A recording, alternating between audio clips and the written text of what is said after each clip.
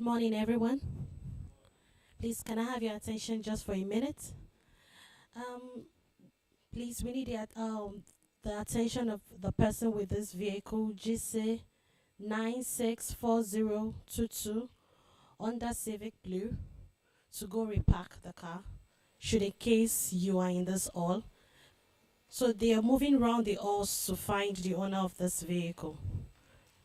GC 964022 Honda Civic Blue should go repark the car. Thank you.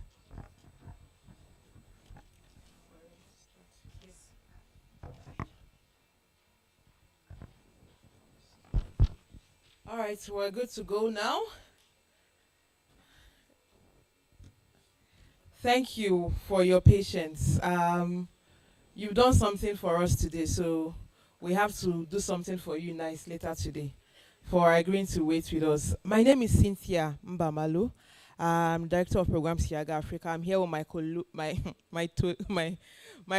Tolu. I say my Tolu. I'm here with my colleague Tolu from Nigeria. And before we start, we'll just do a quick round of introduction. We want to know who is in the room, your name, your country. I would begin from here. Just quick, your name, your country, and if you still believe in democracy. Don't give me this answer. Yes, I believe. No, I don't. I do a bit. So that's. So, hello everyone, my name is Eddie Chawolo from Liberia, and I believe in democracy, that's why I'm here. Hi everyone, my name is Kwabena, a Ghanaian with Dubawa, which is a CGID fact-checking arm. I believe in democracy, partially. How do you believe partially? Hello everyone, so my name is Prosper Junior Anachui. I'm a Ghanaian. I do believe in democracy. I'm Justice Aloy Ghanaian and I believe in democracy. Hi, I'm Husseini Job in Mali. I believe in democracy. Hi, my name is Habib Jow. I'm from Accountability Lab Mali. I'm program manager at the lab. So democracy, by the definition of giving power to the people, yes, I believe in democracy. Everyone, hello. My name is Makomborero Kao Muropa from Accountability Lab in the regional office. I believe in democracy, and I am also its embodiment. Hi everybody, I'm Ali Oussane from Senegal. Yes, I believe in democracy. Yeah, thank you. Hello everyone, my name is Victoria Lihiru. I am from Tanzania and I believe in democracy. Good morning, everyone. My name is Gijain Agbori from Sierra Leone. I work for Young Women in Democracy Forum, and yes, I do believe in democracy. Hello, everyone. My name is Lisa Bagre from Ghana, and of course, I believe in democracy. Hello, everyone. I'm Ophelia Azuri from Ghana, and yes, I believe in democracy. Good morning, everyone. My name is Lewanika McDonald from Zimbabwe. I believe in democracy. Hi, good morning, everyone. I'm Rachel Fowler with the Carter Center. I'm from the U.S., but working in Zambia now. And yes, I believe in democracy. I am Sakedima. I work for Campaign for Good Governance. Yes, I believe in democracy. I'll tell you a bit about Sakadema later. I have his gist. Good morning. I'm Priscilla from Ghana. I do believe in democracy. Good morning. I'm Vesa Mwansa from Zambia, Young Women in Action, and yes, I believe in democracy. Good morning, Namayo Wachiota. I too believe in democracy. Good morning. I'm Mabel Shu. I'm Cameroonian. I don't believe in democracy.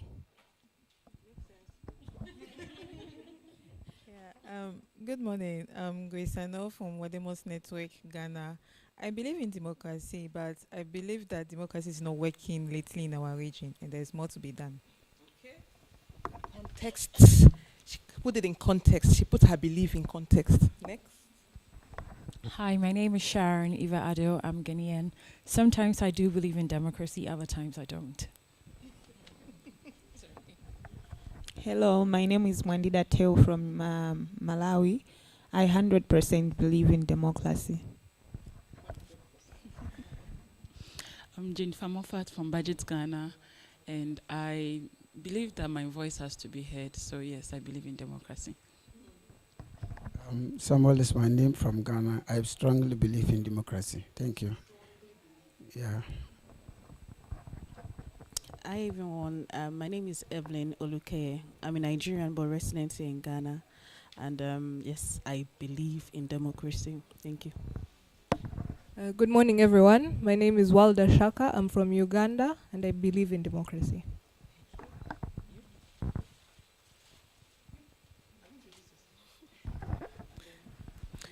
Good morning, everyone. My name is Tolulokpe Famaroti. I believe in democracy. From where? From Nigeria.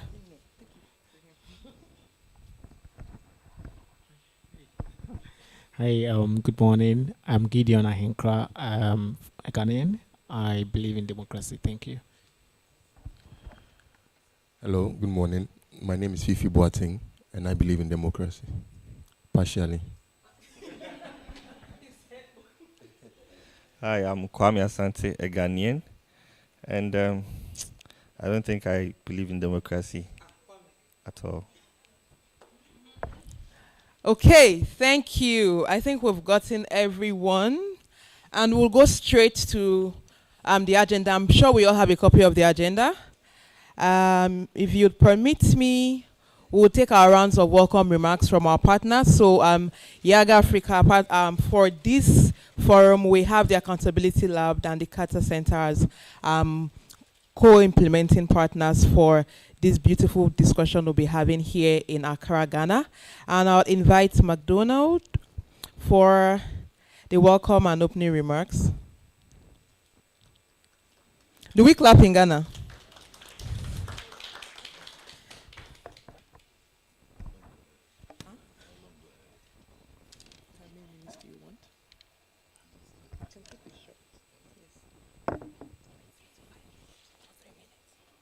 Okay. Good morning, ladies and gentlemen. I've been cautioned by Cynthia to keep it short, which will be very out of character for me because I am known for talking a lot. But I will try to be disciplined. I'll try to be disciplined. I think I usually waste a lot of time because I say things that are irrelevant to the task, like how happy I am to see Wilder from Uganda. I once got into trouble, I think some time back, and reached out to Defenders for help. And she thought that I was a non-existent activist. So I'm happy that she can say, I'm a real living person who believes in democracy 100%. Yeah. So I'm happy, I really am happy to be in this room with all of you, new and old friends alike. As mentioned, my name is Lewanika McDonald. I work with Accountability Lab, and I will try not to say much because I think that the panels, the conversations that we're going to be having later on today should be able to add a lot in terms of the content and substance of why we are here today. But suffice to say that, you know, just as part of the organizers and as part of the Global Democracy Coalition, I have the dubious honor of welcoming you to Ghana, a country that I do not come from, yeah? I don't come from there, but if it's any consolation, every Zimbabwean is a son-in-law in Ghana. So I think we have the right to welcome you. Thanks to a late dictator from Zimbabwe called Robert Mugabe, who decided to marry a Ghanaian wife. So welcome to this critical conversation around democratization as part of the build-up to the Summit for Democracy, which will take place in South Korea. I think that it is very deliberate that we are having this conversation at this particular point in time, and hopefully all the things that we are going to say are going to be channeled into that particular process.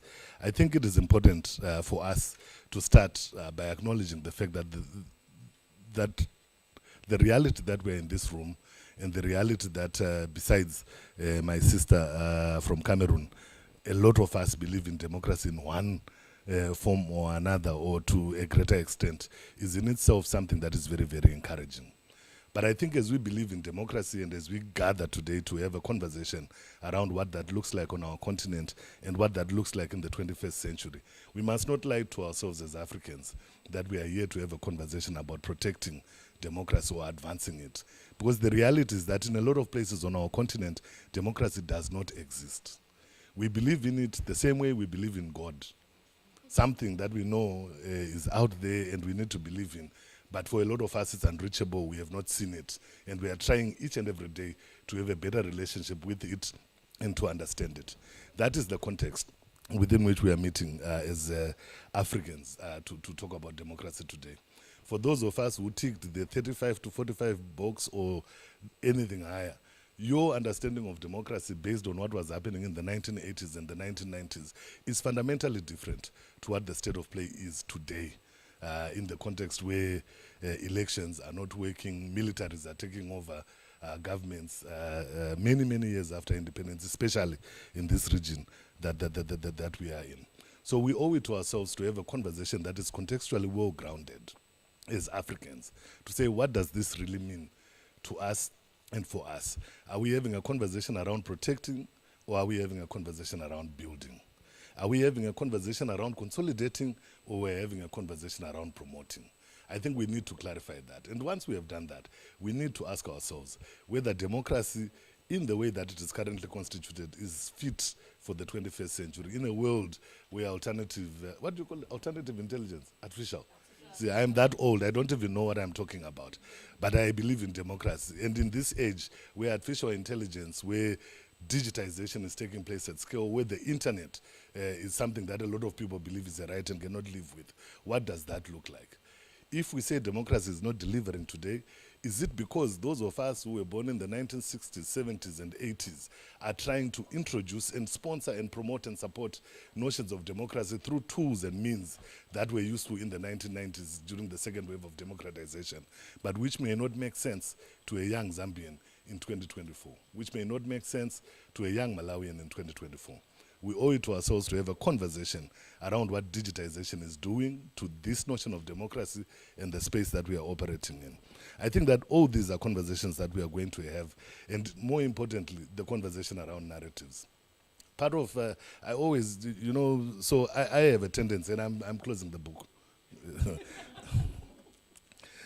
When I was growing up as a young activist, I was told that there are two ways in which you can be able to get people to act. One is to put the fear of God into them, show them how bad authoritarian governance is. And I think that these are realities that we have lived with on the continent as Africans. We know how bad military regimes are, we know how bad authoritarians are, we know how bad dictators are. And sometimes that in itself is enough for us to act. We say enough is enough, this is death one way or the other, so we're going to fight. That's one way of promoting people to engage in some activism around sponsoring what is good for them, around sponsoring democracy. The other way is to build hope. And I hope that part of the challenge that we're going to embrace today is to say, outside placing the fear of God in each other around how bad other types of governance and regimes are, we can begin to couch narratives of hope where democracy is concerned. And we are not short of examples of where this applies on the continent.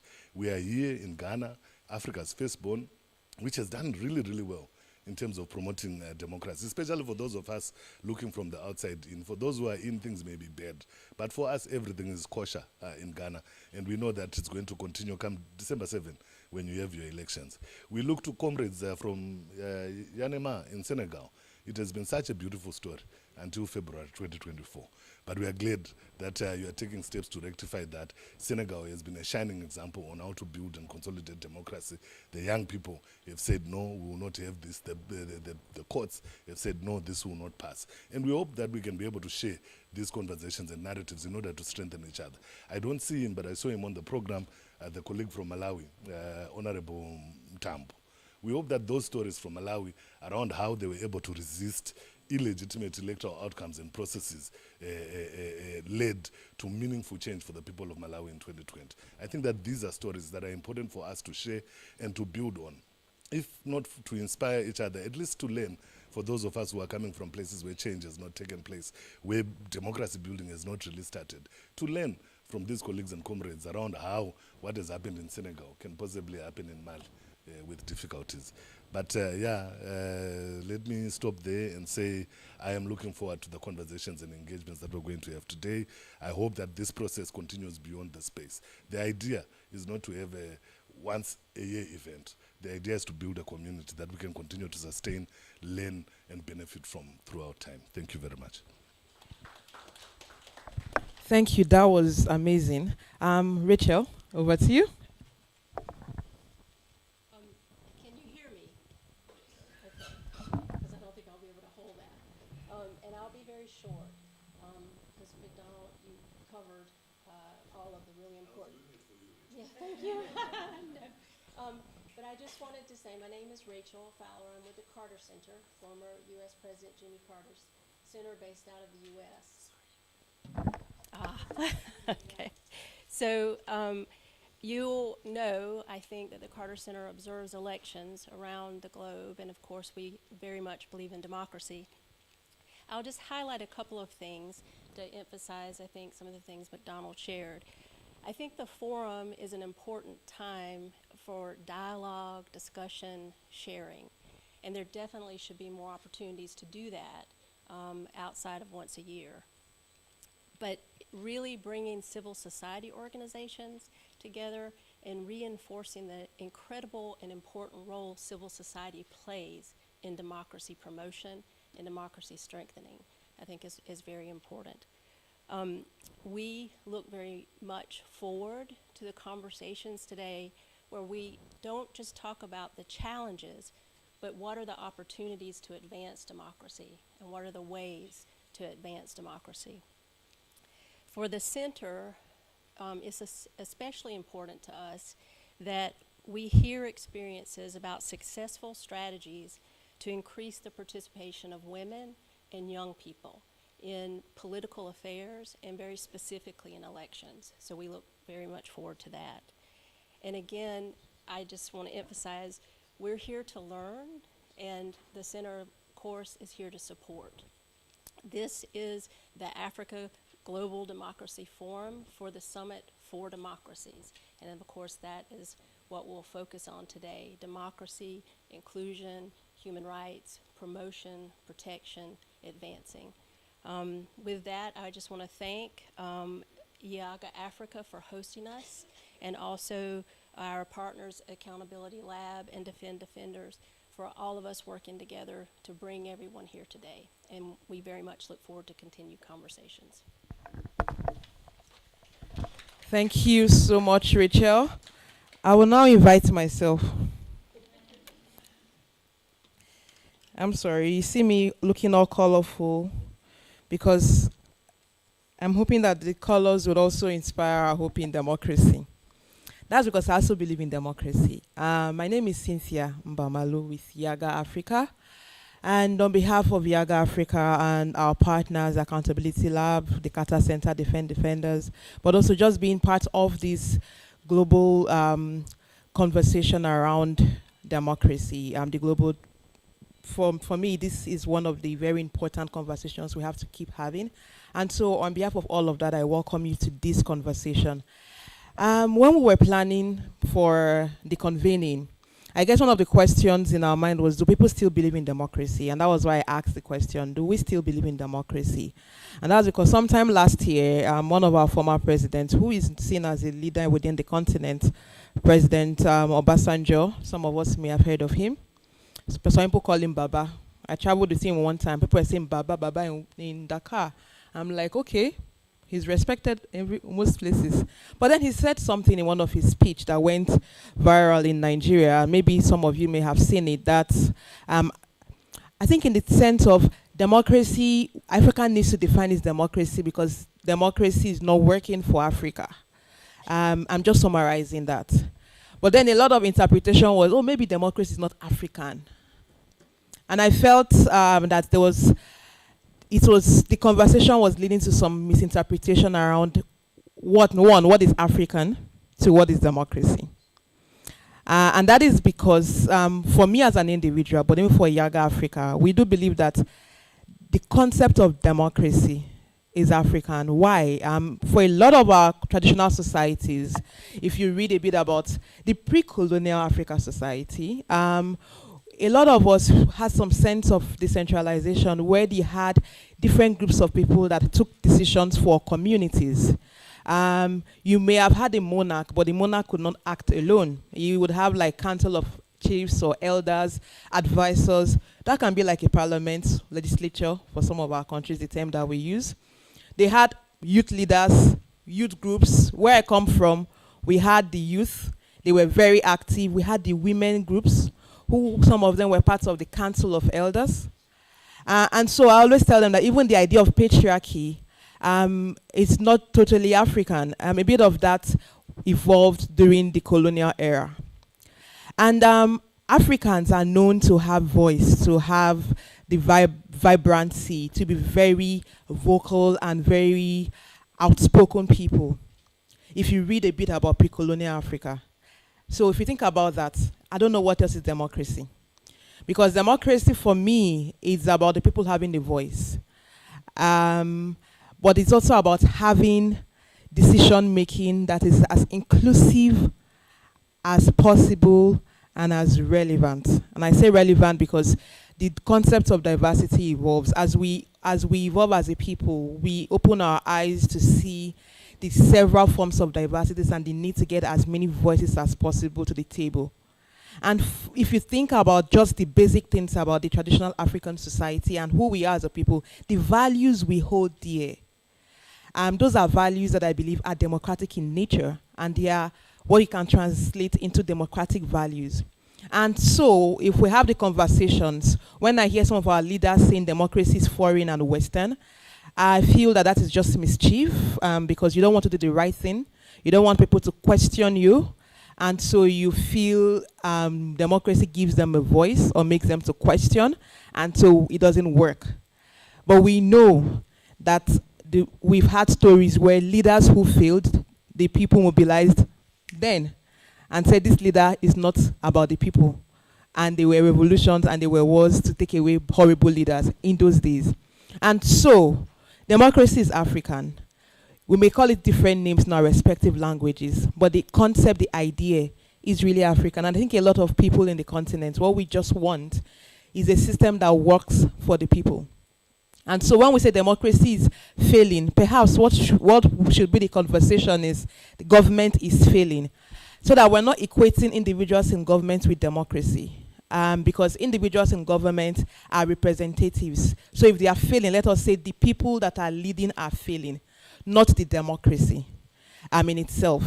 And that way we can start looking out for what we think is truly the dividends of democracy, and we will do the proper classification on when the leaders fail. It's not democracy that has failed, it's the people in power. So how do we address that? And I'm hoping that this conversation would help us reflect around these basic ideas of democracy, but also looking at our regional peculiarities, because it's also about the global and the regional. And I think there's a lot of lessons from our African cultures and values. There's a lot we can learn within our peculiarities to help strengthen our democracy. And when McDonald talked about the need, are we talking of protecting or building or consolidating or promoting? I totally agree with that idea, because you don't protect what does not work. A lot of us live in electoral autocracies, and I think the VDM report in 2022 classified Africa as 78% of Africa's population live in electoral autocracies.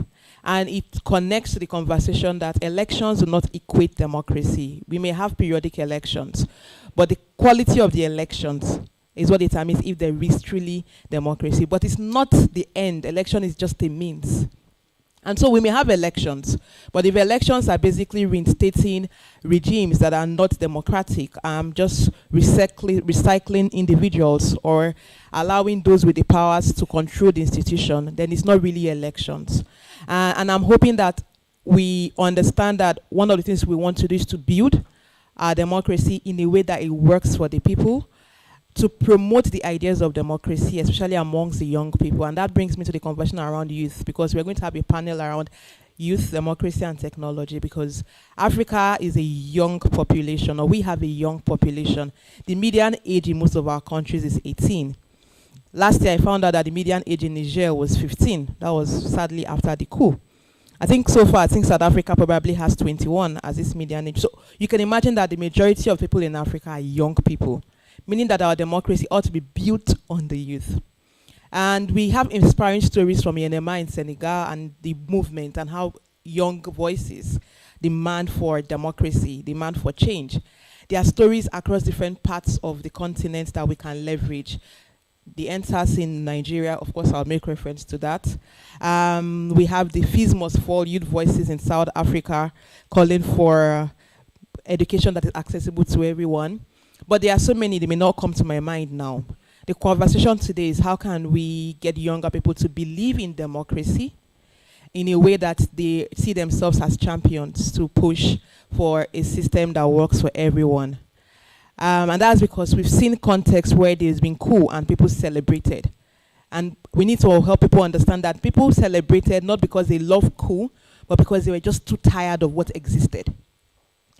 The part on gender, because I'm a woman, I would always bring the women conversation, because truly, if you think about the agenda 2063 of the AU, we can't have democracy or development if women are not equal partners in development. Thankfully, this is the Women's Month. I was in a conversation one time and we're talking about gender equality. People say, oh, women can be equal with men. And because I'm Nigerian, we're very religious. The Bible, God created man before the woman, and the woman was made from the man.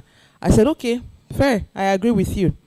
When you buy iPhone 10 and iPhone 13, someone wants to give you iPhone 10 and 13, which would you prefer? So of course iPhone 13, the one produced later is a major upgrade. So what that actually mean women are upgrade? Because if men were created first, it means God sat back and said, wow, this man I've created, there are some things that are not complete. I will make it better, and then made women say, and the question like, that's not what we meant. I said, but I agree, we may not be equal, but maybe we're just an upgrade. But that's an aside. But perhaps those are some of, we need to start thinking about narratives to challenge some stereotypes, to challenge some norms that have consistently excluded women from the conversations. And regardless of what arguments are from both religion or what people say African, which most times are not really African, they were just colonial practices that were passed, but because we didn't document our history, a lot of us don't know our history before colonial era. So when people say that, we need to think of narratives to ensure that our conversations, the work we do, is as inclusive as possible. And so our conversations today, you see, they are it's going to be broad.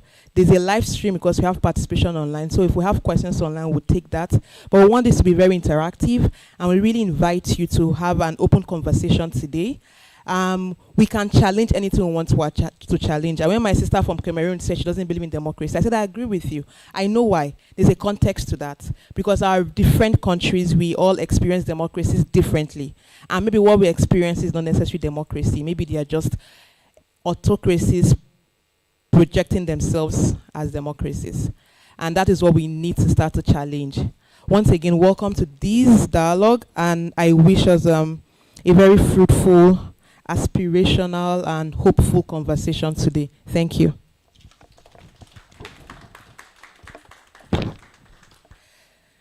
We were supposed to start, we started a bit late, and I want to seek your indulgence. I want to take a poll. Should we have the first conversation panel and then make it a working break?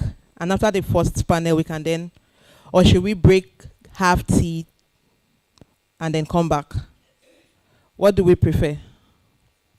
Because I see it's 10. Sorry. This is 11 o'clock, right? Let's have the first panel.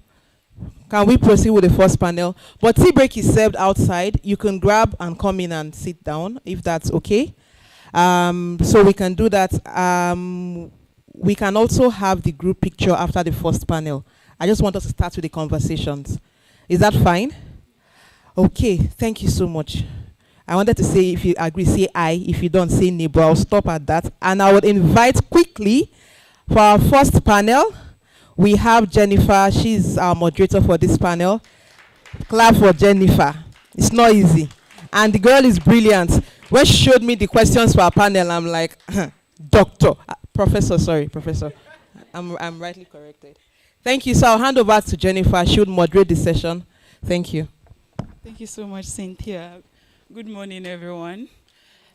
Our online listeners, I would say good morning, good afternoon, good evening, depending on where you are. I hope I covered everybody. So our first panel is on democracy, youth, and technology. And we are going to have Mr. Aliou Sani from Senegal, Yenama, right? I got it right. And on the same panel, we will have Ms. Bessa Imwansa. Did I get it right? Is she here? Awesome. And Ms. Wilder. So can we take our seats? Awesome. So all the discussion around democracy is very, very dicey, most especially in our part of the world where, like Cynthia rightly said, it's more of autocracies that are going back and forth in the form of elections.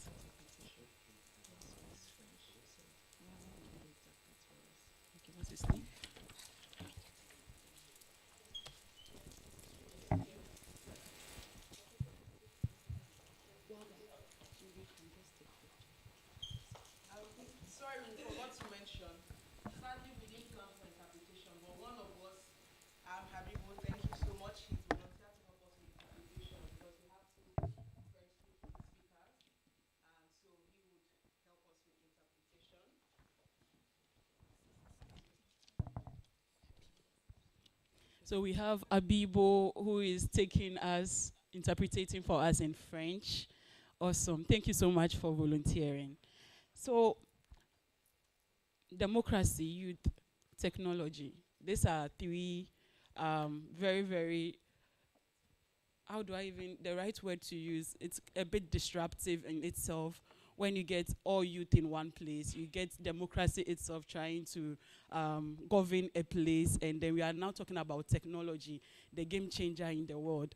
So having all these three components in one place represents both opportunities and, of course, challenges itself.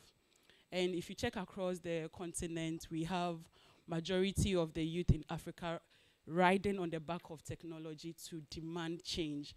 And we have a lot of movements. So we even have the NSAS that Cynthia mentioned earlier as part of such movements where the youth are saying that we are not okay with current standard of living. So we want something better.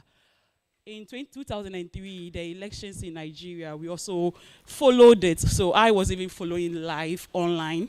And I could have said I was almost in Nigeria, but I wasn't. But technology enabled me to follow everything that happened and what the youth were reporting. In Ghana, last year, we had the Occupy Julobi protest where 3 days straight, the youth were on the streets. And of course, standards of living was dropping. We were having a lot of plenty issues in the economy, and we were saying that enough is enough. We were on the streets, and I think recently we even saw what happened in Senegal again. Senegal is the beacon of hope right now in our democratic dispensation. So we've seen the youth doing all this, and it's just to also protect our democracy that we have it all. Maybe McDonald will say, do we want to really sustain it, protect it, or it's something different we want to build, or something different that we want to see? Aside that, we can see that in all days, there's one thing that is running across, that we are demanding transparency, we are demanding accountability. So it doesn't matter the form of democracy that you may have at your end, whatever it is, as long as the youth is there and we have access to technology, we are going to demand change and accountability. So today, our session is going to explore how younger generations are engaging with technology to innovate, demand accountability, confront misinformation and disinformation in their respective region.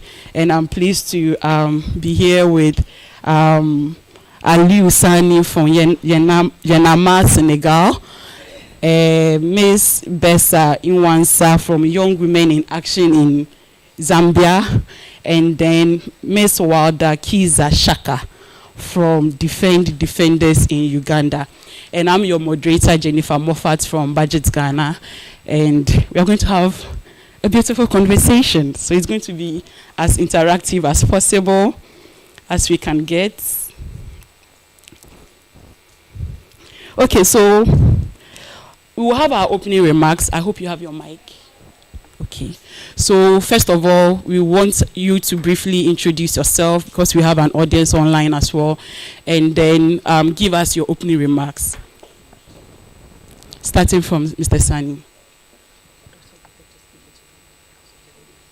And please speak into the mic. We have an online audience so that everyone can participate in this.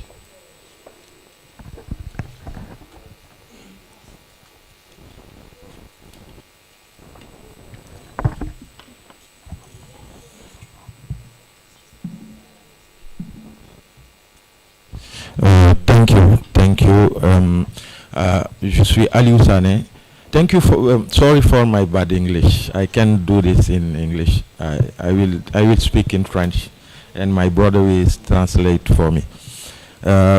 Merci beaucoup. Hein, ça me fait vraiment plaisir de participer à cette réunion. Pour mon cas, peut-être c'est un vrai challenge pour moi d'avoir pu être là. Et vous comprendrez peut-être pourquoi. Et je pense que mon frère Karl sait pourquoi aussi. Et ce sera un plaisir hein, que j'interviendrai dans. But he's not translating, and it's important. When you are done, he would take opportunity to talk. Okay. Okay. Yeah. At the same time, yes, that's important. Thank you so much. It has been a pleasure for me to be here. Ok, donc en guise d'introduction, je disais que c'est un réel plaisir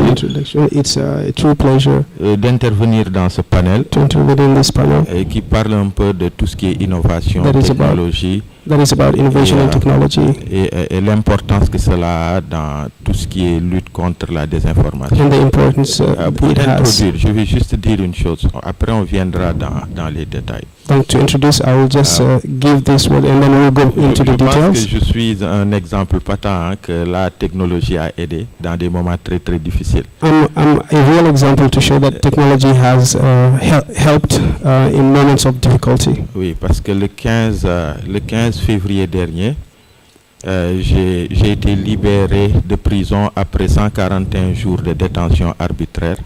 Okay. On February 15th, last February, on the 15th, I just got out from prison for how many days? 141 jours, 4 mois, 10 jours. For 4 months and 10 days, I have been detained in prison. Et voilà. Et après, c'est un exemple, je pourrais dire comment la technologie m'a aidé. Est-ce que les téléphones des citoyens m'ont aidé face aux juges et à l'arsenal judiciaire sénégalais qui était prêt à nous broyer, quoi. And then this is just to, I'll go of course in the details, but this is to show you how technology can help, because it helped me to get out of this judicial system that we have in Senegal. Voilà, et surtout face à un gros système de mensonges d'État qui a été bien articulé pour désinformer dans le but de maintenir des activistes et des militants. It will show you how technology can help, especially when you are in the face of a huge mis and disinformation that is spread against you by the government.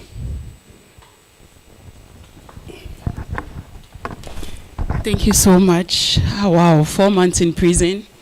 Amazing. This is a story I think we all want to really know more about. So kindly introduce yourself to your panel, to your audience. Thank you very much. Good morning, everyone, once again. My name is Walda Shaka. I'm a program officer with Defend Defenders and African Defenders, which is the Pan-African Human Rights Defenders Network, and our secretariat is based in Uganda. I'm pleased to be on this panel, especially sitting with the frontline activists, those that are actually on the ground, and those that face the violations, while we may be at the back end providing support to the activists. It's good to also hear directly from those that day-to-day practice activism.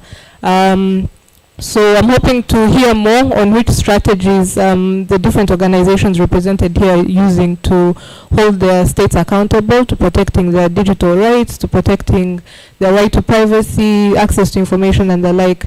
And looking forward to share some of the trends that we've noted on a regional scale around emerging trends of activism, especially online activism and movement building, as well as the violations that come with it and the vulnerabilities that come with online activism. Thank you. Thank you so much. And as we are talking about that, in a platform like this, we always have to, as young people taking advantage of technology, we do a lot of hashtags. So as you are in the room, kindly take opportunity to go online, Facebook, Twitter, anywhere, Twitter or X, Instagram, and start tweeting something about what we are doing here and the fact that we have almost most countries in Africa represented in Ghana, and we are using the hashtag GDC Forum 2024, hashtag GDC Forum 2024. Okay, so we have it on the board, the flip chart here, GDC Forum 2024. Please, let's start the conversation as the discussions are ongoing. Vesa. Good morning. My name is Vesa Mwansa. I'm the Executive Director at Young Women in Action. This is a youth-led, youth-focused organization that is based in Lusaka, Zambia. But we do a lot of work across the country.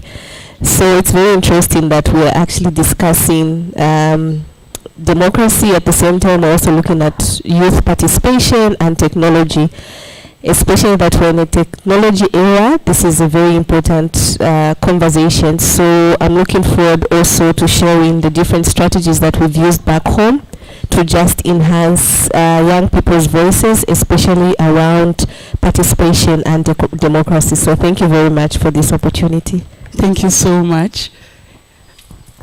Yenama, Senegal. Senegal is the star for today because Senegal is the one going through all the turbulence we are seeing right now in our democratic space.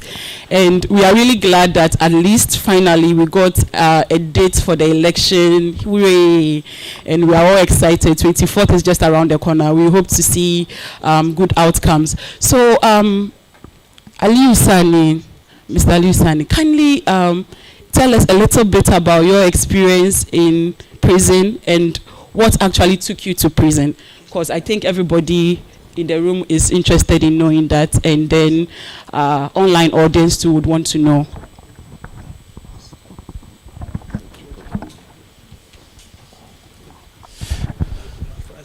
Ok. Pour la date des élections, c'est pas encore gagné. Hein? On ne faut pas exulter trop vite. Regarding the election date, let's not shout victory because we're not sure. Maybe it could change. Ouais, apparemment, c'est les gens manœuvrent encore, quoi. Donc, on reste sur nos gardes. Okay, let's be on our guards. It could change. Ok. Donc, oui. Déjà, je m'appelle Aliou Sani. Je suis le coordonnateur du mouvement citoyen Y'en a marre. My name is Aliou Sani. I'm the coordinator of the movement Y'en a marre. Qui a beaucoup contribué à l'alternance démocratique qu'il y a eu au Sénégal en 2012. That has contributed a lot to democracy in 2012 events, as you've seen. Justement, on parle beaucoup de la démocratie sénégalaise, on crie partout, on cite le Sénégal en référence démocratique, mais ce qui se passe aujourd'hui montre que c'est jamais acquis et que nos démocraties sont toujours éprouvées. Of course, we talk a lot about Senegalese democracy, what's happening, what had happened, but if you see what just happened recently, it means that we shouldn't take nothing for granted. Things could change, so we still should keep fighting. Ok. Au-delà d'Yanamar, je suis aussi le vice-coordonnateur de la plateforme des forces vives du Sénégal. Beyond the Yanamar movement, as you know, I'm also the vice coordinator. Quel mouvement? Forces vives du Sénégal. C'est une plateforme qui regroupe 200 organisations politiques, citoyennes, syndicats, et qui a porté la lutte contre un éventuel troisième mandat de Macky Sall. Oh yeah, I'm also the vice president of this platform that includes a lot of civil society organizations that fought against this, this risk of the president coming with a third mandate. Yeah, in this platform, on avait les organisations de la société civile, toutes les organisations politiques, les partis politiques, les syndicats. C'était vraiment une grosse plateforme citoyenne, une grosse machine qui s'est dressée contre la troisième candidature. That actually blocked the way for a third mandate. Donc, face à cette menace, Macky Sall n'a pas pu faire autre chose que de respecter la Constitution. So having this huge block in front of him, Macky Sall couldn't do nothing else but just abandon this idea of a third mandate. Et c'est là où la question de savoir pourquoi vous êtes allé en prison, c'est là où, parce qu'après, c'est jamais passé. Vous m'avez bloqué, vous m'avez empêché d'aller vers une troisième candidature. Mais vous allez le payer très cher. Yeah, and this is where we will have the answer. Why did I go to prison? So I was there helping to block the president for the third mandate. Yeah, and I kind of ruined his agenda, but I ended up in prison actually. Ok. Et donc pour les circonstances, le 28 mai dernier. J'ai été arrêté. J'ai été arrêté pendant que je dirigeais une délégation justement du F24, cette plateforme-là, qui devait se rendre visite à le leader d'une organisation membre de cette même plateforme. Okay, so I was arrested on May 28 while I was working with the F24 movement, this platform I had just mentioned. We were visiting one of the leaders of the platform, so I got arrested. Ok, parce que cette personne est un leader politique qui était arbitrairement séquestré dans sa maison par l'État du Sénégal. Because this person we were actually visiting was a political leader who was arrested, sequestrated in his house by the Senegalese government because of his political... Nous avons estimé que ce n'était pas normal qu'il soit assigné à résidence en dehors de toute décision judiciaire et que donc nous avions le droit de façon pacifique d'aller lui rendre visite. So we as a movement believe that it is unlawful for him to be sequestrated in his house. So we thought we have the right to go visit him as a movement and make our voices heard. Et en fait, je suis à peine descendu de ma voiture quand on est arrivé peut-être à 500 mètres ou 1 kilomètre de chez le leader parce qu'il y avait un blocage de la police. Je suis à peine descendu de ma voiture, dit quelques mots à une journaliste qui est venue me tendre un micro et la police a commencé à me charger. Okay, so when we arrived, I just got off the car and had few words with the journalist. And the police seized me. Et voilà, j'ai été tabassé et j'ai été arrêté pendant 4 jours. J'ai fait différents commissariats dans des conditions très inhumaines. Et au bout de 4 jours dans les commissariats, j'ai été présenté à un juge d'instruction. So I spent 4 days under police custody, going from police locality to the other, and then it's only after those 4 days that I was my case was presented in front of the judge. Et donc la désinformation, ok.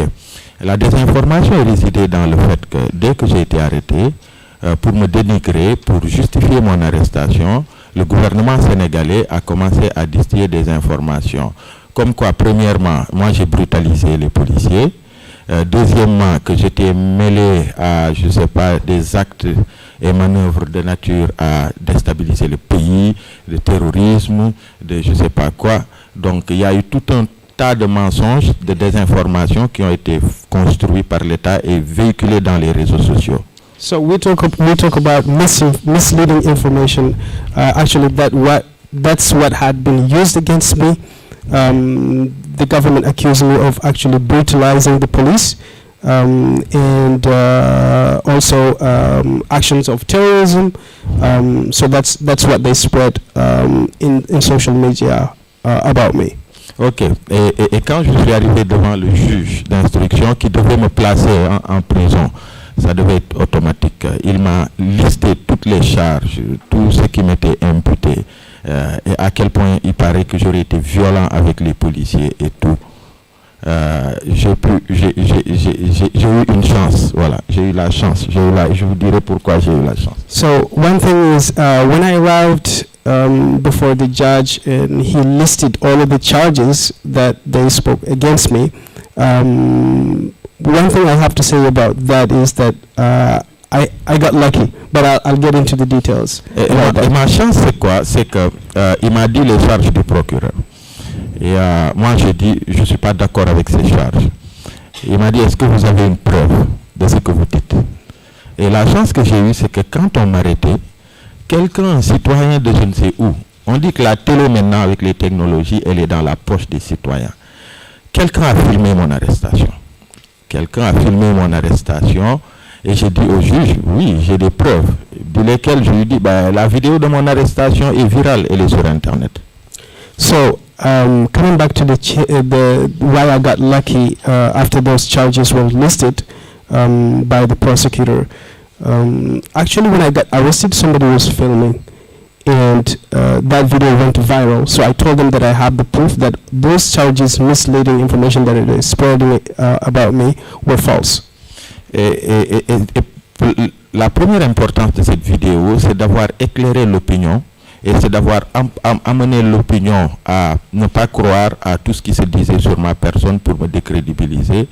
Et la troisième chose, c'est qu'elle a amené l'opinion à se mobiliser pour ma libération. So what's interesting about that video is that it gave clarity to the public opinion about what was happening. And what it also did was to have people gather and protest about this my arrestation. Et c'est le lieu de remercier IAGA qui a signé une déclaration de 100 personnalités, organisations, artistes et de tous les domaines du Sénégal et du monde entier. Et IAGA avait signé cette déclaration pour exiger ma libération. Donc c'est le lieu vraiment de les remercier. And this is a platform where I would also thank IAGA for signing this petition of more than 100 people for my detention in prison. Yeah. Et je vois Carl aussi, qui m'a montré une photo où il a participé à la première manifestation à Dakar pour ma libération. And I also see Carl, who also je pense qu'il était là-bas pour Amnesty International. He was there with Amnesty International. And thank you, Carl. Et puis Defenders aussi, avec Walda qui est là et d'autres organisations. I think also Defenders. Donc ils se sont mobilisés. Et donc face au juge qui a ouvert la vidéo. Ok. Comment? Ok. Et donc, pour terminer par rapport à ça, parce qu'on parle des technologies, comment ça peut aider à contrecarrer la désinformation? Quand le juge a regardé la vidéo, il a regardé les charges que le procureur m'a imputées. Il a dit non, monsieur Chanet, je ne peux pas vous envoyer en prison. Donc, il m'a accordé tout de suite une liberté provisoire. So when the judge screened the video, he said he can't send me in prison because he has this evidence. Voilà. Maintenant, pour le reste de l'histoire, sauf que l'État du Sénégal, le gouvernement est revenu à la charge, malheureusement, a instrumentalisé la justice pour aller me reprendre chez moi devant mes enfants et me jeter en prison pendant 4 mois et 2 jours. Donc, and the rest is history. I can come back on it later, but the Senegalese government went back and they took me in front of my family and put me back in prison for more than 4 months. pour terminer, hein, si j'ai juste une minute, j'ai un autre point qui me semble important. Vous savez, de 2021 à 2023, les manifestations des citoyens sous le hashtag Free Sénégal ont causé quelque chose comme 80 morts, des centaines de blessés et de mutilés, et puis 1 million de détenus politiques. So just to give you some statistics, during 2021-2023 period, the Senegalese in Senegal with the manifestation that we had 80 people who died while protesting. We also have more than hundreds of people that were injured. Et à un moment, il y a eu une grosse désinformation de l'État du Sénégal qui disait que la plupart des morts ont été occasionnés par des forces occultes qui sont avec nous, les mouvements citoyens et les organisations. And the government spread some misleading information saying that most of the people who died were dead because of what we did as a movement, not because of the et avec la force des technologies aussi, des jeunes qui travaillent beaucoup sur le fact-checking ont pu assembler des vidéos qui ont montré que les personnes qui tiraient à balles réelles sur les gens qui étaient en tenue civile étaient des nervis, c'est-à-dire des gros bras qui sont recrutés par le pouvoir et qui agissent aux côtés de notre police légale pour tuer. And thanks to technology and the youth, what young people did were who actually have these skills of fact-checking, were able to prove that it's actually some people that were hired by the government and that were working alongside the police that shot people, not from our side. Et d'ailleurs, après, il y a eu un fort élément que France 24 a fait dans une de ses rubriques, je ne sais pas, les observateurs, et ça a eu un tollé à l'international et ça a permis de déconstruire tout le mensonge qu'il y avait autour de ça. Yeah, and there's a video also that France 24 did around that that permitted to deconstruct all of this misleading information that the government was spreading about us. Voilà, je vais m'en arrêter là. So I'll stop here. Thank you.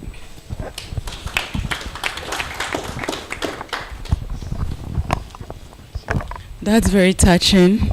And going through that, just for our online audience, would want to summarize all that in like 30 seconds.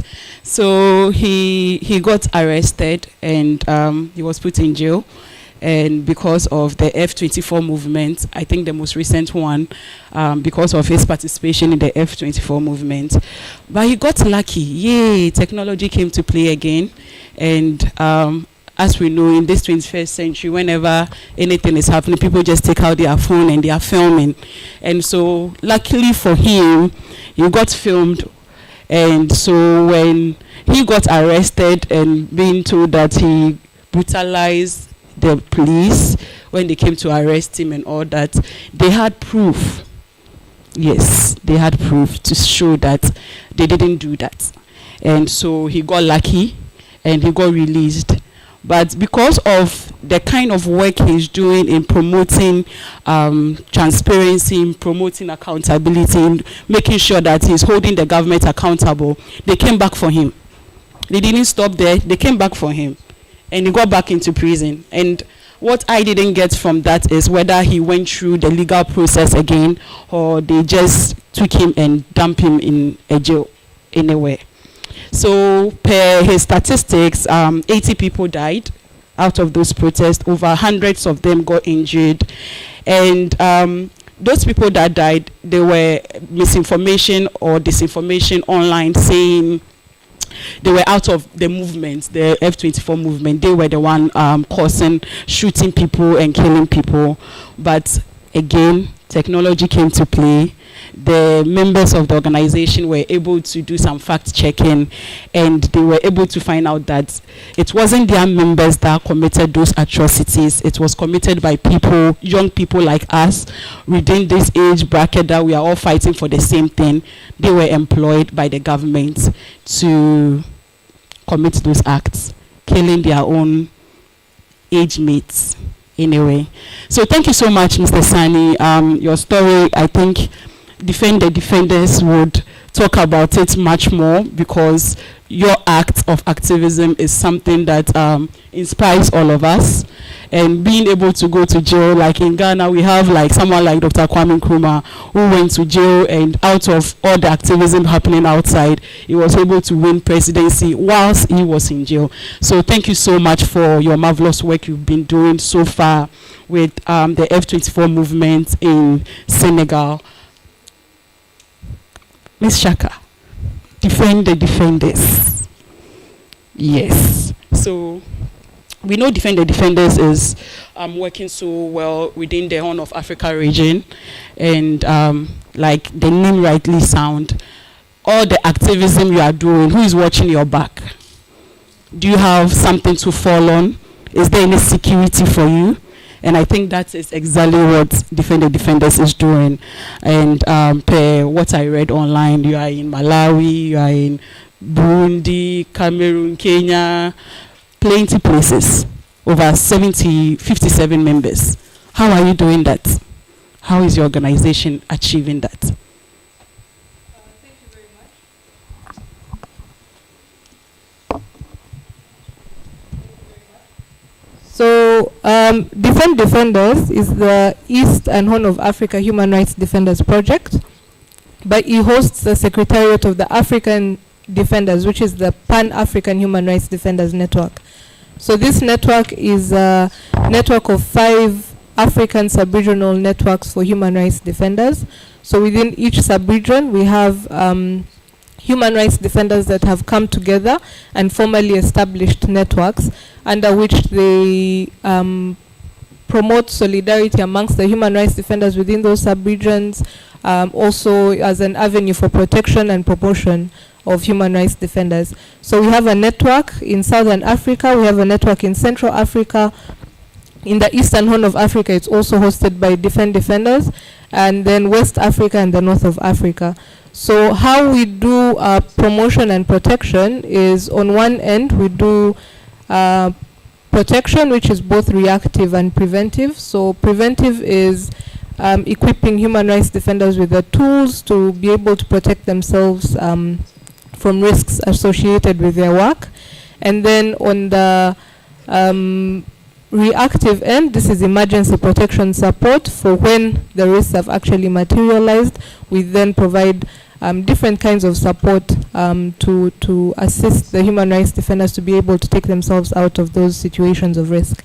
And then we also do advocacy both at sub-regional, regional, and international levels. We do this in collaboration with the sub-regional networks. So we interact with the sub-regional, the regional economic communities, the African Union, and the different bodies under the African Union, such as the African Commission on Human and People's Rights. Then international level, the UN Human Rights Council and the like. Then we also do strategic litigation. Of course, under all this, we're also building the capacities of the human rights defenders within these different networks to have the skills to also do these different levels of engagement, be it advocacy or litigation and the like themselves. We also do capacity building in physical and digital security management. Also, again, in collaboration with the with the sub-regional networks, where we conduct needs assessments and then determine whether what kind of the nature of support that the human rights defenders would need. So in terms of the structure of the organization, that is how we work. I don't know if you want me to specifically speak on technology and youth and how we address that. I'll come to that. Okay, all right. So your next question is on what are some of the key challenges faced by young activists in Uganda when it comes to navigating the digital landscape, and how your organization is addressing them? All right. So as civic space, perhaps I'll also speak beyond Uganda, given that our program, organization also deals with the human rights defenders beyond Uganda. So as civic space in the different countries continues to become more restricted, we've seen youth becoming innovative and taking advantage of technology, social media platforms to do their activism and for a broader impact. I think post-COVID-19, we've also seen a very big increase in online activism, looking at how activism within the constraints of Africa can go beyond just based off of technology. So there's so many campaigns that have been mentioned. Ali has already mentioned what the mobilization and movement building that's been done in Senegal, all being done online. We currently have youth that are mobilizing in Uganda to address corruption within the parliament. There's a campaign currently ongoing called the Parliament Exhibition. We've had the Porthole Exhibition where they're addressing the poor state of public infrastructure. We've had civil society exhibition and the like. So we've seen movement building, we've seen online activism, but beyond that, which is also something that my brother from Senegal has already alluded to, is the monitoring and documenting of violations, especially in times of crisis, so protests, elections, conflict. So this evidence is very important when it comes to litigation and advocacy. So with the case of EndSARS, we saw how the evidence that was available online, the live streaming of the different protests and the like, how that supported the different initiatives, litigation initiatives, advocacy initiatives and the like. We've heard from Senegal and how the videos that were taken helped him gain justice. We've also seen cases of like Sudan, where the evidence that was put out on social media platforms also helped with mobilizing protection, collaborating amongst the different protection service providers to deliver emergency protection interventions to the people on the ground.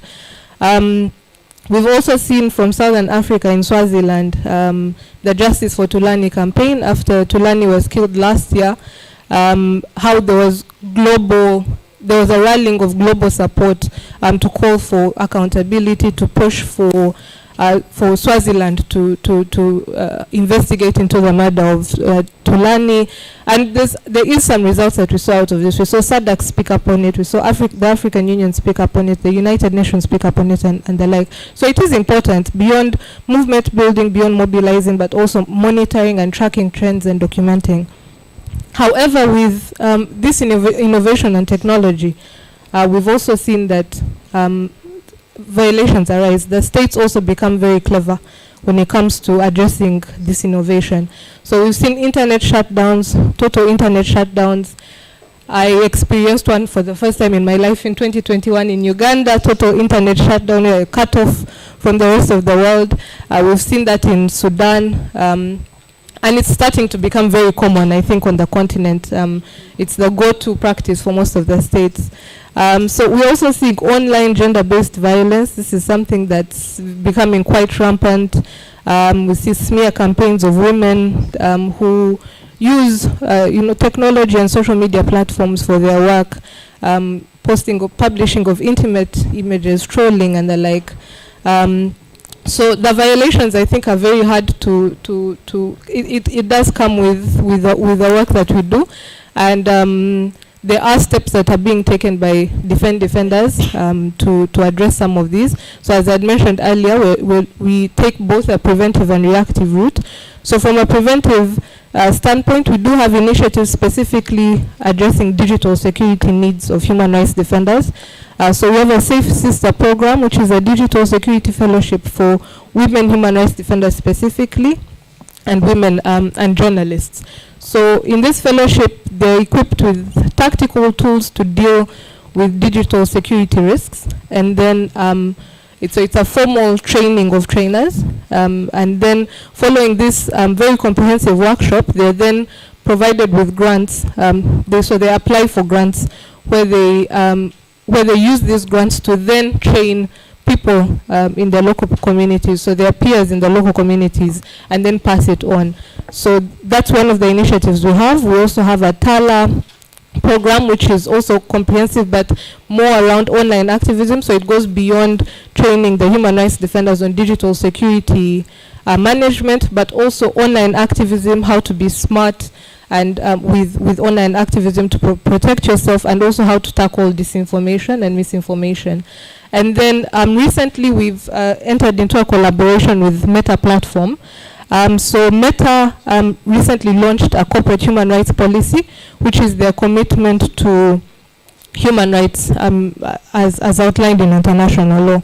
So with this collaboration, they are providing, in collaboration with us, providing digital security training to online activists, so bloggers, but specifically in context of crisis, so election and conflict especially, and then also micro grants to address the offline threats that online activists often face as a result of their online activism. So perhaps maybe later I will speak on to the regional advocacy and steps that are being taken in that regard. Awesome. Are you not happy about the work defenders are doing? I'm amazed looking at the various initiatives and interventions that they have in place. And so, women, please, this is for us, Digital Security Fellowship. Is it accessible by everyone? Yes. Everyone, anywhere you are? So we normally do it in cycles. So when one cycle is up, it's published on the website, and then people apply, and there's a selection process, and those that are successful then get enrolled. There's something we should take advantage of, and I think we have a lot of women in the room today. So let's not just come and just leave. This is for us, and it is us. So let us take advantage of that. So defenders are the backbone for all human rights activists. Any activist in the room, your backbone is defenders. They are the one taking care of us. So we will move straight to Young Women in Action. And when I read it, I'm like, this is a verb. It's an action word. Like, it's already telling us what you do. Tell us a little bit more about all the amazing things you are doing for Young Women in Action in Zambia. Thank you very much. So Young Women in Action works around 4 thematic areas. The first being governance. So we do a lot of work around leadership and mentorship programming. Our aim is to have as many young women as possible taking up leadership position. I should mention that in Zambia, at both National Assembly and local government level, we have very low numbers of female representation. If we go by our current cabinet structure, we actually only have 3 cabinet ministers that are female out of 25. So there's quite a lot that needs to be done. So as Young Women in Action, one of the things that we're targeting in the next upcoming general elections in Zambia, which is 2026, is that we're hoping to see as many young women as possible taking up political space or public office after the elections. So that is one thematic area. And also under governance, we also encourage not only young women but the youths also to take interest in governance issues. So how do we do that? We conduct trainings, we have workshops at community level also, just to disseminate information around policy, around the various laws that we have in our country. So at this point, I also mentioned that we not only do advocacy at national level, but we take it up to international level. So in 2022, we made a submission to the Universal. Hello? We made a submission to the UPR just to highlight the different issues that were affecting young people in Zambia. So the areas that we covered was, of course, the issue of leadership, highlighting that we had very low numbers of women, especially young women. Then we also looked into the area of education. So in Zambia, we have a free education policy. However, it also comes with its own challenges because issues of infrastructure, we still have issues around the long distances that children have to walk for them to access education. So we highlighted those are the key issues. Then around information also, so I'm happy we're talking about technology because some of the things we mentioned in that submission was that we had challenges around access to information, especially among young people. So one of the one of the bills that we're pushing for was the enactment of the Access to Information Bill. So I'm happy to announce that in December 2023, that this bill was actually enacted into law. So we are yet to see how that will work for us as young people. But the other issues around access to information that were highlighted was, yes, we are living in a technology era, but there are also issues around access to internet. One of the things I should highlight is that access is dependent on where you are. So for those in urban and peri-urban areas, it's easier for them to access internet. And once you access internet, it means you have access to a variety of information at your disposal. But then we have the youths that are based in rural areas. These ones have a lot of challenges when it comes to access to technology and internet, because even just mobile access, mobile services is a challenge in certain areas. So to talk of technology, to talk of internet, that is still a challenge. So some of the things that we were highlighting in our submission was that there's need for the government to invest in terms of access to the internet. In Zambia, we have certain areas that have public libraries, but these are libraries that have been abandoned. Some of them have very old books, very old computers. So one of the things we're highlighting in our submission is that there's need for an upgrade.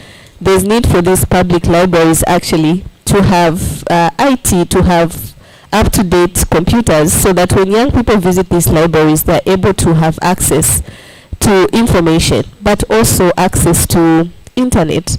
We have very few public spaces that actually have access to internet. You can be in a public space, but you will not be able to access.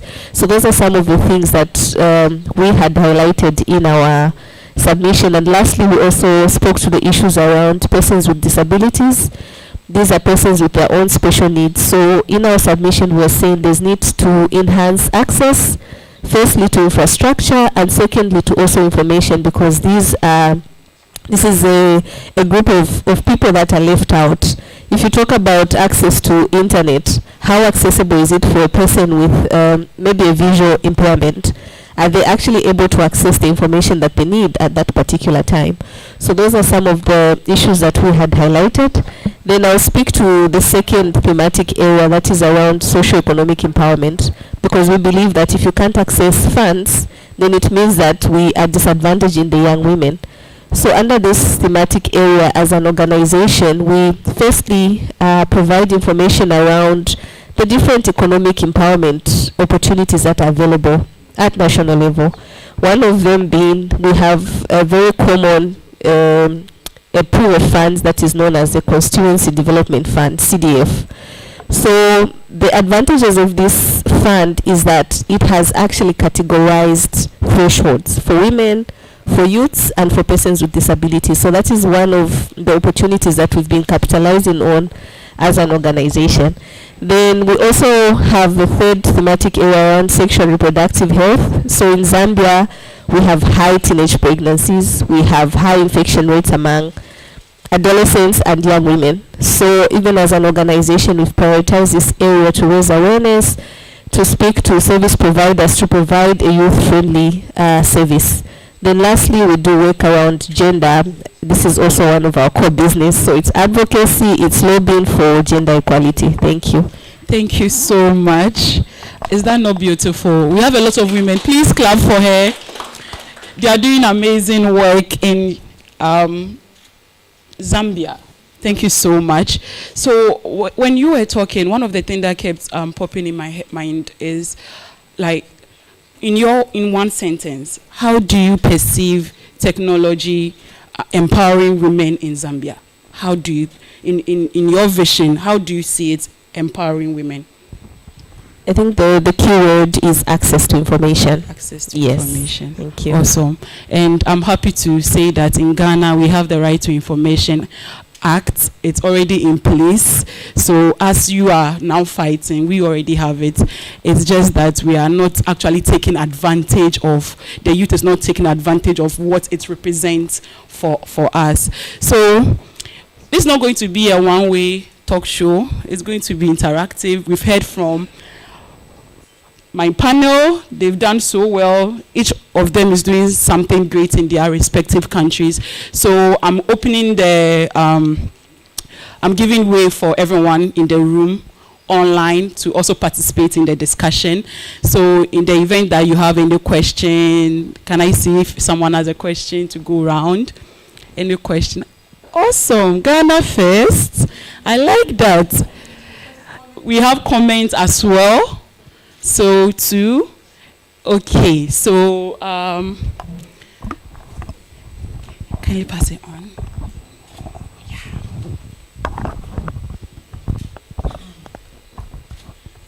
Okay, so Grace Ano from Wademos Network from Ghana. Yeah, but I have a question for a few questions actually for Mr. Aliou Sané, and I'll take it in French if you don't mind. Awesome. Yeah.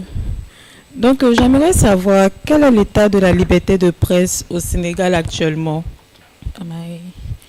Et deuxièmement, nous avons remarqué que le 5 février dernier, ils avaient bloqué les réseaux sociaux au Sénégal. Donc, pouvez-vous dire qu'il y a la liberté de presse au Sénégal actuellement? Et vu votre témoignage, si les réseaux sociaux étaient bloqués en votre temps, est-ce que vous pensez qu'on sera en mesure de demander la justice pour vous pendant que vous étiez en prison? Merci. Okay, thank you. Just to quickly summarize that, état de la liberté de presse au Sénégal. So what can you say with regards to freedom of press in Senegal? On February 5th, social media was blocked in your country. So with that regards, I'm asking if social media was blocked the time you were arrested. So what can we say? Would you still be here? Yes, my is not a question. I am Sakendema from Sierra Leone, and my is on the women's empowerment. Back home, I work mostly on women's empowerment because that's my passion and that's my niche. And just to share with you that we had the same problem back home in terms of women's representation in decision-making processes and even politics. We did a whole lot of advocacy around that. But what works best is what I'm sharing here. You will do all of these advocacies, these political parties or these politicians will see it as a favor. Not until when you do the needful that makes it mandatory, so they see it as no longer a favor, but rather something that they ought to do. And what enforces them to do that is if you have the law.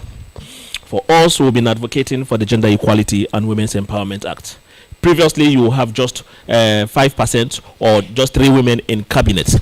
So we did our advocacy as Campaign for Good Governance together with other women's empowerment institutions. In 2022, we had 3 laws that we have passed. That's the Gender Equality and Women's Empowerment Act. And that was done purposely so that at least, because we were having our elections in 2023, so that at least it could be tested. And the results, as a result of these laws, the Gender Equality and Women's Empowerment Act, and also the Political Parties Act, as well as the Public Election Act that has this women's empowerment component, did help. As a result of these laws, today we have 14% female ministers. And today we are having 29% deputy mayors. Sorry, 14% female mayors, 29% deputy mayors. We have 13% chairperson that are female. We have 28.2% that are members of parliament, from 13% in the last election. And we have 34% female councillors. We have 34% female ministers in cabinet. This is because we had these laws. In as much as they are working in progress, because we need to work more, but because it is there, it's helping. And one mandatory one is, if you look at the Public Election Act, section 58.2 says that for every 3 candidates, 1 should be a woman. So that made it compulsory in terms of the political parties presenting their list of candidates, a woman was there. Unlike previously, you would just have all men. But now the law says that you should do is, they had no option but to do it. So I think in Zambia, yes, the advocacy is good, But you need to build a movement that will advocate for us to have a law.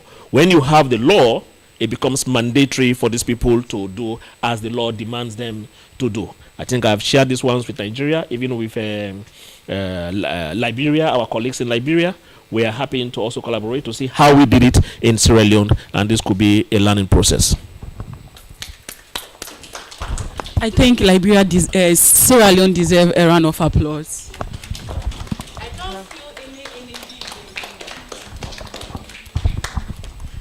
Thank you so much. My name is Mandida Teo from Malawi. I just wanted to learn from the panelists, and I must acknowledge that I like the presentation from all the panelists, but I wanted to understand when it comes to youth and technology, we cannot do away with freedom of expression. So I would want to get it from you to say to what extent is freedom of expression in your respective countries. I would also want to comment on the same to say when we're looking at youth and technologies, I think there's enough that the panelists are doing in their respective institutions. But I think just to caution that we should look beyond the youth that are in our cities and at national level, and also be thinking of those youth that are from community levels. I would take an example of Malawi when it comes to internet penetration. We only have 23% of internet penetration in the country, which means a huge number of young people do not have access to internet. So when we're talking about technology, definitely we cannot dive on that percentage, which is very low, and we might end up losing out in terms of reaching out to a number of people. But also just looking at the digital literacy gaps that are there. We wouldn't be talking about youth and technology if people are not conversant of how to use even a mere phone. So definitely they are not able to access information because of the low literacy levels that are there. But also, as you are reflecting, also reflect on the language barriers. I feel like most of the times, I would give an example of the movements that have been happening online. The language that we use mostly is English. Think of the people that do not understand that particular language. Are we not limiting them in terms of hearing the information that we qualify that is the information that we can find online? But also reflect on the cyber security threats. And I must mention here that most governments now are using restrictive laws to restrict us from saying something online. So much as young people, we are encouraged to dive on technology and all that, but yes, government is also not comfortable with us to speak about what we want to speak, but because by the end of the day, they know that we hold them accountable and they have to use laws that are restrictive so that people should not say whatever they want to say. So those are just my reflections that you can also reflect in your conversation. Thank you.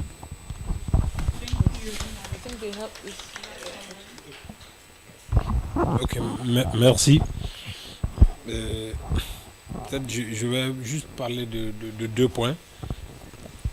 Notamment quand j'entends le récit de mon frère du Sénégal, ça pose aujourd'hui aussi le problème de mécanisme de protection des gens qui veulent aussi faire la promotion de la démocratie.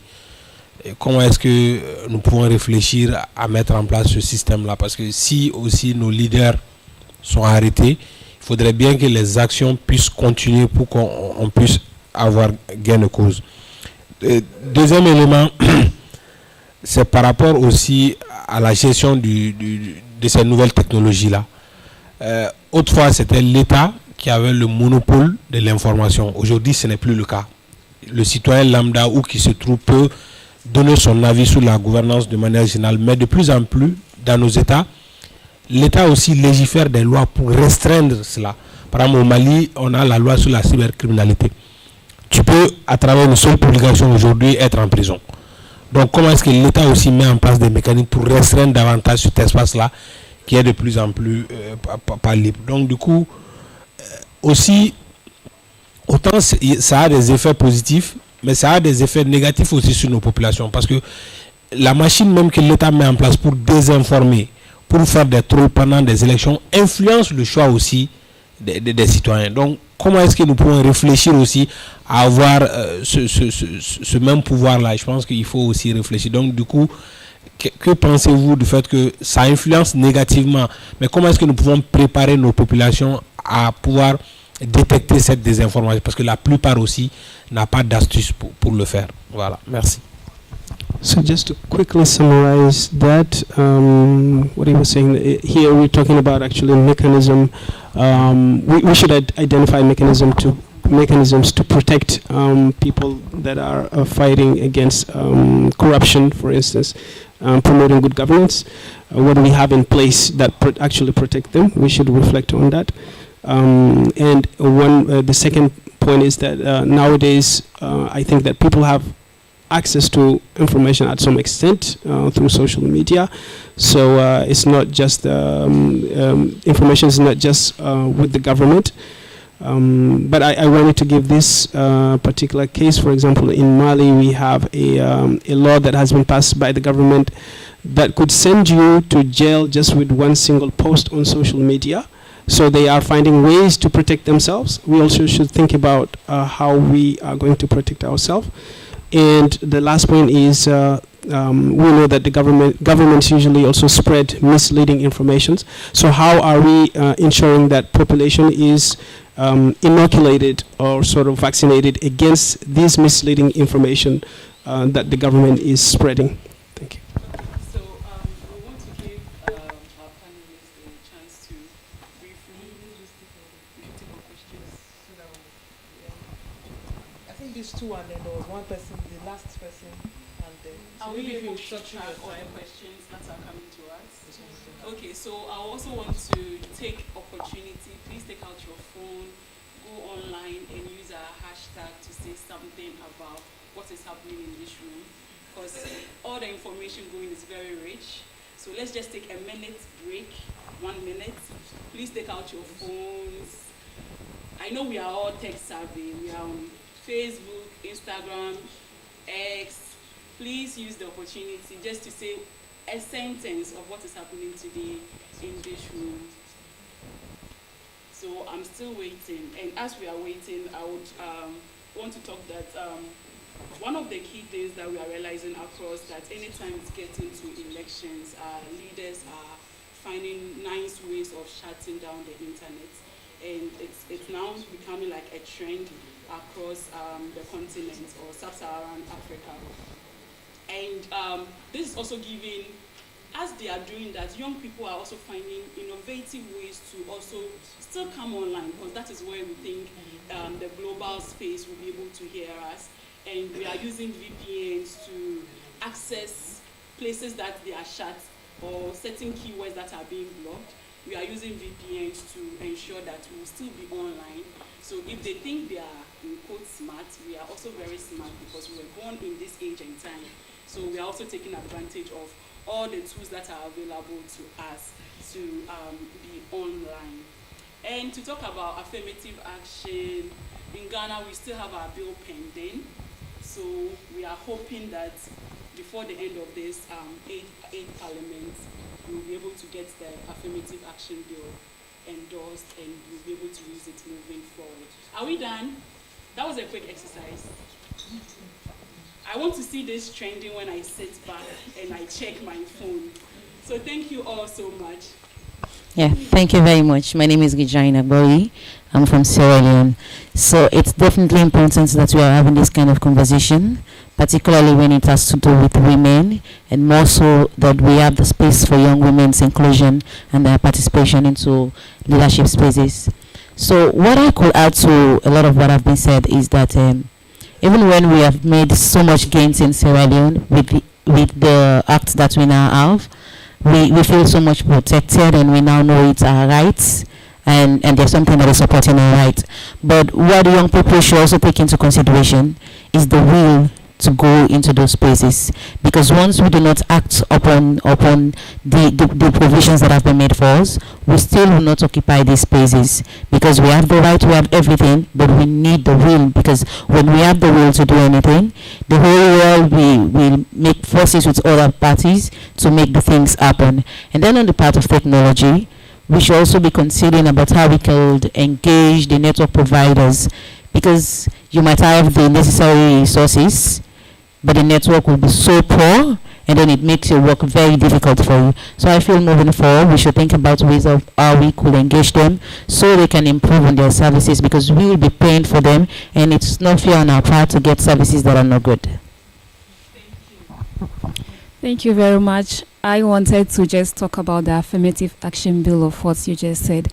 It's actually amazing. I was so amazed to see a man championing women's involvement in politics. Here in Ghana, since 2011, when the affirmative action bill was drafted, up till now, we are still struggling with it for parliamentarians to endorse it. It looks like there's a deliberate attempt to slow down the passage of the bill into law. So I just want to encourage the CSOs and any organizations that can help the government of Ghana and parliamentarians to finalize this bill. It will help us, because if it is passed, 30% of women would be representative in government and even the local sectors. So let's not try to retard this kind of bill passage. I am just encouraging us all to also fight for Ghana to pass the affirmative action bill. Thank you. That's awesome. That's awesome.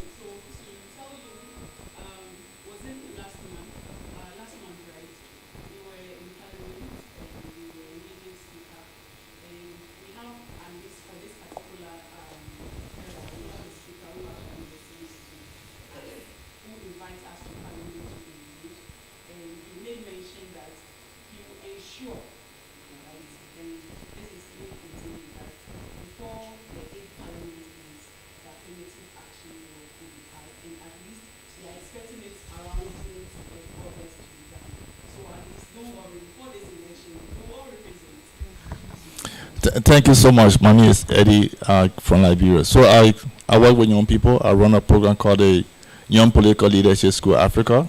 A lot of young people currently appointed in government, working in the legislature. Young people are the driver for democracy in Liberia. I mean, election is not possible without technology and young people. My issue is about the fake news, disinformation, misinformation. What would be some of the recommendation in terms of how do we fight fake news and misinformation during election period? Thank you. Awesome. Do we have any questions online? Online audience? Any comments, contributions? Okay.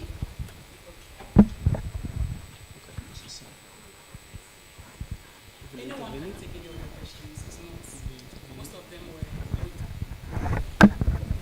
All right, thank you. I'll first address the question on weaponizing the law. I think it is a trend. States using the law to persecute human rights defenders. There are organizations that would push for more civil society organizations to do this on the litigation front to address these repressive laws. You use sub-regional courts to address some of these laws. We've had positive outcomes in some of the sub-regions. So in some instances it does work. So it's a matter of building the skills of the civil society organizations and human rights defenders on how to effectively do strategic litigation and address some of these repressive laws. Then in regards to, let me just pull up the questions. Inclusion, it is a challenge, which is why I think we've identified coalition building and network building as a best practice to boost inclusion of human rights defenders, especially at grassroots level. So while working as a coalition, say a national coalition, it's broken down further into zones, so covering the different zones in a country. And within those zones, you then have those that reach the actual grassroots level to also ensure that the needs of the human rights defenders at grassroots level are included in the different strategies, but also to ensure participation of grassroots human rights defenders. So it is a best practice. It's advisable for human rights defenders to work in coalition settings and network settings for more inclusion. When it comes to language, that is difficult. It's also something that we've faced, especially with inclusion of indigenous peoples in regional platforms.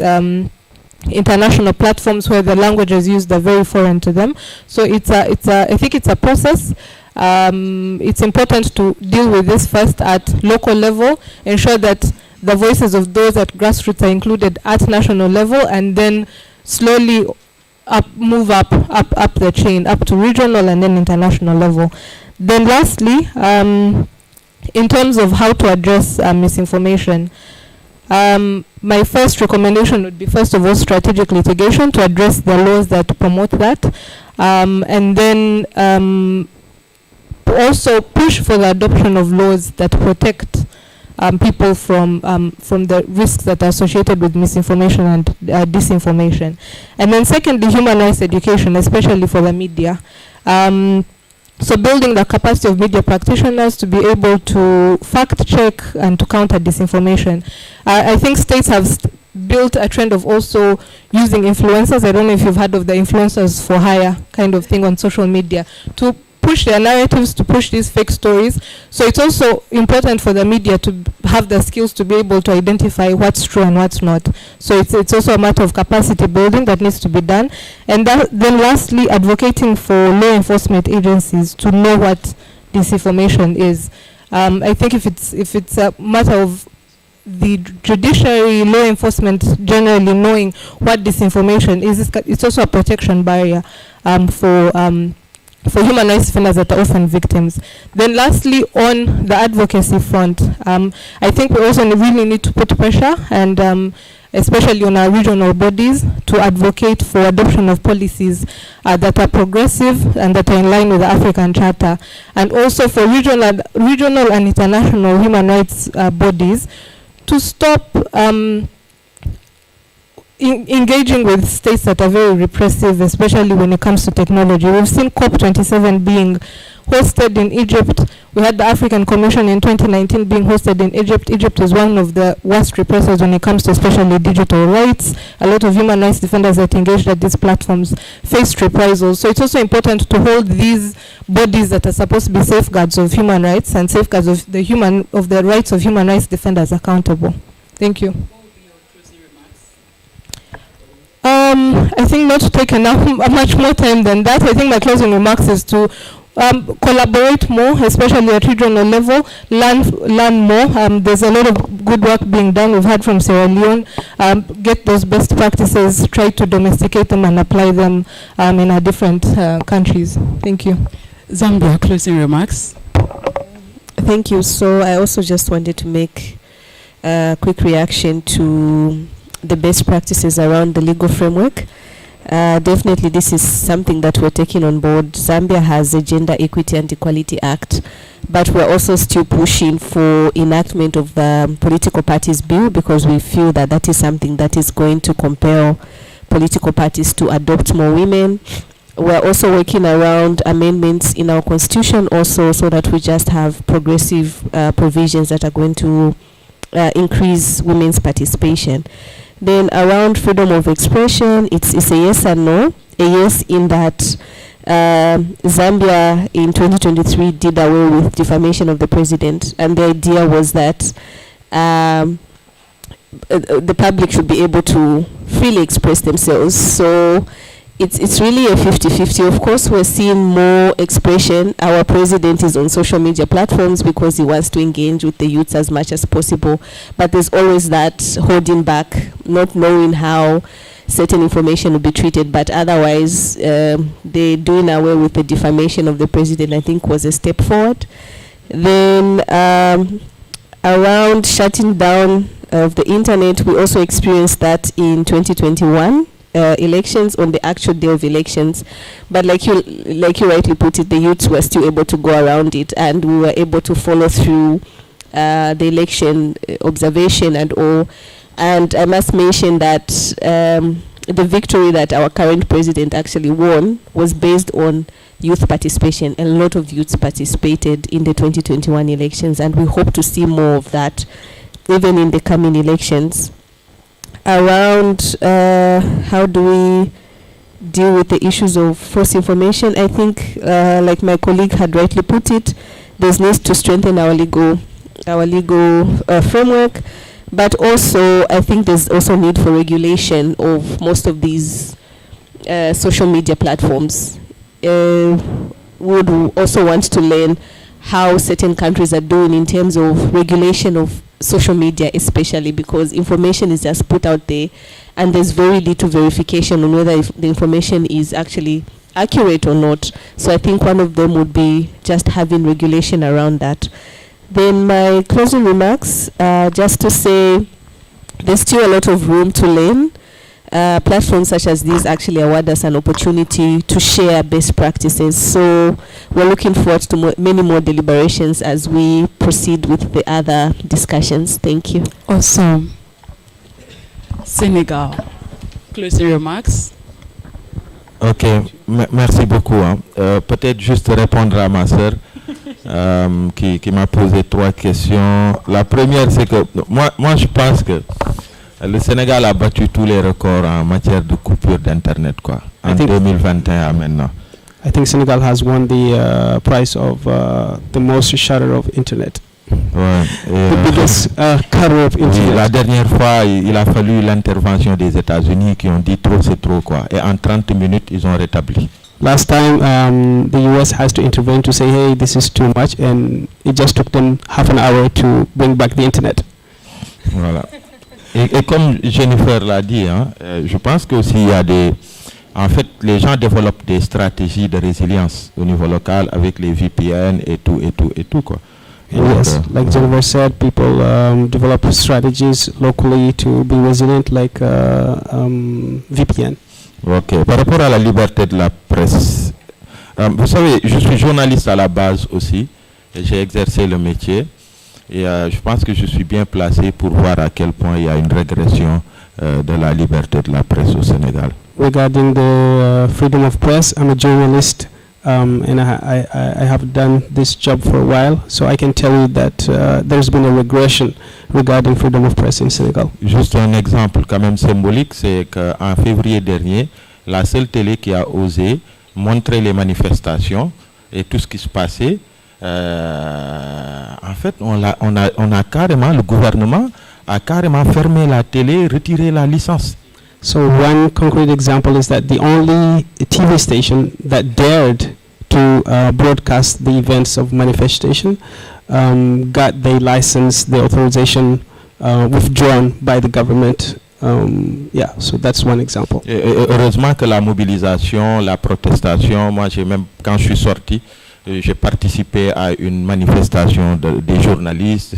Voilà, heureusement, l'État est revenu sur sa décision au bout d'une semaine, je pense, et il a restitué la licence de la télé. Parce que, entre autres images fortes aussi liées à ces manifestations, il y a une jeune journaliste, une dame, mais qui a été gratuitement brutalisée par les forces de l'ordre. Et des images comme ça ont été captées et diffusées sur Internet. Et c'est ce qui amène le gouvernement à couper Internet parce que voilà, il y a des choses qu'il faut cacher. So 2 points quickly. That TV station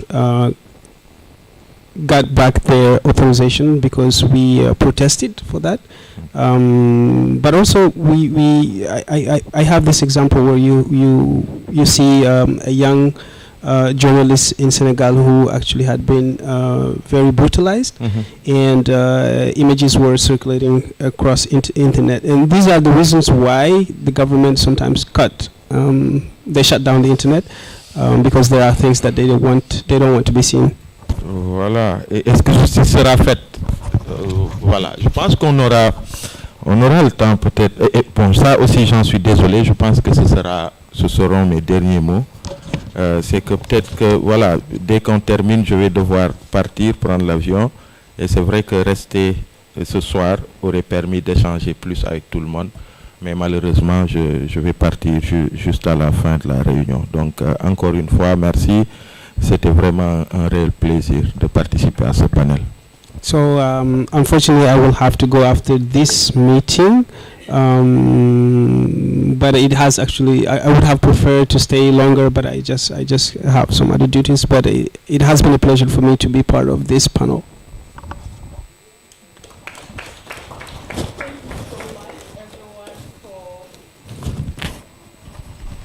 For participating today's our first panel discussion. And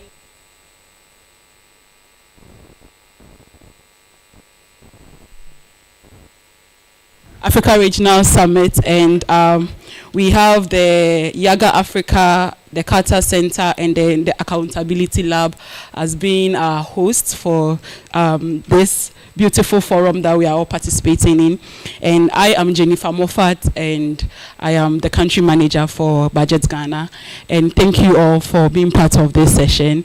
So please, my hashtag, I'm still inspecting as I'm going back to my seat. I hope you are doing so. Please, please, please participate. Thank you. Thank you so much, Jennifer. Thank you so much, our panelists. Merci beaucoup. The little French I know. Merci beaucoup. Please, we'll just have 10 minutes break. I know some of us were grabbing to it just for us to stretch our legs. We're running behind time. But people, please, we'll have 10 minutes to stretch our legs and come back. I really want us to close by 4:30 as we have on our schedule for today. I hope pardon us, it's just going to be 10 minutes. Just stretch your legs. If you want to grab something, make your call. We'll do that, then we'll reconvene and we'll go right into the next session. Is that fine? All right, thank you. See you in 10.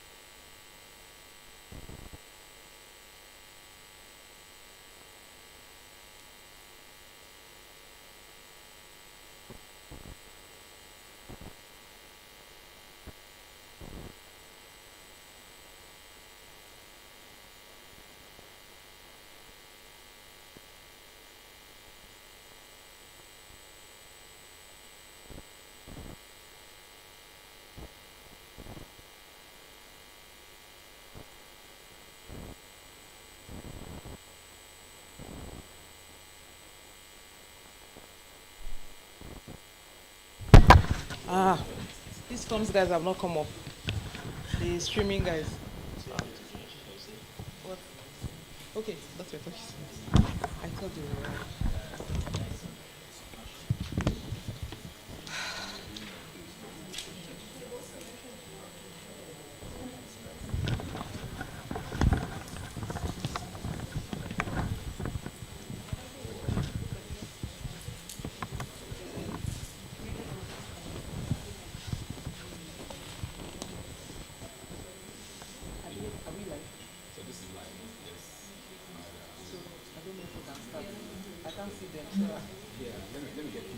Yes, yes, because once it starts.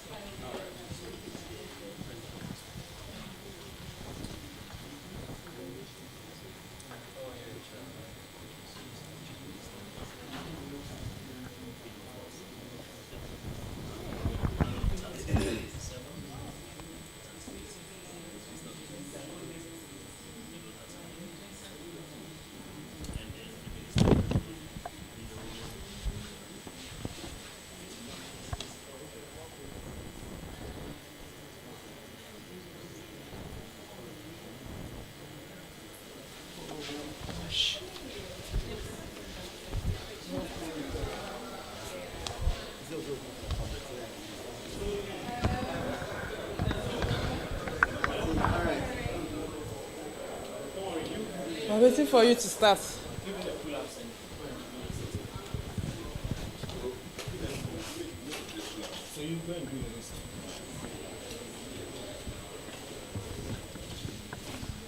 So we'll move it to the back because this is too white. So we'll put the banners at the back this time. Okay, that's fine. Yeah. Do you need help? No, Okay. Like you need to. No, quick. We're about to start. Yes.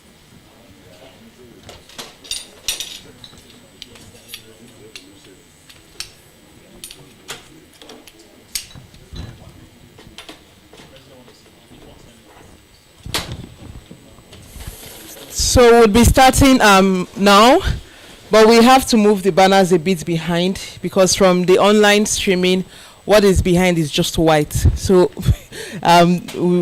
so we need to move the two banners behind.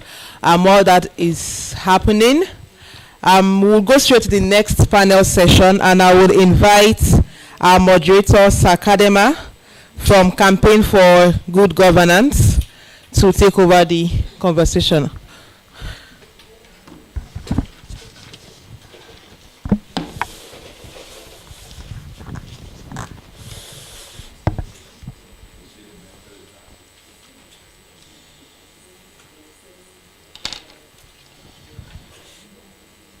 Good afternoon.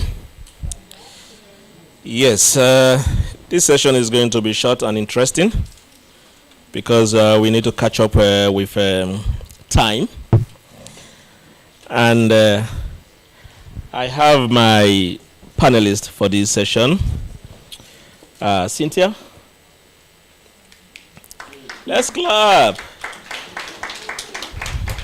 We've just had a nice photo and a rich tea. So whoever I call on panel, please, let's clap for them. Then we have Fosini. Please come up. Then we have McDonough. Please.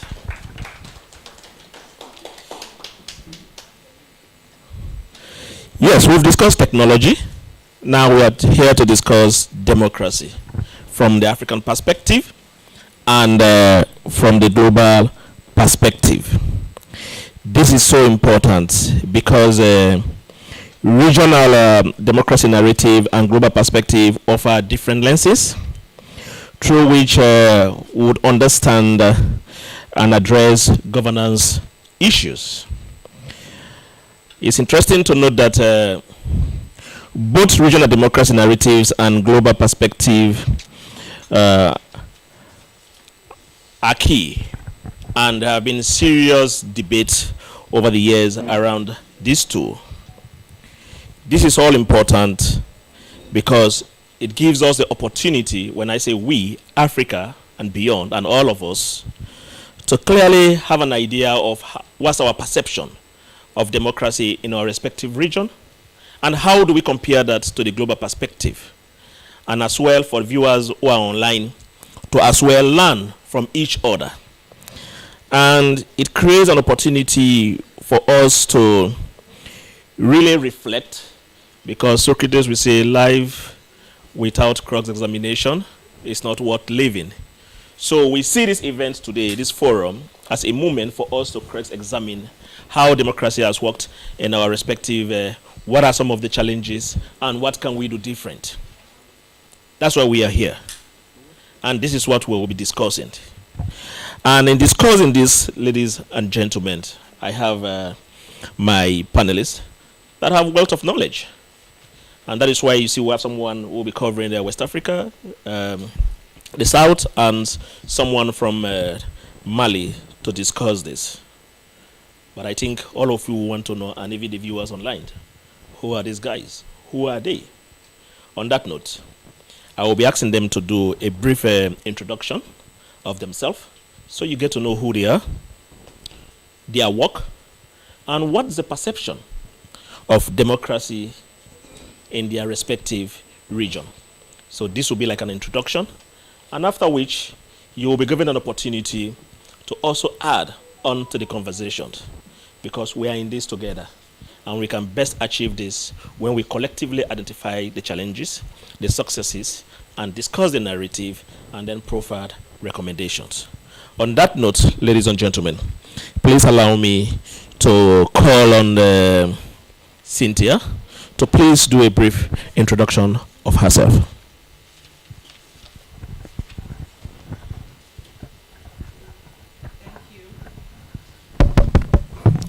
Good afternoon, everyone.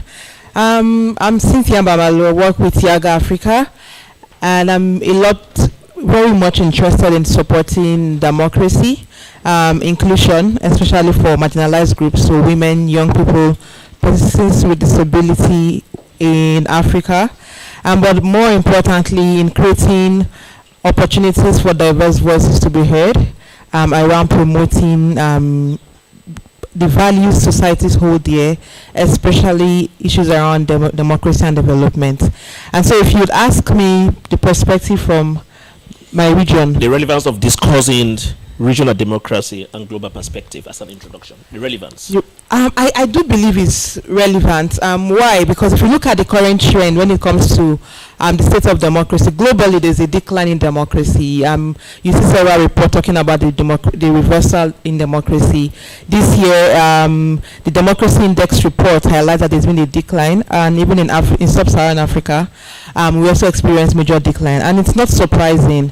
While every region has its own peculiar challenge, from West Africa, I do believe that one of the challenges we are dealing with currently is making a case for democracy, trying to create incentives on why democracy is important. And why do I say so?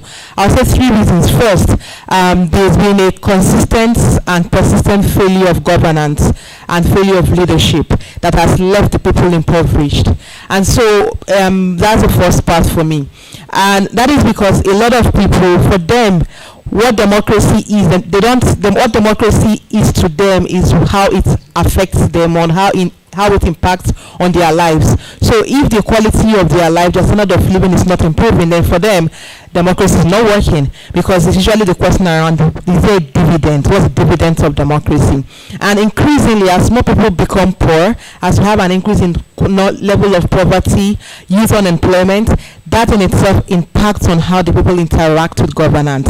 And that in itself creates a major distrust when it comes to engaging on what people perceive as democracy. So that's the first. The second is I wouldn't necessarily say we're having major reversal in democracy. I would rather say that within West Africa, we've seen an increase in the rise of coups and agitations for what you call unconstitutional change of government. And that's the second part, that with increasingly in West Africa alone, we experience in the last couple of years, Burkina, Mali, last year we had Niger, coup d'etats. Now we're not sure if there'll be transitions anytime soon. Close to us in Central Africa, Gabon, we had that last year also. And so there is that. But within this is the fact that within these schools you had more people celebrating that. If we followed the conversation, even in Gabon, when the president was saying make noise, people just said basically days before there was an election, you shut down internet, you couldn't allow people to speak. Now there's school, you're asking us to make noise. Make noise for who? Is it to support a regime that has impoverished people and kept them in captives, or to support the people? And so there is that. But I think it's not just about the threat to democracy, is not just about the rising coup, it's the fact that what we've been calling democracy in Nigeria and in most countries in West Africa may not necessarily represent democracy, because they basically may just be electoral autocracies. Because what we've had is we are beginning to have a lot more elections happening in our region. However, the elections are not very credible. Most of the times the elections do not allow the people to vote according to their will, and you see a lot of opposition abuse of the rights of opposition. Shutdown of the internet is becoming a major thing, threats to media, and all of those things I don't think are democratic. And so for me, that second point about there is a decline in the sub-region, but it's not, the factors are different from what you see in other regions. Our factors are based on our current realities, that what exists had not been democracy in itself, but there's been autocracies manifesting or masquerading as democracy. And the third point for me is a conversation within the sub-region around how the exclusion of the majority in decision making and how that impacts on the quality of democracy. And when I say exclusion of young people, exclusion of women, West Africa, a lot of us have at least 50% youth population. If you go with the African definition of youth, persons 35 and below. If you think about the population, persons between 35 and below make up the majority of the population. But if you look at representation in government, majority of our countries, in Nigeria, youth representation in government is less than 6%. And that is elective offices. So elections contested, how many young people win elections? If you go to, different other countries, you see representation of young people in government less than 10%. You hardly have countries where you have above 20%. Then women, the women question is still dry. At least some countries like Senegal are doing better when it comes to women. Sierra Leone, we just heard, has made some improvements. Even Ghana is better. Nigeria is still poor. Currently, out of the 109 senators we have in Nigeria, only 4 are women. The fourth woman had to win in court. She fought in court. So she finally got her mandate in court last year. In the House of Representatives, out of 360 members, only 17 are, actually 16, because one lost in court. So there are now only 16 women. So you can think that Nigeria, barely 4% of women are in the national parliament. That is poor. And so within the conversation, I do believe that while you have younger people questioning democracy because they do not see themselves in government, they look at the face of government is dominated by old people, and you look at the face of government is dominated by men. And so the question is, why should we fight for democracy if our voices are not even represented in the decision-making process? And I think that is a regional or a sub-regional perspective or narrative that we need to start interrogating and addressing if we truly want to make a case for democracy in West Africa. Thank you. Thank you very much. All right, McDonough. The relevance of democracy or discussing democracy in the region, just as you mentioned, so you can. Okay, thank you so much. I don't have to introduce myself. Yeah, introduce yourself. My name is McDonald Lewanika.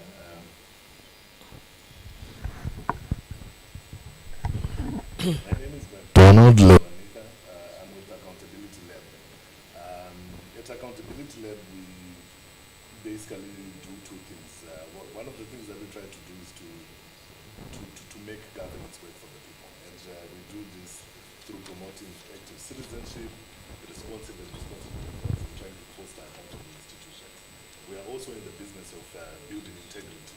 We believe that a lot of the challenges that we face, including the questions that we're dealing with today around democratization, are a result of the absence of integrity in the way that we do business. So part of our mission is to make operating with integrity the norm rather than the exception in everything that we do. So that's basically what we do in Accountability Lab. I lead this work in South and East Africa with primary responsibilities for Zimbabwe. I'm also a political scientist by training, and I've been an activist all my life since I was 18. It's an interesting one. Yeah, I have not spent 4 months, 10 days in prison. But I have had my stints and actually got expelled from university for fighting for democracy, students and academic rights. Over 20 years ago, if you want to calculate my age. Why is this conversation important? I think that this conversation is both relevant and important for a variety of reasons. And the first reason You can't hear him online. Okay. Yeah. Okay, so I think that this conversation is a relevant conversation and indeed an important one, especially at this particular point in time. I think at the beginning of the conversation, we all started by affirming our belief in democracy. That is where we started the conversation. And Cynthia has presented stats on the table. I'm going to follow suit and place other stats on the table. 69% of us on the continent believe that democracy is still the best form of government. An even higher proportion of us, about 82%, believe that the military has got no place in civilian politics and governance. 82% of us believe that personal rule has got no place in the way that we are governed as a people. And a similar proportion believes that authoritarianism has got no place in the way that we do business. Yet these different forms of government that we say have got no place in modern day society are the predominant ones on the African continent. So this conversation is relevant because we need to ask ourselves why that is the case, if indeed we do believe in democracy to the level and extent that we believe in, and we shun military takeovers, unconstitutional means of taking power and so on. Why is it that this is the situation on the continent? And I think that that adds to the relevance and importance of the conversation that we are having. The second reason why I think that this conversation is important is one that is located within the context of this being the biggest election year in living memory for a lot of us. There are more countries that are going to the ballot this year than we can think of, just going backwards. On the African continent, 16 of these countries are going to elections. And we know the kinds of challenges that we had last year with electoral processes. Examples are where I come from, Zimbabwe, where the outcome was disputed. In Nigeria, things are okay, but it had to be solved by the courts. The legitimacy had to be conferred by the courts, not necessarily by the people. So there are challenges there in terms of how we are electing our representatives, how we are sponsoring and fashioning democracy. And last year we had 8 elections. This year we're going to have 16. So we've got a bigger platform on which to be able to look at these questions that we're interested in. But more importantly, this number of elections will also be indicative of which direction we're heading as a continent in terms of the democracy agenda. What happens in Ghana on 7 December will tell us a lot about whether or not we're making progress. What happens in Sierra Leone on the 24th of March, hopefully, will tell us a lot about where we are headed as a continent. Are we consolidating the democratization on the continent, or are we backsliding further, joining the countries that staged coups, that disputed elections and so on and so forth. So it's critical for us to be having this conversation, knowing fully well, as colleagues have already placed on the table, that elections are not just about, are not the be-all and all of democracy. It is an element, but it is a critical element, and a lot of them are taking place this year on the continent, and that is part of what makes this conversation relevant. And if you look at that within the broader universe of the geopolitical challenges that are there on the continent, you'll see that this conversation is very, very important, because at this particular point in time, we are actually in a battle or a fight, whether we like it or not, for the soul of the soul of the world. There is a battle, there is a fight that is underway, and I think that we have a responsibility to say that this is the side that we are choosing. We are choosing people power, we are choosing democratization as opposed to authoritarianism. I think that the celebrations, you know, you mentioned earlier celebrations when coups erupt. Of course, I've got no legitimacy to be talking about these things because I'm a fat man, right? But I know that if you want to look fit and live a healthy life, you need to endure short-term pain in the gym in order for you to live longer. These temporary celebrations that emanate from the fact that we don't like this dictator who has been toppled are temporary, and they are going to lead to long-term pain rather than long-term pleasure. And I think that we need to engage in a principled conversation around what is right for the continent, even though it may make us suffer. Democracy is a patient game. Democracy is a long game. It might seem as if it is unrewarding now, but trust me, you will lead a healthy and long life on account of that fitness that is delivered by democratic practice. And if you gouge yourself in the food of immediate gratification from coups simply because you did not like the person who has been toppled, then you are going to suffer. If we are one person who have diabetes, we have BP, we have breathing problems, we don't want that as a people. So we need to endure the short-term pain that is required in order for us to build democracy, in order for us to advance as a continent. That is part of what makes this question relevant. The last thing that makes this question relevant also stems from something that Cynthia has already placed on the table. The conversation around democracy as it is currently constituted is outmoded and outdated. It is an analog conversation taking place in a digital age. What's the word that I'm looking for? Well, I don't mean that literal. Of course, you can apply it literal, but I mean it in the other sense.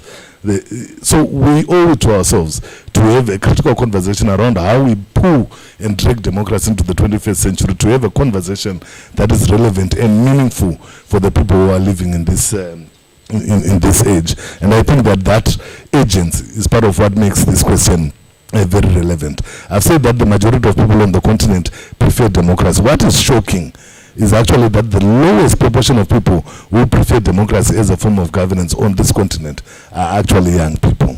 So there's a big challenge there, a big elephant in the room that we need to confront in order to make sure that our younger colleagues, and we are a young continent, get on board this path around democratization. That is what makes this conversation relevant. Thank you very much. Let's clap. Thank you very much. So yes, we have another panelist from Mali to please tell us the current relevance of discussing regional democracy. Ok, bonjour, c'est Oufousseni Diop, je suis de Mali. Je milite dans une association qui promet tout ce qui est question de participation citoyenne et aussi de démocratie. Nous existons depuis 2014 et cette année, à mois de mars, nous allons fêter notre 10 ans.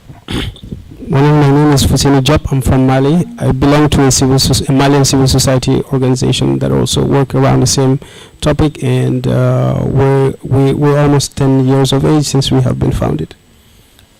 Par rapport à sa question, je pense que elle est importante dans le sens où c'est la survie même de nos États qui est en jeu actuellement. Parce que si nous regardons un peu la sous-région, de par l'évolution même de nos pays, nous sommes en train de subir un recul.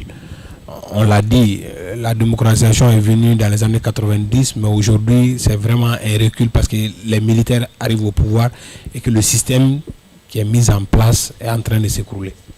So for us, this is a vital question. We see that democracy has gone backwards instead. We see a lot of military taking power. So it's the question is very relevant to us. Donc mes prédécesseurs l'ont dit, aujourd'hui, comment sortir de cette démocratie électoraliste seulement? Parce qu'en Afrique, il n'y a pas de compréhension réelle de concept. Donc ça pose problème et on a résumé dans notre sous-région la démocratie à la tenue seulement des élections. Mais est-ce que ces élections qui sont faites accouchent réellement des leaders qui prennent en compte vraiment les besoins des populations? Je pense que la question mérite d'être posée. So we of course should ask this question, whether democracy for us just means elections, and we should question, are these elections able to bring us accountable leaders who can lead through change? Donc on a cette crise de représentativité aussi, on l'a dit, nos populations sont extrêmement jeunes. Donc comment est-ce que ces gens-là se voient au fait dans le pouvoir qui les dirige? Et aujourd'hui de plus en plus il y a cette fracture-là. Et aussi l'échec des politiques, dans le sens où les politiques qui animent le jeu démocratique n'arrivent pas aujourd'hui à prendre en compte les besoins des jeunes, mais à pouvoir donner des réponses réelles. Parce que pour moi, quand on gouverne, on doit avoir de l'impact sur la vie des gens. Et de plus en plus, on parle, les années passent, les jeunes tombent dans la précarité et ils deviennent encore plus réfractaires au système. So one thing to also highlight is that we have a very young population in our countries, and we have seen also a lot of failure of political parties who have been leading in those countries, and young people falling into extreme poverty. So the leaders that have governed and that have come to power through elections, democratic processes, have actually failed to satisfy the population, and we can see no impact on people's lives. So that also has to be questioned. Et un élément aussi peut-être pour moi à prendre en compte aussi dans la lecture ou dans notre analyse, c'est aussi le niveau d'instruction de nos populations. Donc nous vivons dans des États où, par exemple, au Mali, la majorité de tout ce qui est communication est faite dans une langue française, que la population lambda n'arrive pas à comprendre. Les lois sont écrites aussi en français. Mais comment est-ce que les populations arrivent à discerner tout ça et à se positionner en matière de compréhension même du fonctionnement de l'État? Je pense que ça aussi, ça cause problème. So one other thing to address is the literacy level of the population. Unfortunately, in Mali, you have everything in French, and the majority of the population do not speak French, so they are excluded just by the language barrier. So that also need to be addressed.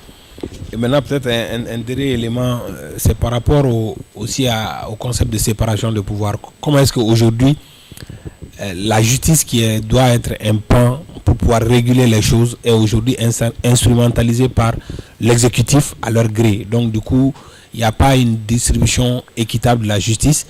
Et le paradoxe est que nous connaissons aujourd'hui aussi des menaces terroristes dans nos différentes régions.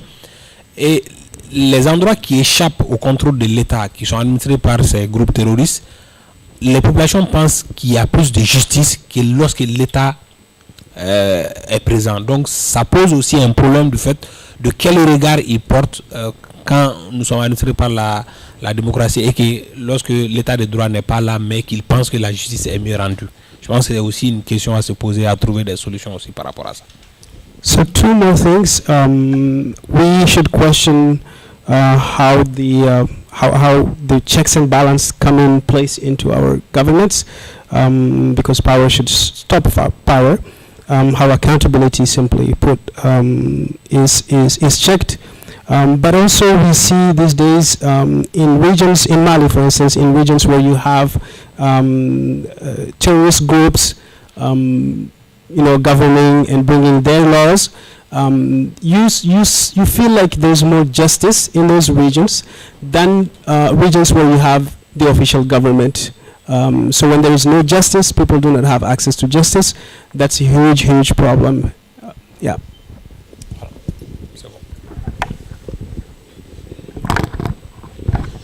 Thank you very much. This question was deliberate because you agree with me that over the years there have been several conversations around the relevance of even discussing democracy.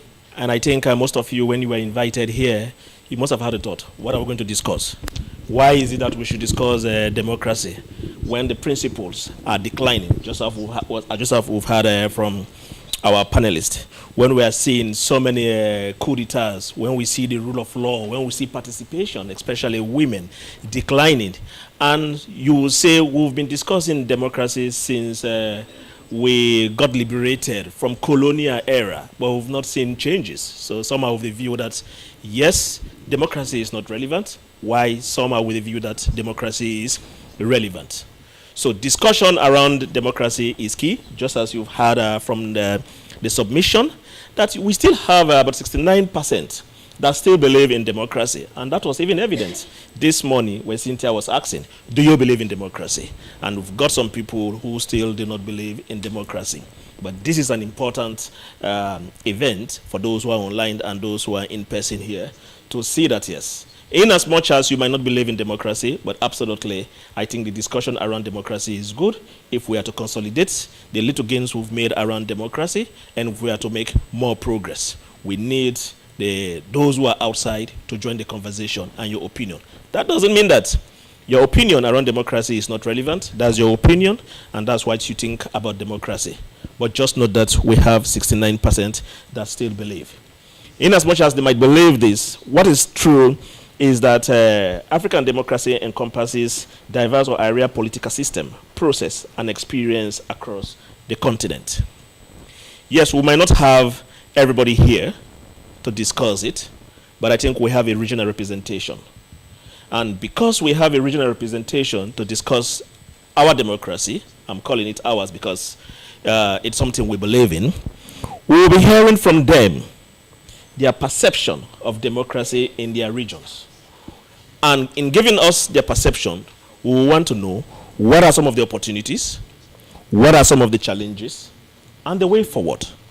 So in giving your perception, we want to learn, at least for people to understand. Like Cynthia will be talking about West Africa, you talk about the Horn of Africa, you talk about South Africa.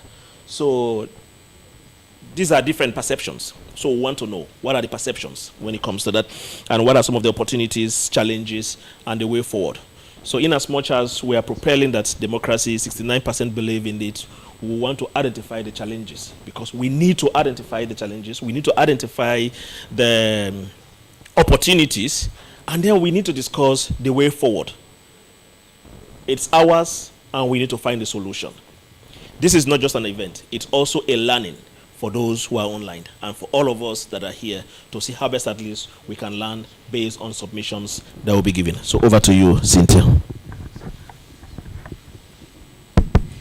Thank you. So what are some of the challenges and the opportunities? I think maybe I'll look at it from, this is a very tough question because there are lots of challenges, but I don't want to go into all of them. I think I'll just highlight the basic. Let me just pick the basic, and I think the first is the challenge of people are not seeing the benefits of democracy. I think that is one of the challenges from our region. I'm from Nigeria, and we had an election last year. I was just discussing earlier with some of my colleagues. Voter turnout was barely 27% voter turnout for the presidential elections. This is a country with about 93 point something million registered voters, just voters, not the population. However, less than 30% of that registered voters turned out to vote. But this is a country where our elections, we discuss so much about it online that if you're in Africa, you know Nigeria has an elections if you're online. And so one of the conversations we had, because we did a lot of community outreach as Yaga Africa, because one of our vision basically is a people-driven democracy, and development. Is the fact that people felt, why vote? After voting, I don't see any benefits of voting. So why waste my time to go out and vote? I rather register, get the voter's card as my ID, so I can use the voter's card to open a bank account, I can use it for identification, but I don't need to use it to vote because the government, someone told me, government doesn't give me security, I hire my security guard, I buy dogs to help protect myself. Government does not ensure access to water. Lots of places we don't have access to potable or clean water. If you follow the conversation, there's a rising cost of living, and so people say government is not providing social security for me. I'm not seeing government build roads or give me better education, so why should I vote? Because democracy is not delivering, and I think that is one major challenge. And as long as people can't see what democracy is in a tangible form, they would not. You would struggle to convince them that democracy works. Now, for the younger people, the challenge is a lot of young people, especially those born in the late 80s, 90s, and the millennials and the Gen Z. You also need to show them why democracy works, because for some of them in some countries in West Africa, if you think about Togo, which is not far from Ghana, where is a neighbor to Ghana, where we're having this, and for a lot of them, they've known the same family, the same name in government since they were born. If you think about some of the challenges we have within West Africa, why some of the coups even happened, you had people who were in government. The day you were born, you've known a name, you've known a set of face, and you're now in your 30s, is the same name or the same family or the same faces that have been in government. When you were young, they told you you're the leader of tomorrow. But now you're in this tomorrow and you don't think you're even going to be close to leadership. And so it's more difficult to even prove to just to tell younger people that democracy works because we have elections. Because to them, the only idea of democracy they have is an authoritarian leader or a class of leaders who have held on to power for so long. And so that in itself is a challenge. And I think maybe the third challenge I would mention is the challenge of hope. And I think this is a challenge within West Africa. A lot of younger Africans are looking for what is a symbol of hope. If you look at the rate of youth migration from West Africa especially, because that's what I'm talking about, you would see a lot of younger people looking for greener pastures outside Africa. The Western world is getting a lot of youth talent and a lot of young innovative minds, because for a lot of them, they don't think the system would work. They've seen a leadership where the regional institutions like ECOWAS is not really holding, there's no mutual accountability at that leadership level. They look at the African Union, they don't think the African Union is strong enough to hold the leaders to account. And then they engage in the electoral process. The electoral process is not credible.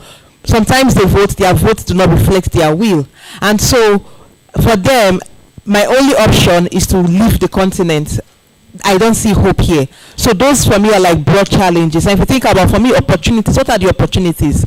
I believe first that one opportunity we have is that we have a burgeoning youth population, meaning that we have the opportunities to build the narratives that work for us as a people. Why do I say this is an opportunity? With the evolution of technology and access to social media platforms, we are learning a lot more about each other. So you can be in Nigeria, you can learn about another country. You can be in Ghana, you can learn about another country. But we're also getting inspiration from movements within the continent, from the social media. And I think that young people have the opportunities to redefine what democracy should be for us as a people, by the kinds of values we promote and project in our conversations in both online and offline spaces. Because this morning we got this data from Malawi, only 23% have access to internet or so.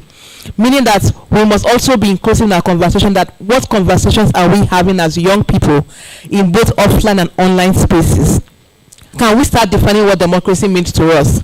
And can we use that to build mobilization or strength in how we mobilize to engage at least the electoral process? And we know that if we engage the electoral process, if we turn our numerical strength into political power, we can change outcomes. I may not have beautiful examples to share, but we have some few. We've seen what the Yenema movement and the host of others are doing in Senegal. I followed the election in Zambia and I saw how young people mobilized, and turnout was so high that they could achieve a change in the leadership for their last elections. I was in Liberia and I saw how young people turned out. Liberia had about 70-something% voter turnout. And so I'm seeing the opportunity in the youth number, that we have that opportunity to turn our numerical strength into political power to influence change. But we can define what democracy means to us, meaning we should not leave conversations to just those in office. How many of us are even calling on ECOWAS within the sub-region to hold themselves accountable with the ECOWAS protocol? We have an ECOWAS protocol on democracy and governance. We have the African Charter on democracy, elections and governance. But how many young people are we getting informed to begin to even engage those institutions? That for me is one opportunity. The second is there is still appetite for democracy, and I'm glad the data was shared. People want democracy, they just don't want what exists now as democracy. So it shows that there is still appetite for it, and that for me is an opportunity. Can we as a people build on that appetite of democracy and use that to redefine how we want to engage with governance and government institutions? Why do I say so? A lot of times, because of the level of poverty, our relationship with government has become transactional. So we're beginning to see an increasing trend in vote buying or voter inducement. And the politicians know this. So you leave the people impoverished. During elections, you use monies and foodstuffs to get them to vote for you. And because they are hungry, they will collect that to vote. And after elections, you abandon them and come back in the next electoral cycle. And so we, the people, we need to also get wise. Nigerians will say you need to wise up. We need to get wise and say, you leave us impoverished, so we we lose the agency of voice because we are hungry and you give us peanuts during elections. Now, regardless of our hunger, we wouldn't take the peanuts you give to us. When it comes to elections, we would vote based on who would deliver for us. But after the elections, we won't stop at the ballot. After elections, we're holding every institution to account, from political parties to the Electoral Commission to the Parliament or the legislative arm of government, so that our engagement is not just at elections, but that we're engaging after the elections. I think the appetite for me is, how do we hold government to account post the elections? And that way we can sustain the way we engage. And I think the third opportunity for me is technology. Now you can organize movements without going door to door to get people to the streets. Now we can provide information online. A lot of we need to educate ourselves, but knowledge, they say, is power. But we need a critical mass that is well informed and educated with the right tools to hold government to account. We need to leverage technology to dispel disinformation and limit the spread of polarization. And why do I say so? If you look at the global, one of the global risks for 2024 by the World Economic Forum, societal and political polarization is one of those identified. And that in itself can be a challenge to even how we mobilize and organize. So can we, as younger people, and I'm saying young people now, younger because I'm millennial, we have the Gen Zs, right? We have the energies amongst that population.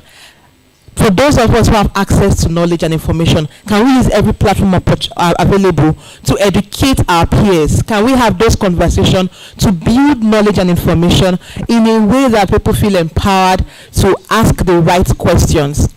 And I think that is an opportunity for us, and I'm optimistic that we would have better penetration of internet subsequently. I'm optimistic that as technology evolves, a lot more people may have access to it. So that is an opportunity, and I'm hoping that we would use those opportunities to get people to start having those conversations. I think my final point around this issue is, first, Africans want democracy. Second, democracy is not alien to us. Democracy is part of our way of life. And third, a lot more needs to be done to build a political culture that supports democracy across different generations and across different spaces of influence. I do believe that if we can engage in those kinds of ways, that we can, our regional story for democracy would be different. Thank you.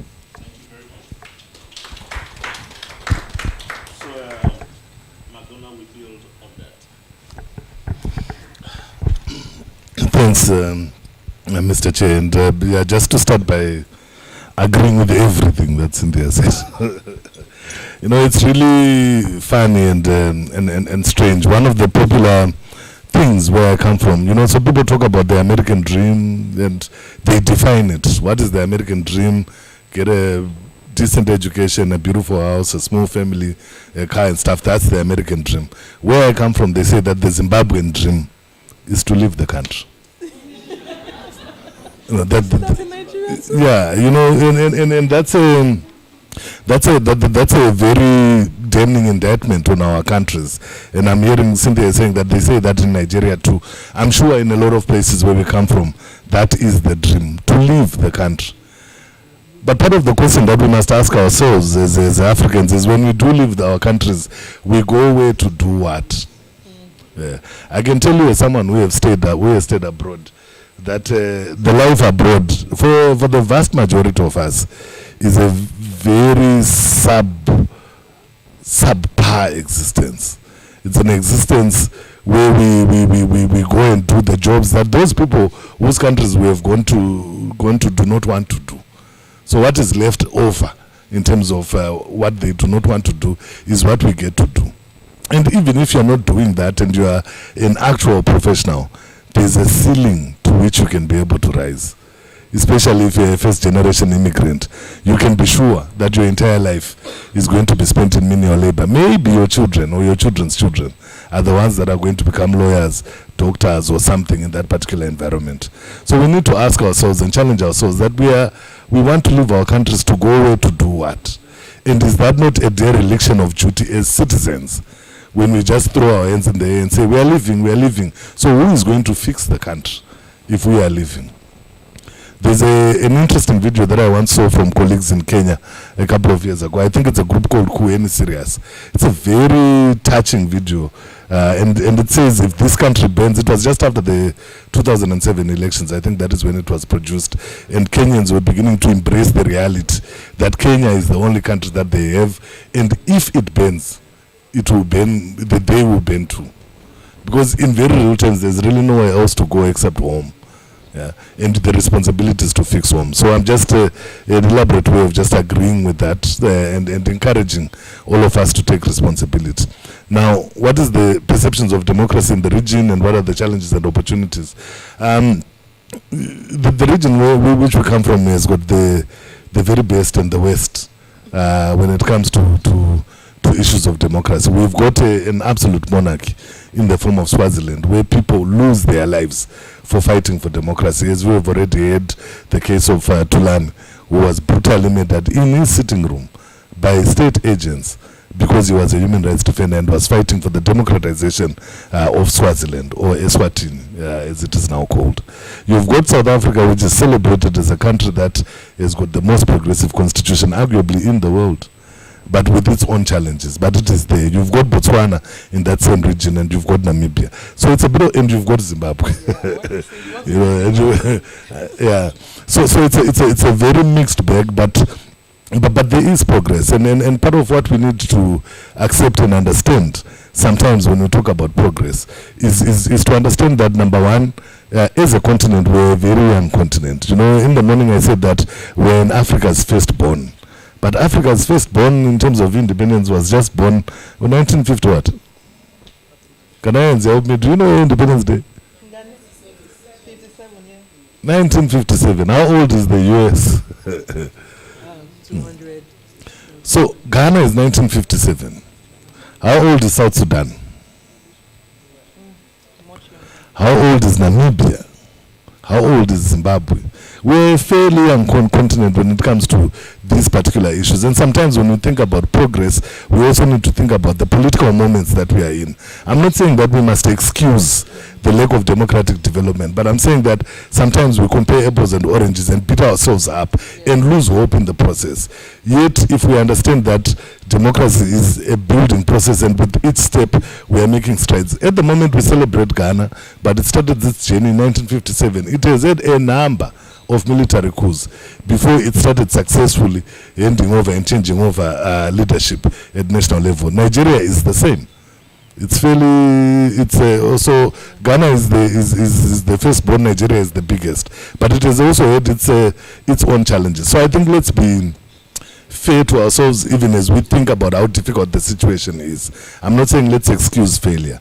But having said that, a lot of our countries, especially in our region, are still being governed by parties that were there when independence came, when independence was attained. So in our country, we've been independent for 44 years. The liberation movement that fought for independence, a number of people who did that are still alive. The same in South Africa, the same in Mozambique, the same in Namibia. So we've got a challenge of liberation movements that are in power. And because of that shared history, there is a certain solidarity that is there which does not care for democratic principles. So if one liberation movement is intransigent, it almost seems as if it's the responsibility of other movements to defend it, regardless of how bad the situation is. And that in itself creates a challenge. But the solution to that is that if these liberation movements are banding together to do the wrong thing, the people must also stand together to do the right thing and demand the right thing. So that's the first challenge. The second challenge is that our political parties, especially opposition political parties, in a lot of places where we come from, do not offer alternatives to authoritarianism. They don't. We support them because the leaders are charismatic. We support them because they are not governing. But if you sit down and ask yourself, is this the democratic alternative that we are looking for? And are they practicing what we hope they can be able to exercise when they get into power? In a lot of instances, the challenge is always no. Because of the challenge that Cynthia has placed, where all we have seen is authoritarianism, personal rule, one family in power over time. We do not know what the alternative really looks like. And those who are fighting, those who are in power at the moment, are not doing so that they can become democratic governments themselves. They are doing so that they become the next oppressors or the next authoritarians. And that is an unfortunate situation, and it presents a very big challenge. In political science, we believe that people govern the way that they get into power. So there is no way that an opposition movement that is not democratic will all of a sudden become democratic simply because it is in power. There is no way that a military regime that takes over power through the use of arms can all of a sudden become democratic simply because it is in power. So we have a responsibility as a people to really cultivate and sponsor democratic culture as part of building the democracy that we want to see. Without sponsoring that culture, we are not going to see it. Without demanding it from opposition political parties, from civic society leaders, we are not going to see it when they get into power. So that's the second challenge. Then the third challenge is also something that has already been highlighted, that democracy itself is not delivering. But I want to put a rejoinder to that. And I want to do it by way of giving an example. I've got a brother who is a pilot. He flies, I think it's a Boeing 777. This guy is generally sober. He's a very sober and very wise guy. But let's say one day he decides to drink alcohol, and then he decides to fly the plane, and it crashes. Do we condemn Boeing's 777s, or we deal with the human error that is on account of this pilot? So part of the challenge that we have is that when we talk about the failure of democracy, we are ascribing the failure of a system, we are ascribing the failure of people to an entire system. These people who are presiding over these systems are not democrats themselves, and it is very abnormal for us to expect them to be democratic. And then when they fail, knowing that they are not democrats themselves, we then say that democracy is failing to deliver. There is nothing democratic about being corrupt. There is nothing democratic about failing to deliver services, social services for the people. There is nothing democratic about amassing wealth that is supposed to support the generality of citizens in a country and taking it for yourself and your family. There is nothing democratic about that. And when individuals and people do that, we must see it as that their behavior as human beings, not necessarily a failure of the system. Of course, it's very difficult for us to make that case, but part of that begins with the issue of education that has already been placed on the table. Those of us who say we love democracy, do we really understand what it means? What are we telling people democracy is? Because indeed, people will say that democracy is failing if at the end of the day we equate democracy to the elections and the election of certain people into power. So we need to deal with that as a challenge, but the solution is mass public education and popularization of what really is is democracy. I think let me end by just one last point around the question of hope. I think that we need to have hope. Of course, we have been let down by our regional economic communities, and young people are the answer. Young people are the answer, but we also need to know, and this is a challenge that I have seen in our movements, that we expect ECOWAS, we expect SADC, we expect the African Union to do what we cannot do as citizens. If there is no pressure, if there is no impasse on the ground, how do you expect regional economic communities to be able to act? They just come in and say, this is not right. You then have the kind of challenge that you saw the Nigerian president facing, where you have to go back and say, no, I was wrong, we are removing the sanctions and stuff like that. That's because on the ground, there is no action that supports the possibilities of meaningful intervention by regional economic communities. So the answer really lies in what Yenema is doing. It lies in what Balao Citoyen has been doing. It lies... Balao... Oh, I thought you were correcting me again. Okay. Yeah, these are movements that have been mobilizing people on the ground and using power, people power, to ensure that there is some notion or some movement around change that takes place around democratization. Without that power from the people on the ground, without us exercising citizenship as people, then there is no progress that we are going to make on the democratization agenda. So let's meet, let's talk, but let's also mobilize, because that is where the answer lies.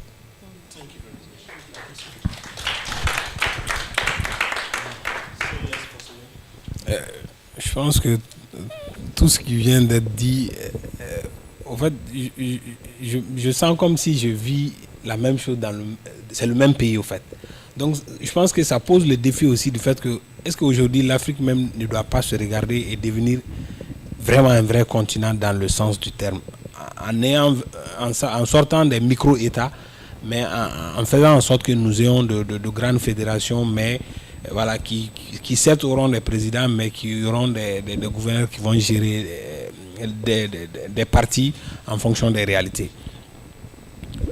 So by listening to you, I feel like we're all from the same country. It seems like we're all facing the same challenges, and this leads me to wonder why we shouldn't push the thought forward of living this idea of microstates, but more of having a global vision of our different challenges and having a better governance on the whole continent. Maintenant, pour revenir au cas du Mali, je pense que notre cas peut être un cas d'école. Et on citait tout à l'heure le Sénégal en termes d'exemple. Le Mali aussi était cité en termes d'exemple de démocratie. Mais au fond, nos démocraties sont des démocraties de façade. Dans le sens où, de loin, on peut les admirer, mais quand on vient dans le fond, on voit qu'elles n'ont pas de soubassement réel. Parce que, comme je l'ai dit, les gouvernements n'arrivent pas à répondre aux besoins réels des populations, notamment surtout en termes de services, d'accès aux services sociaux de base. So just like Senegal, Mali also, I believe in the past had been a good example. But what happens if you come close and you observe, you see that in terms of democracy, it's just on the surface because the government, different governments have failed to provide social services to the population. Donc, mes prédécesseurs l'ont dit, nous sommes indépendants depuis, par exemple, le Mali depuis 64 ans.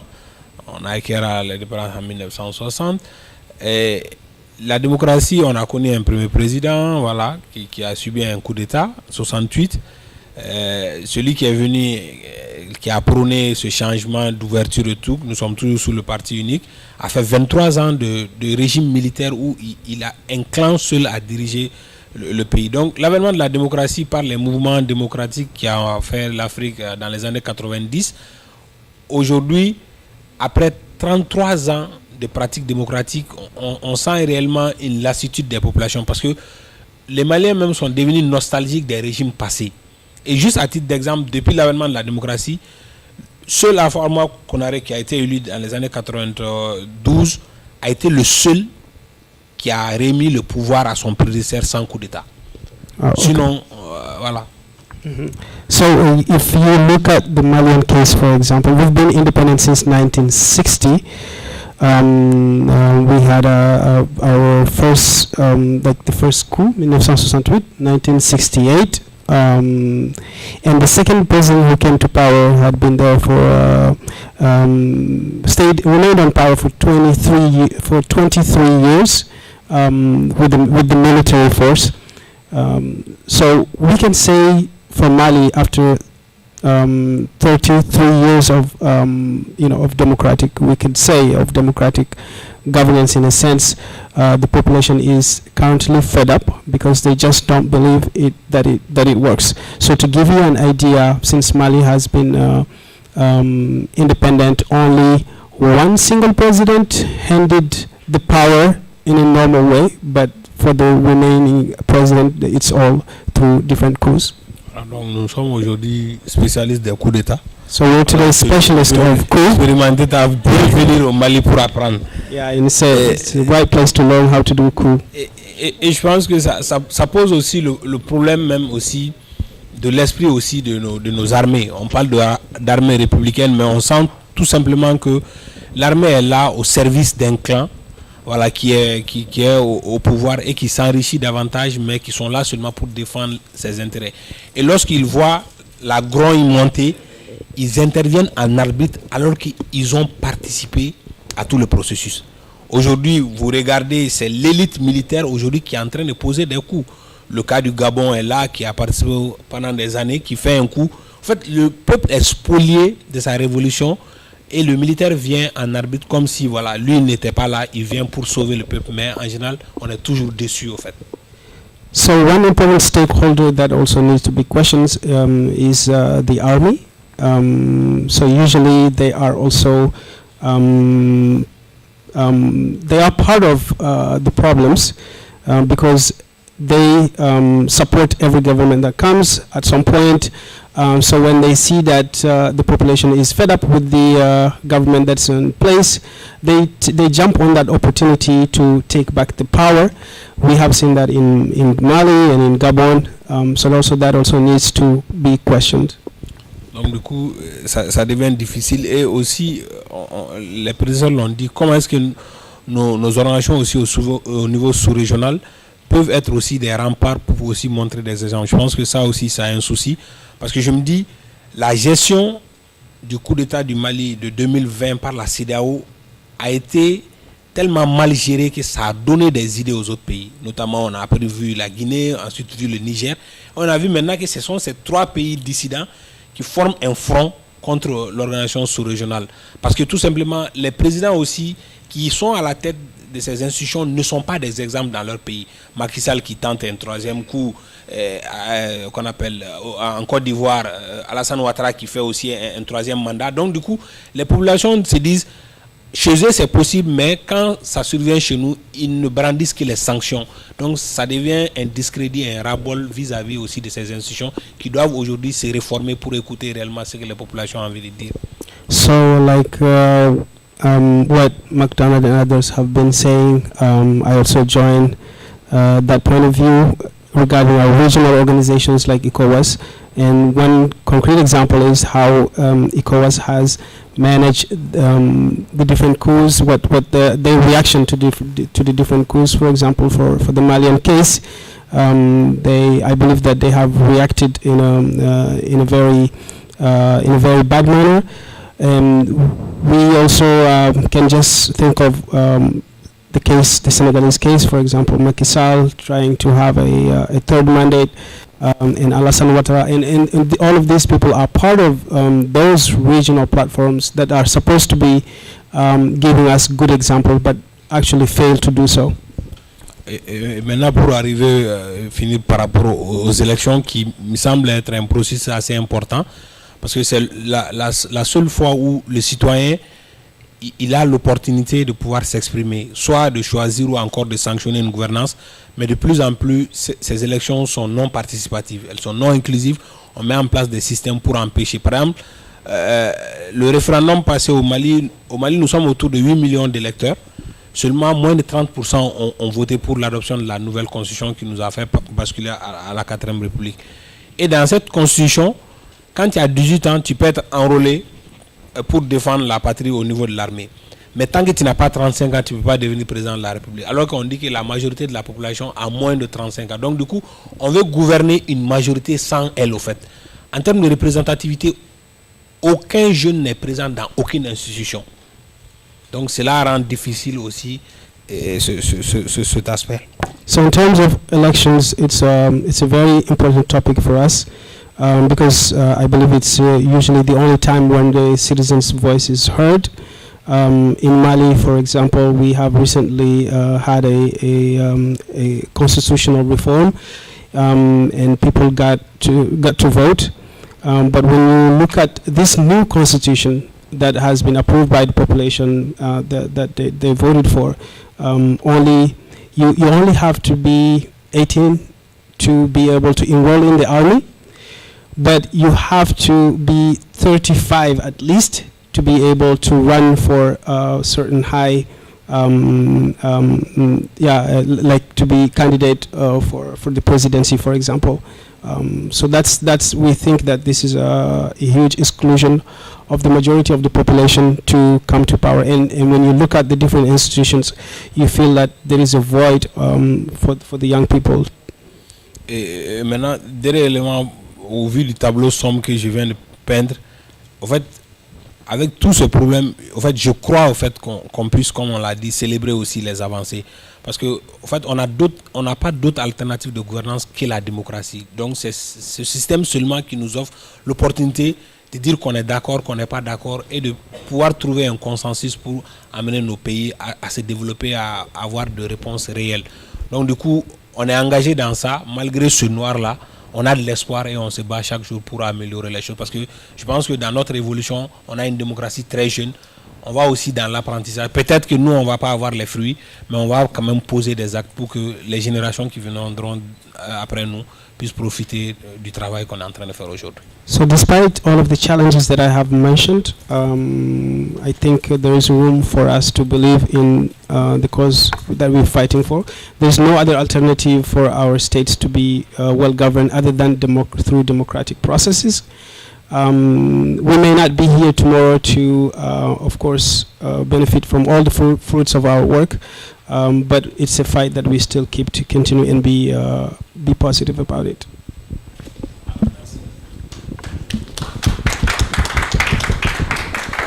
So thank you very much. We're almost at the end, but I think we can't end this conversation without having you guys making input to this very enriching conversation.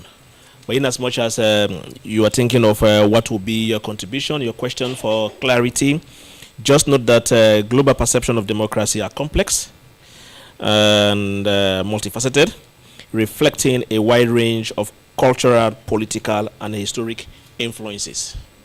So in as much as we might want to yearn to catch up with the global perception of democracy, someone rightly mentioned that we had ours. We had ours and it was working very well. It's just a matter of how do we improve on it? How do we take best practices and also infuse them in already what we have? On that note, I will ask each table for us to have someone, if you have a question, if you have a comment, just for 2 minutes, please.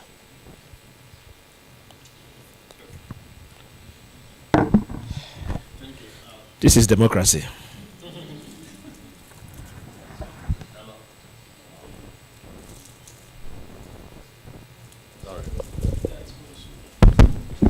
Yeah, I think the presentation was actually good, but a couple of issues are looking at what contribution can we make in terms of enhancing democratic dividends. Because all talking about democracy is not working. What can we do to help? How do we strengthen political accountability? And how do we make sure that we build strong institutions and building strong men in Africa? I think that's a challenge, that we're building strong men and strong institutions. Thank you so much. All right, this table. Nobody here? Are you guys fine? Okay. Anyone? Thank you very much. I think Cynthia spoke about... Just a quick one. Est-ce que vous retirez la question que les gens qui demandent? D'accord. D'accord. Yeah, Cynthia spoke about money in politics, that is vote buying. It happens across the continent. I think in 2021, CDD conducted a research where they found out that to contest for presidency in Ghana, you should have $100 million to be successful. And then there's another figure for parliamentarians as well. But one thing we normally forget in all of this conversation is that no one buys something that is not being sold. People are selling their votes. That is why the politicians are actually buying it. So we should, as a people, we should get to that level where we develop the mindset that our votes are not for sale. Our votes are for competent people, people who can drive the national agenda. When you look at the United Nations Convention Against Corruption, the UNCAC, it is a framework that most countries in Africa have actually ratified. Ghana, Nigeria, Zimbabwe, South Sudan, all of these countries have ratified this particular convention.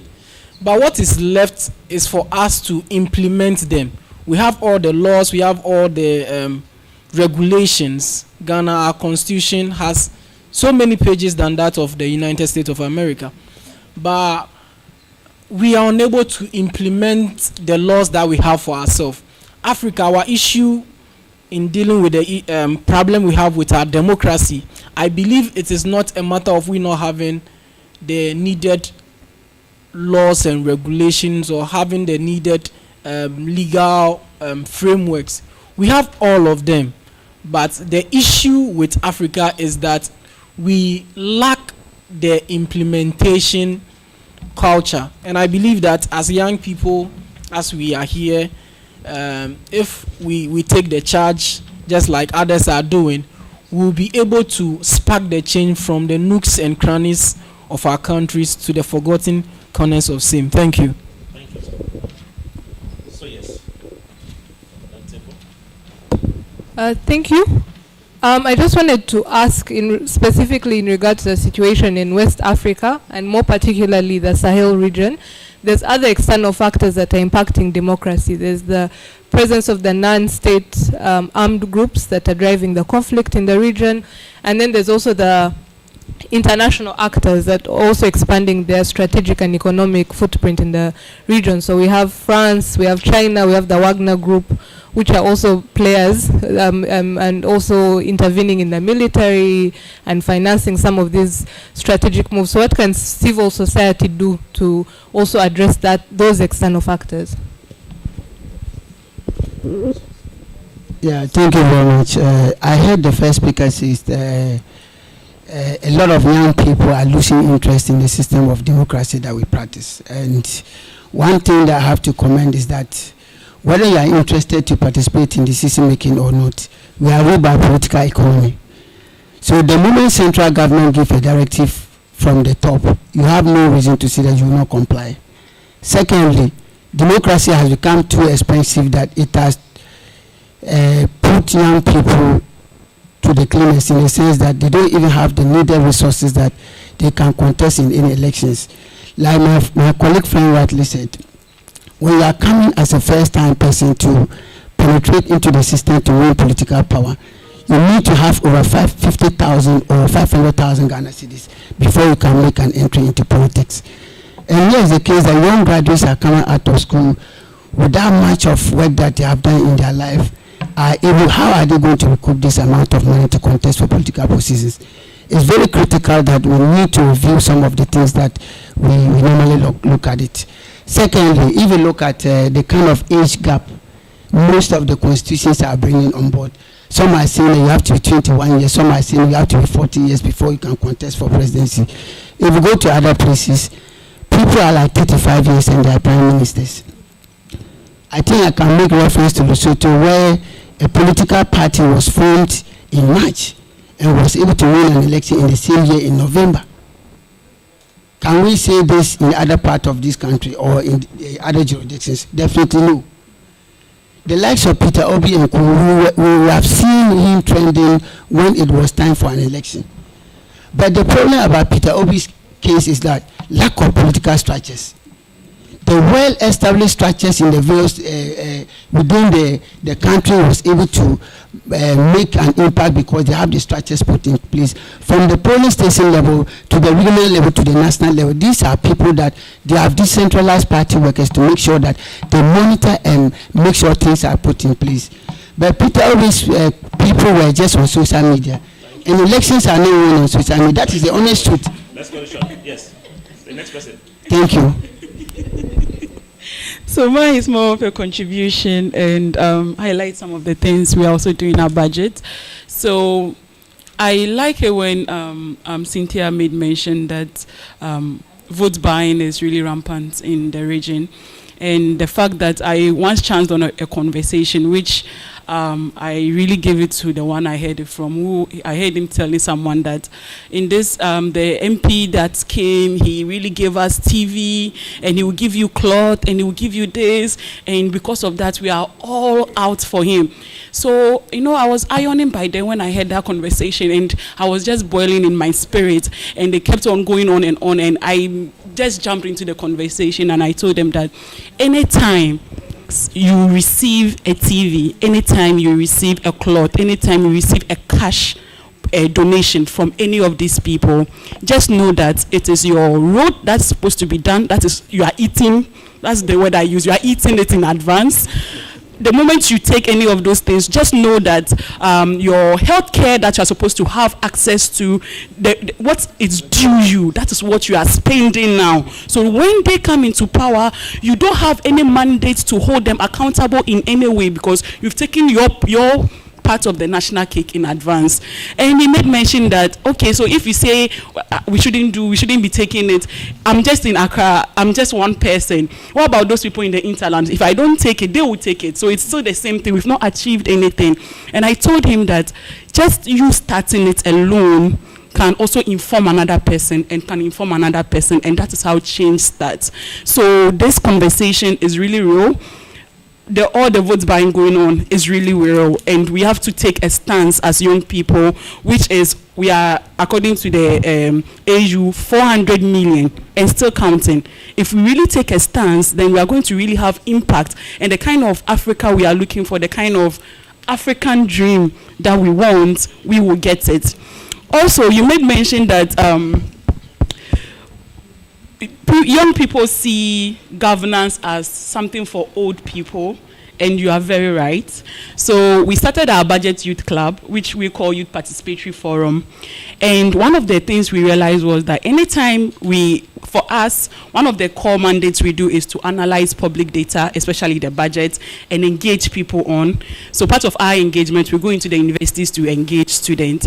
And we realize that when we go into the university, someone is even studying business, and the person has no idea about what's entered into the budget. They didn't even sit to listen. They didn't think it's something that relates to them. They couldn't relate to it.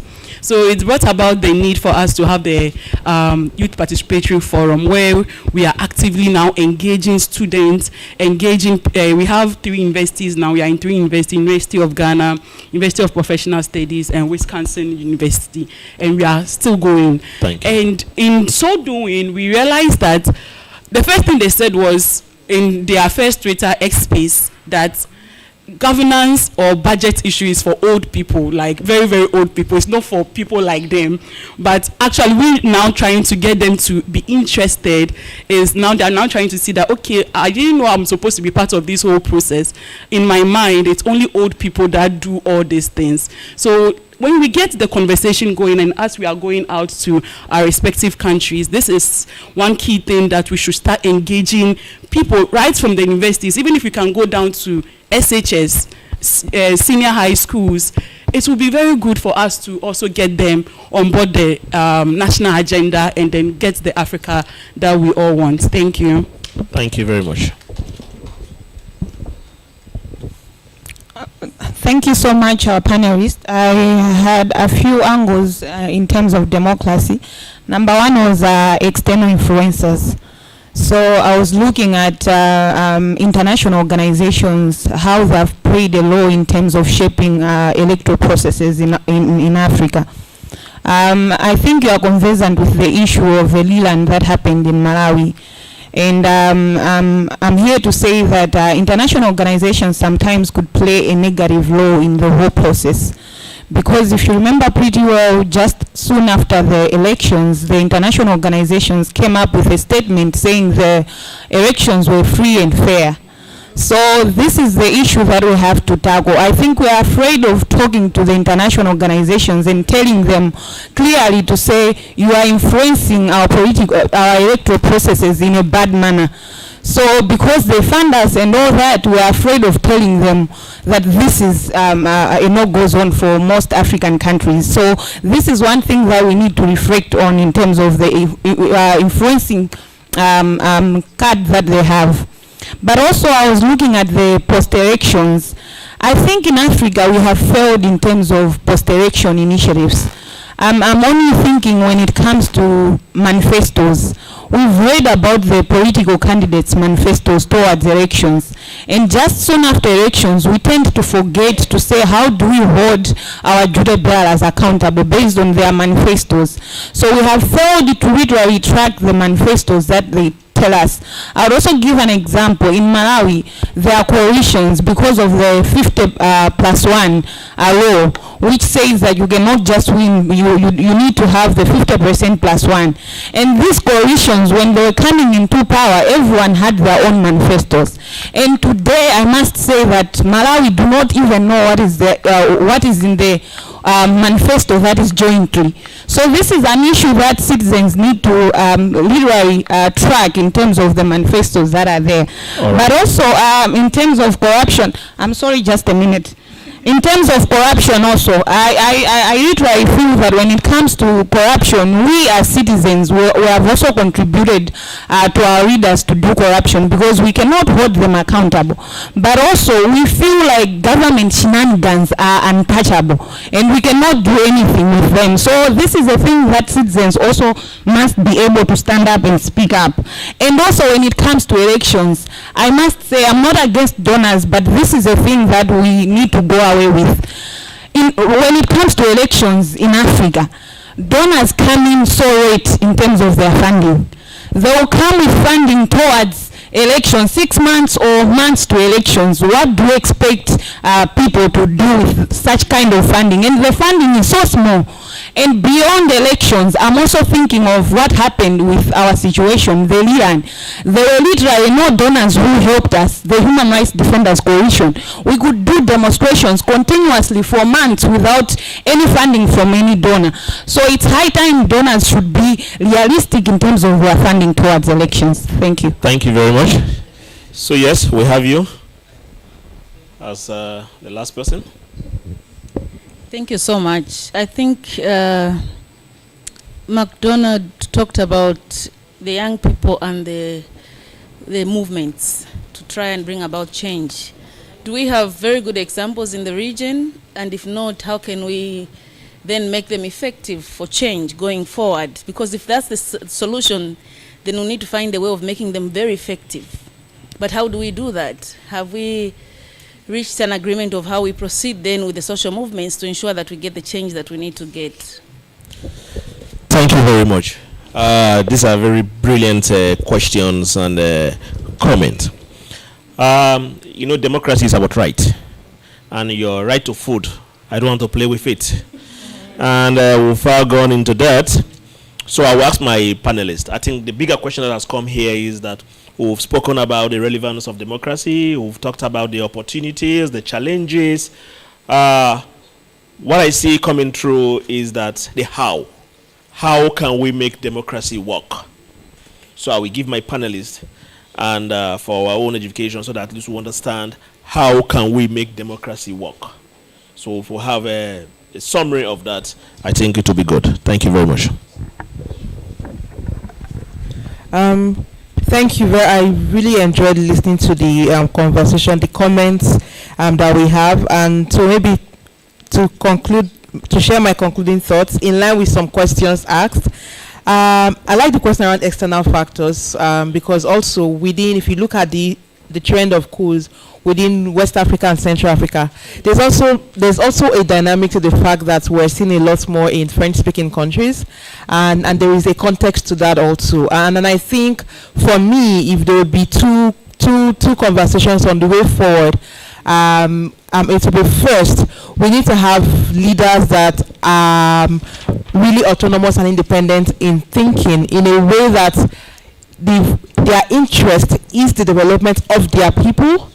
And so in each engagement with whichever foreign power, so be it France for instance, or we have China coming into a lot of our countries now. We have a lot of our countries getting into contracts, getting in bed. With that, we also have the interest from Russia. I don't believe, one, I know it's a global village. I wouldn't say do not engage, but I think where the challenge is a lot of times in most of our countries rich in human and natural resources, but the people do not see the effect of those resources in their lives. A lot of times we feel like our resources and national wealth are sold, and when they are sold in a way that the foreign powers benefit a lot more than we the people, it makes us question why we have to engage with them.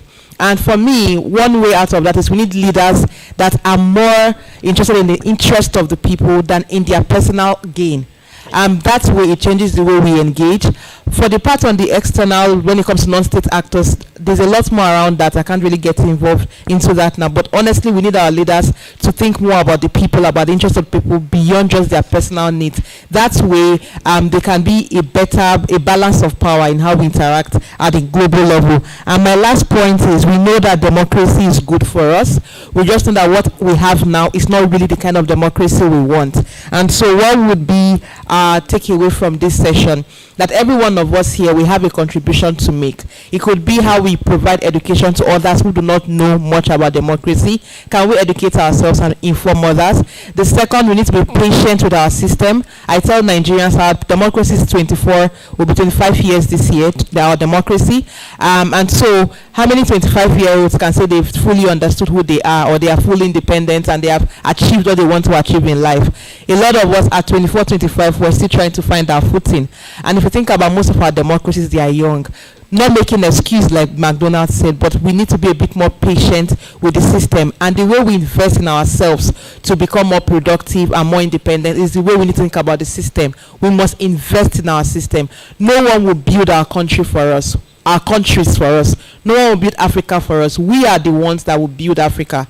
We make comparison with the Western world, but people built those systems. And so if people build their systems, we also must understand that we have to build our systems, and we need to take charge, because people power is the only answer to getting our countries and our continent back to us. Thank you. Thank you. Yeah, thanks a lot, the chair. I received a lot of the comments and submissions that were shared by colleagues, and the valuable insights and angles from all sorts of different places. I am an admirer of the Human Rights Defenders Network in Malawi and what they were able to do. I'm inspired. When I grow up, I want to be you. So thanks for sharing those experiences. There was a question around what we can do. You know, this is the situation is what it is.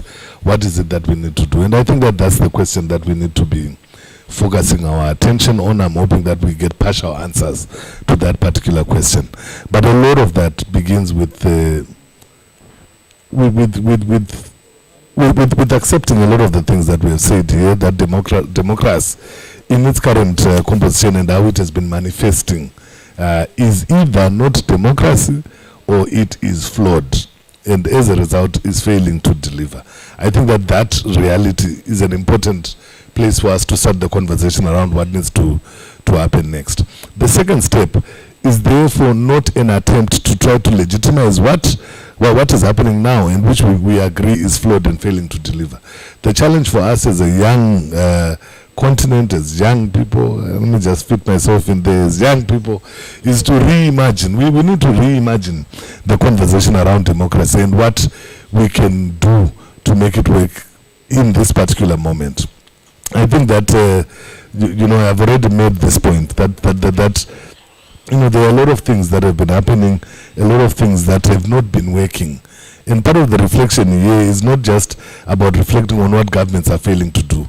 Part of the reflection and the responsibility for us as practitioners, activists and scholars is also to reflect on what we have been doing, and putting aside what has not been working in terms of pushing for democratization, and reimagining a conversation that makes sense around democracy for us as a people. That's a very conceptual conversation.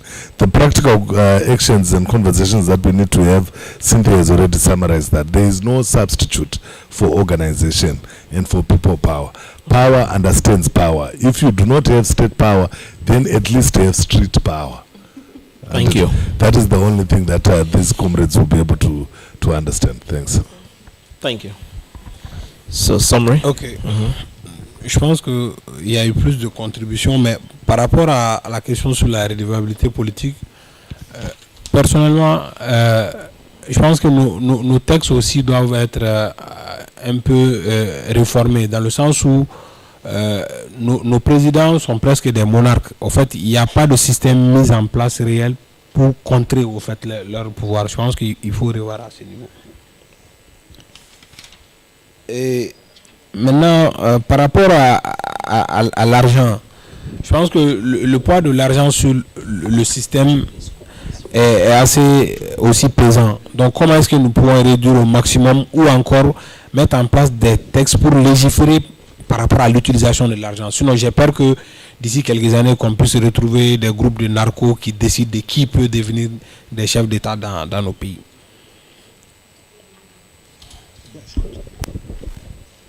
Yeah, just to quickly summarize these 2 points regarding political accountability, we should question sometimes our legal frameworks that are there and on which we can lean on to make our leaders accountable, because sometimes they just act as monarchs.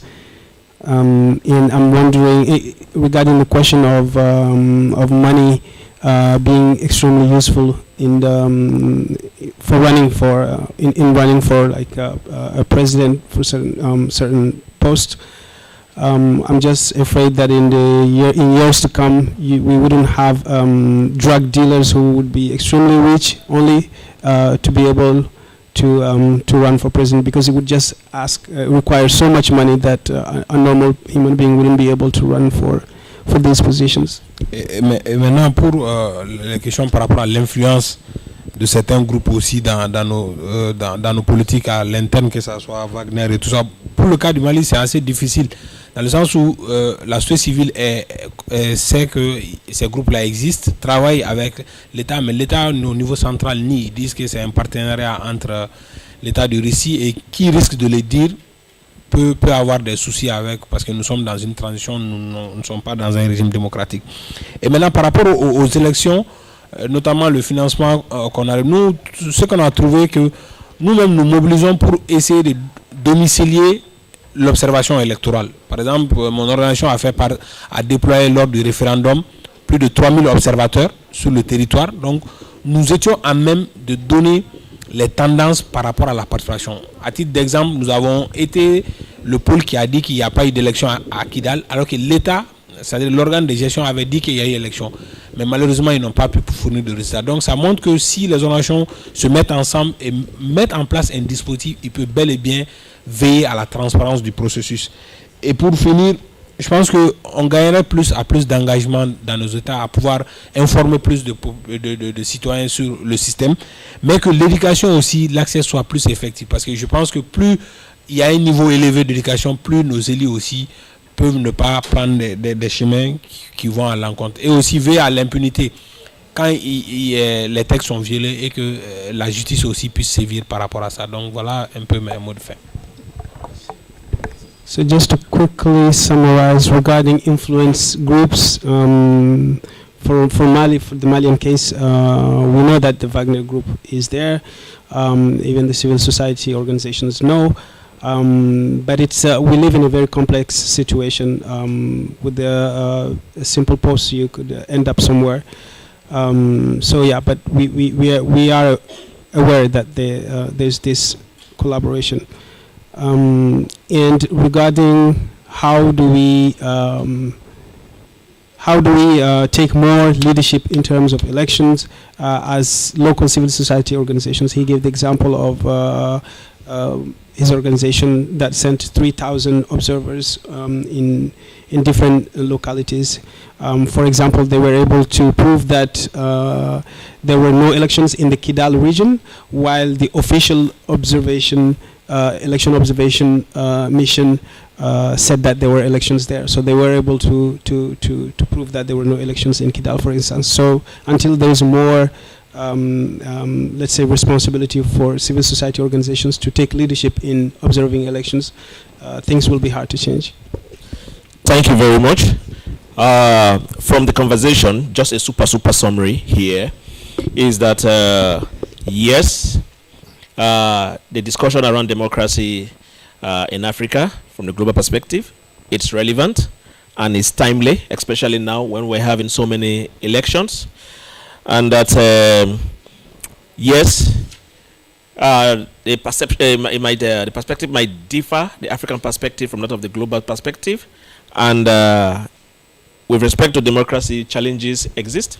But in as much as we have these challenges, we have opportunities that has been highlighted here, and that some of these opportunities can be taken advantage of. And that democracy is not just about elections. It's far beyond elections. It's about accountability and transparency. It's about creating enabling space. It's about participation and inclusion. It's about making the rule of law works. It's about addressing inequality. It's about right, like expression. It's about getting systems work. And in addressing some of these things, there are key things that we need to take into consideration. One, let's promote national interest above our personal interest. I think that has been a big problem. Most politicians promote their personal interest. And we need to invest in our systems. Let's make systems work. If we have stronger institutions and systems working, we'll be able to contribute to that. And then we have to accept the reality that yes, in as much as we are yearning, we are saying democracy exists, but we still have some challenges not working, in fact, to some extent, and work on how we can address some of these things to improve on our democracy. And the people's power is very, very key in all of this.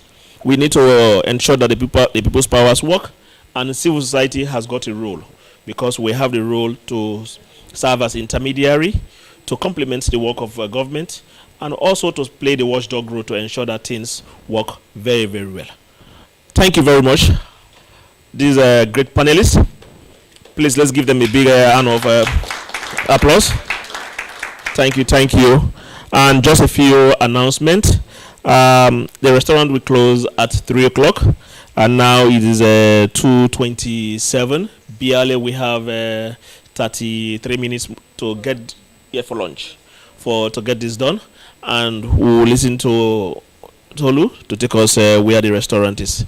Thank you very much for your attention.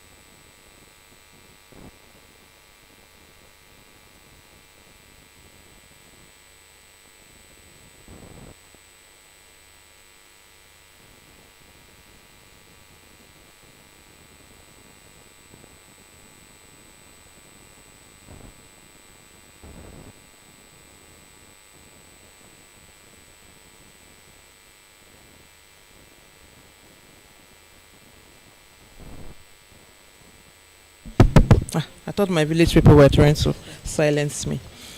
Welcome back from lunch. Thank you. We're within time. We'll be rounding up soon, and we're having the most important conversation this evening, because any conversation on women is the most important. Yeah, Africa is where it is because women are not in leadership. We need to get women, only men that have been leading us since, and see where they've taken us to. So perhaps we need to try something new, and something new is let's get more women in, because maybe if we get more women in, it will change this pattern. And so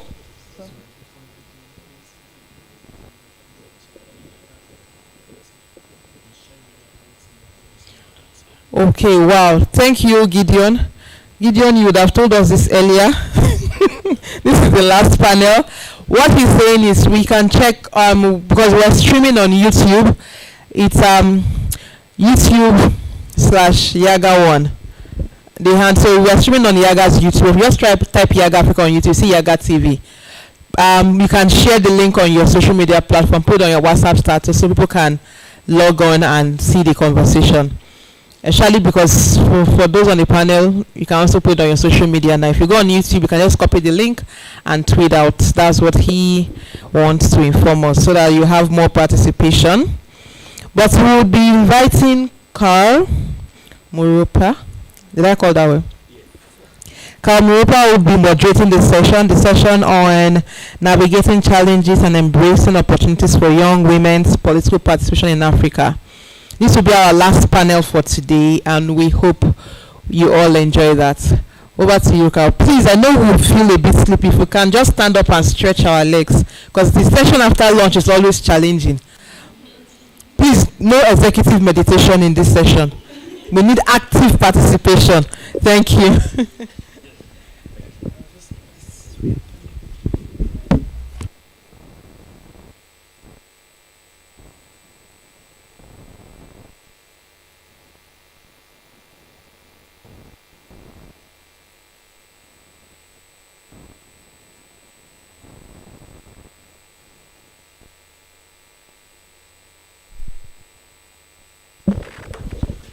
One, two, perfect.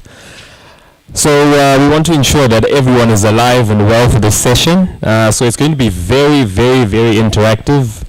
Do not try and hide behind your laptops and your phones. We will come at you with some questions. So feel free to engage us before we engage you. I would like to call upon stage the three panelists who are joining me today. Powerful women in their areas of expertise. And I am truly honored to have them here joining me.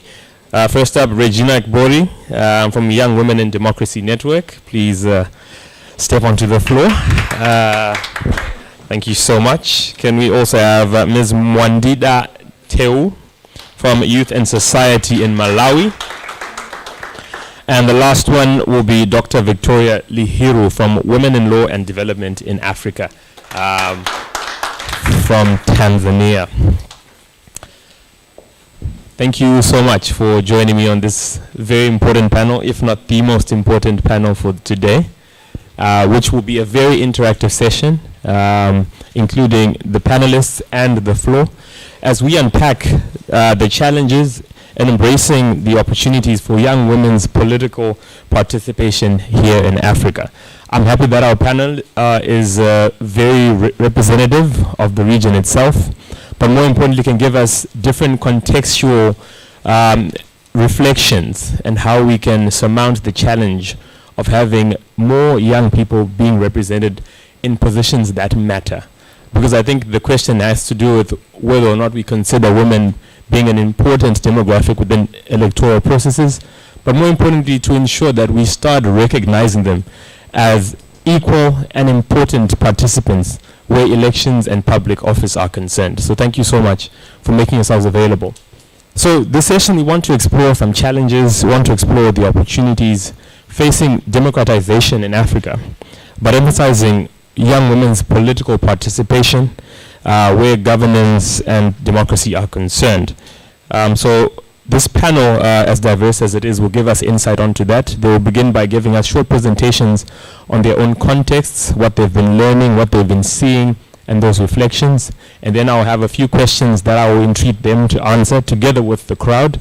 And then we can continue to build up within that conversation. So I will start with Dr. Victoria. Maybe you can shed some light. Obviously, you're sitting on the far right. That means you get to go first. But outside of that, it would be really interesting to find out how Tanzania has been going about the challenge of including more women in politics. Thank you very much. And this is a very critical conversation. I'm coming from Tanzania, where I am in academia, but also a member of Women in Law and Development Organization. So in terms of how young women are participating in political processes in Tanzania, first and foremost, I think it's going to be critical to share some of the statistics, whereby we had our last general elections in 2020, and we have a young woman getting into parliament through what we call special seats, which is an affirmative action that we have in our country to ensure that women are in parliament, councils, and also local governance structures. So this lady called Ngwasi Kamani got into parliament when she was just 24 years old. So this is one of our very good story that we would love and we would always like to share with the people like yourselves. But again, this is just one isolated incident where if you look into the parliament, you'll find that actually the young women of age 30 or below, the percentage is just 3.7. So that tells you that although young women like Ngwasi can get into parliament when they are just 24, that's just an isolated case. It's not for everyone. And as I said, those who are 30 years old or below is only 3.7%. So that tells you that our parliament is dominated, although we have 37% of parliamentarians as women, but they may not be as young as we expect them to be. And in terms of what, as scholars and also women's rights organizations, there are a number of strategies we've been employing to ensure that actually we see more young women getting into parliaments. And as women in law and development in Africa, the best tool that we've been using to bring about change is promotion or rather influencing for legal reforms. So in my country, Tanzania, there has been a number of advocacy initiatives to ensure that the legal reforms actually provide for conducive environment for young women to run for elections or be in the positions of power. So I will talk about the recent bills on electoral and political parties that just came out, and women's rights organizations came forward together with the scholars to analyze those bills and to provide input on how best they can be palatable in terms of facilitating more women to be in positions of power.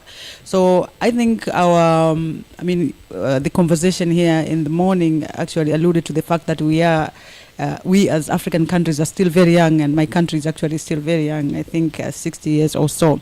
So since we got independence in 1961, we have been successfully on a number of initiatives in terms of ensuring more women, including young women, are in positions of power. So we have a 30% constitutional quota where at any point in time the parliament has to constitute not less than 30%. How those women are obtained, whose mandate and interest they are saving, is another complete conversation that could take a whole panel here. But we have 30%, and it has facilitated women like Ngwasi, who just got into parliament at 24 years of age to get into parliament. And also through influencing for progressive laws, women's rights organizations and scholars have been able to have a provision in the law that requires all political parties to have a gender policy, and there is actually stipulation on what the gender policy of a political party should look like. So one of the stipulation is that actually all political parties are supposed to have a gender policy, and that policy must stipulate ways through which that political party is facilitating women to be in positions of power, both at the political party level and also for elections. So that also provides an opportunity for young women to be to participate in political processes.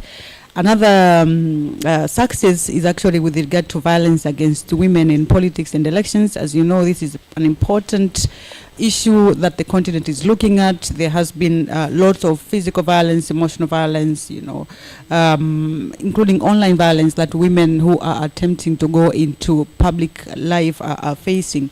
So just recently, we have bills that have been passed in Parliament, and one of the very critical things that has happened is that violence against women in politics and election is now an electoral offense. So Tanzania is becoming one of the first countries to legislate against violence against women in politics, and that is such a success.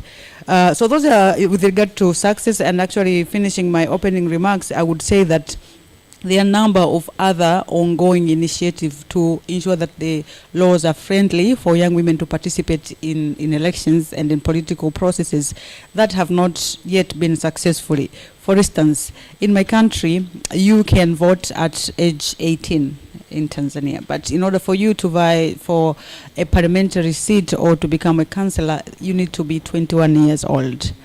And if you are very much, you believe in yourself and you want to run for presidency, then you have to wait until you're 40 years old. So, and I know in some of the countries, such as Nigeria, they've been able to do a campaign known as Not Too Young to Run. That has been very successfully, that you can compete for any electoral seat as long as you're 18. But that's not happening in my country. So that is still an hindrance for many young women to get into positions of power. And most of women's rights organizations and scholars are advocating for the laws to change. But again, as we know, we are from different African countries, and most of you guys allow independent candidates to run. In my country, Tanzania, independent candidates are prohibited by law. So as we know, when you have an avenue of contesting as an independent candidate, you have an alternative. If you're not buying into the politics of the political parties, then you can decide to run independently.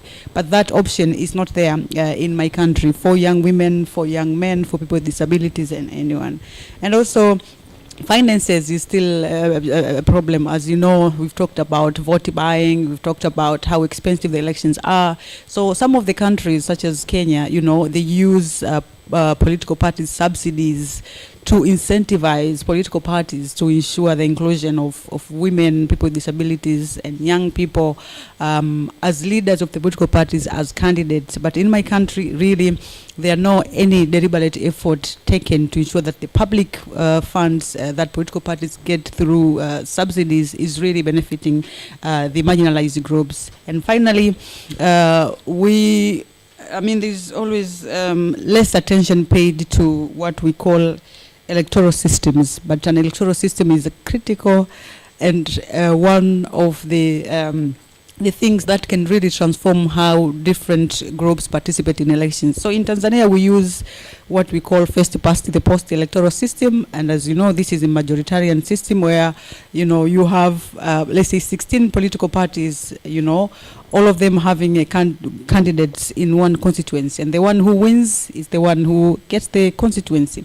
But this kind of electoral system is not friendly for women. It's not friendly for young women because, as you know, gender relations, stereotypes, men are the ones that are deemed to be leaders and women are deemed to be domestic beings. So this kind of electoral system is not really conducive for women and for young women, but we still use it.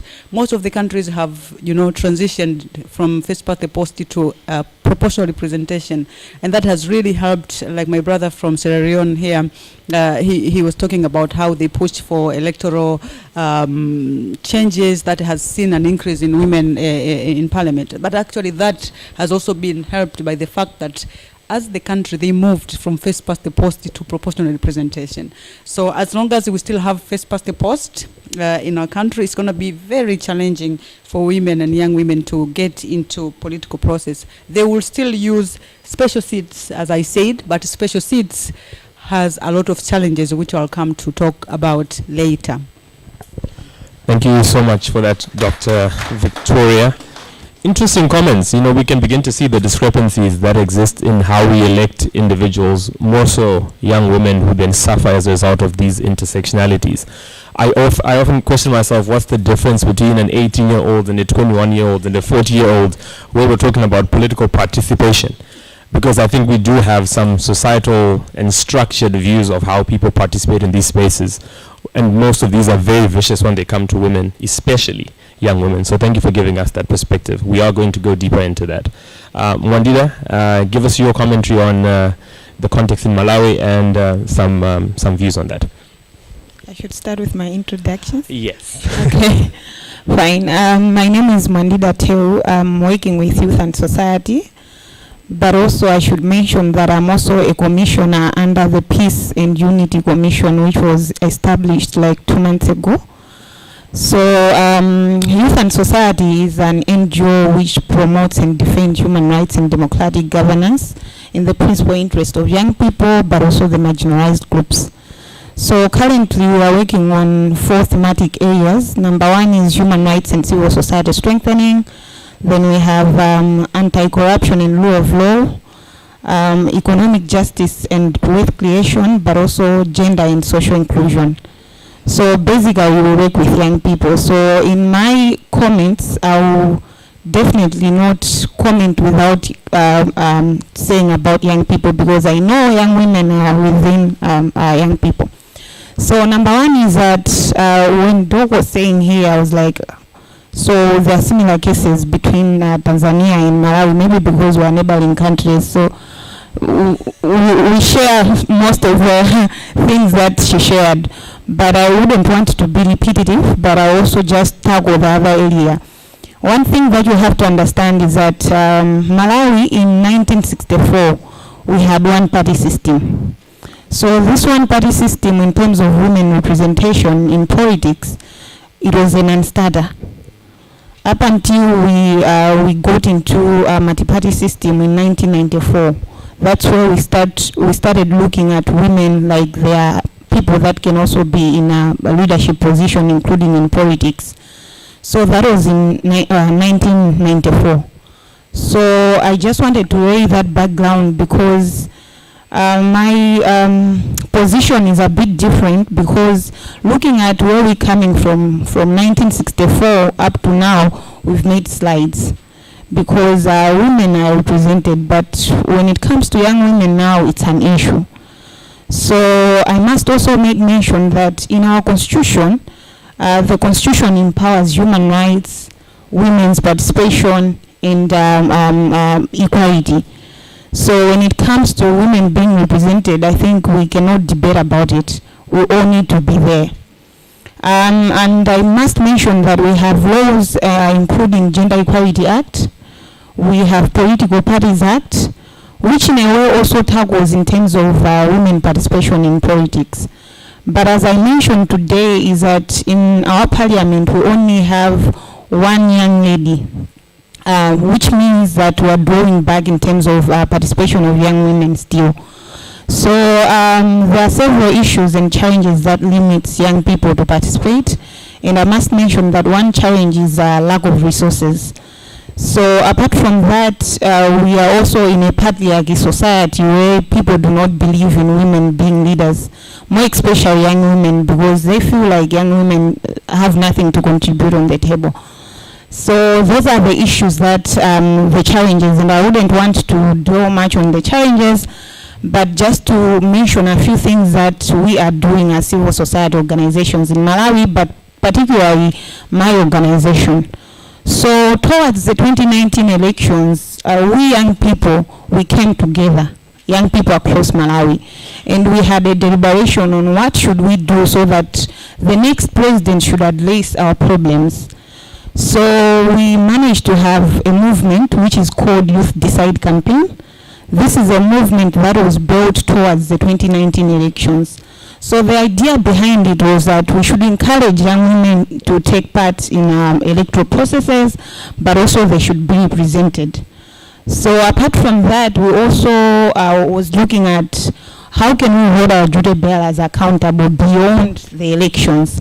So we also managed to develop a National Youth Manifesto.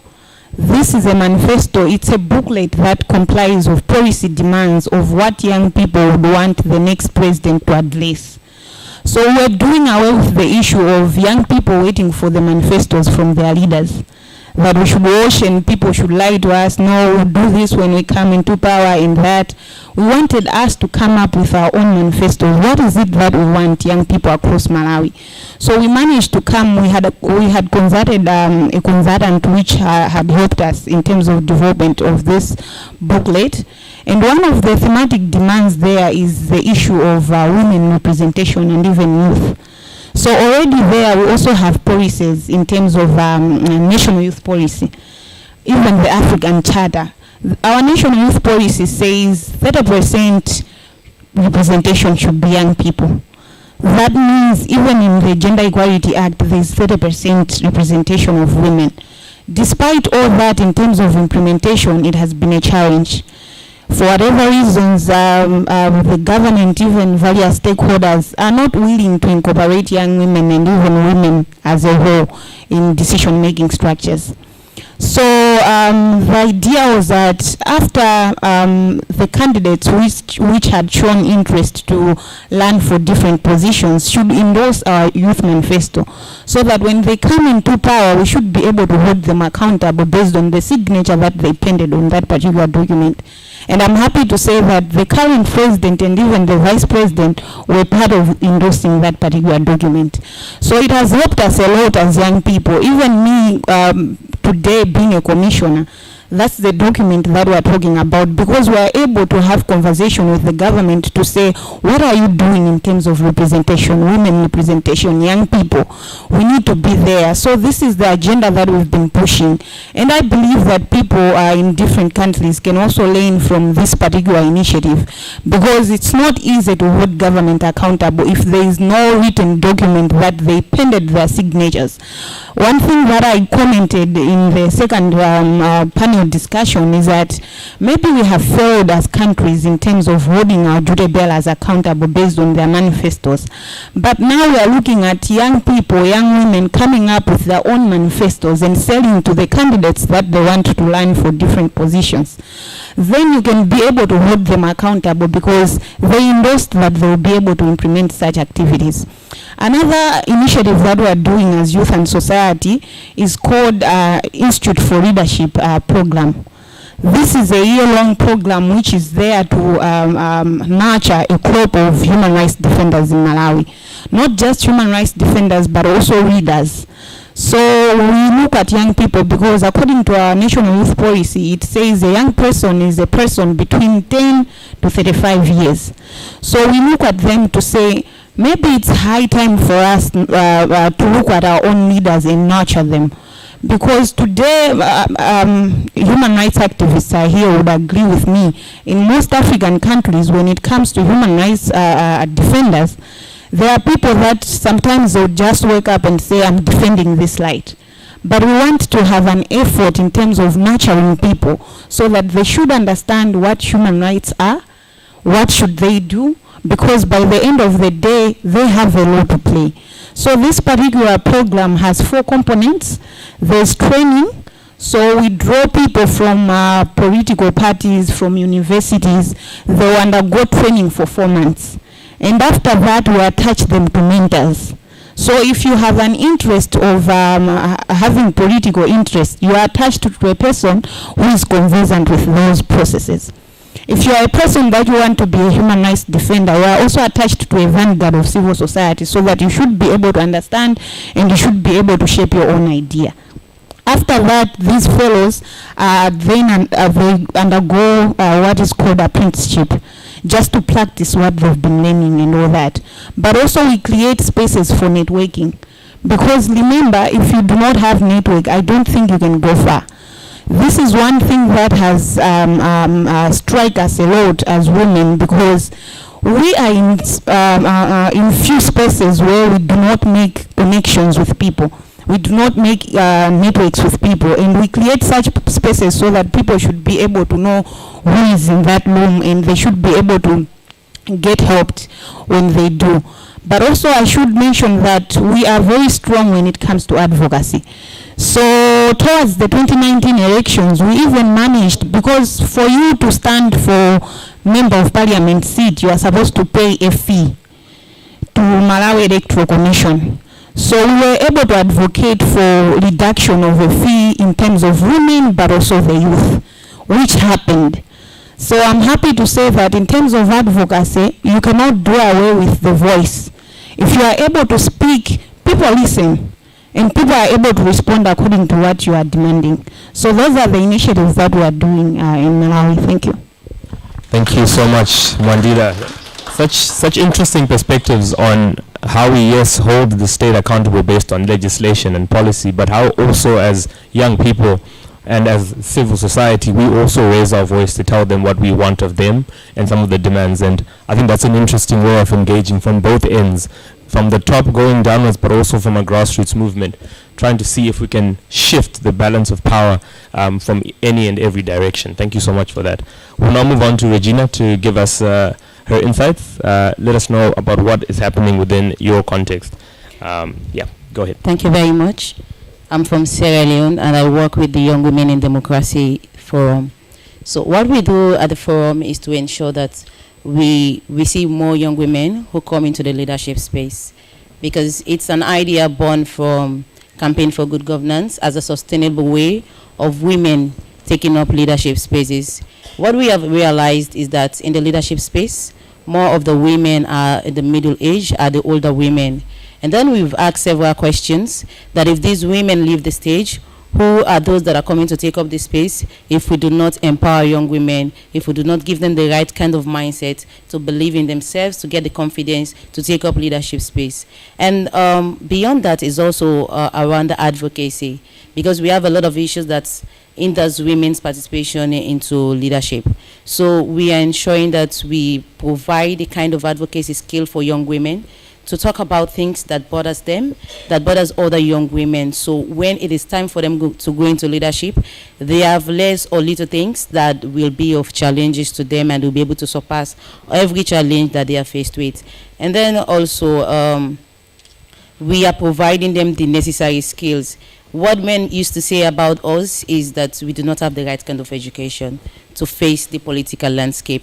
And this has been one of the major barriers that has been hindering women's participation. So we want to capture our young women at a very young stage, because we believe when they have the right capacity, when they have the kind of resources, when they have the right skills, they'll be able to take up that space, and not just be in the space, but they'll be able to make legacies that will lay the foundation for other women to come and take over.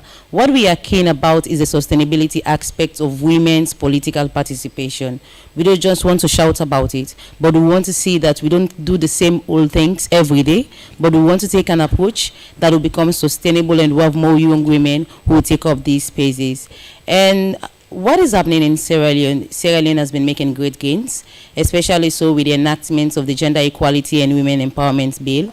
Before then, the narrative was terrible, but we are so happy that we have the 30% quota for women's representation, not just in elected position, but also in appointed positions for also the private sector. So with the GWE, we are having more women appointed by the government. We are having more women who have been voted for. We are having more women who are also in the private sector who will be leading. And we are not just advocating for them to be in the sector, but we also want them to be at higher ranks, because we feel that if they are there, they are able to influence change, they are able to influence the policies in those organizations.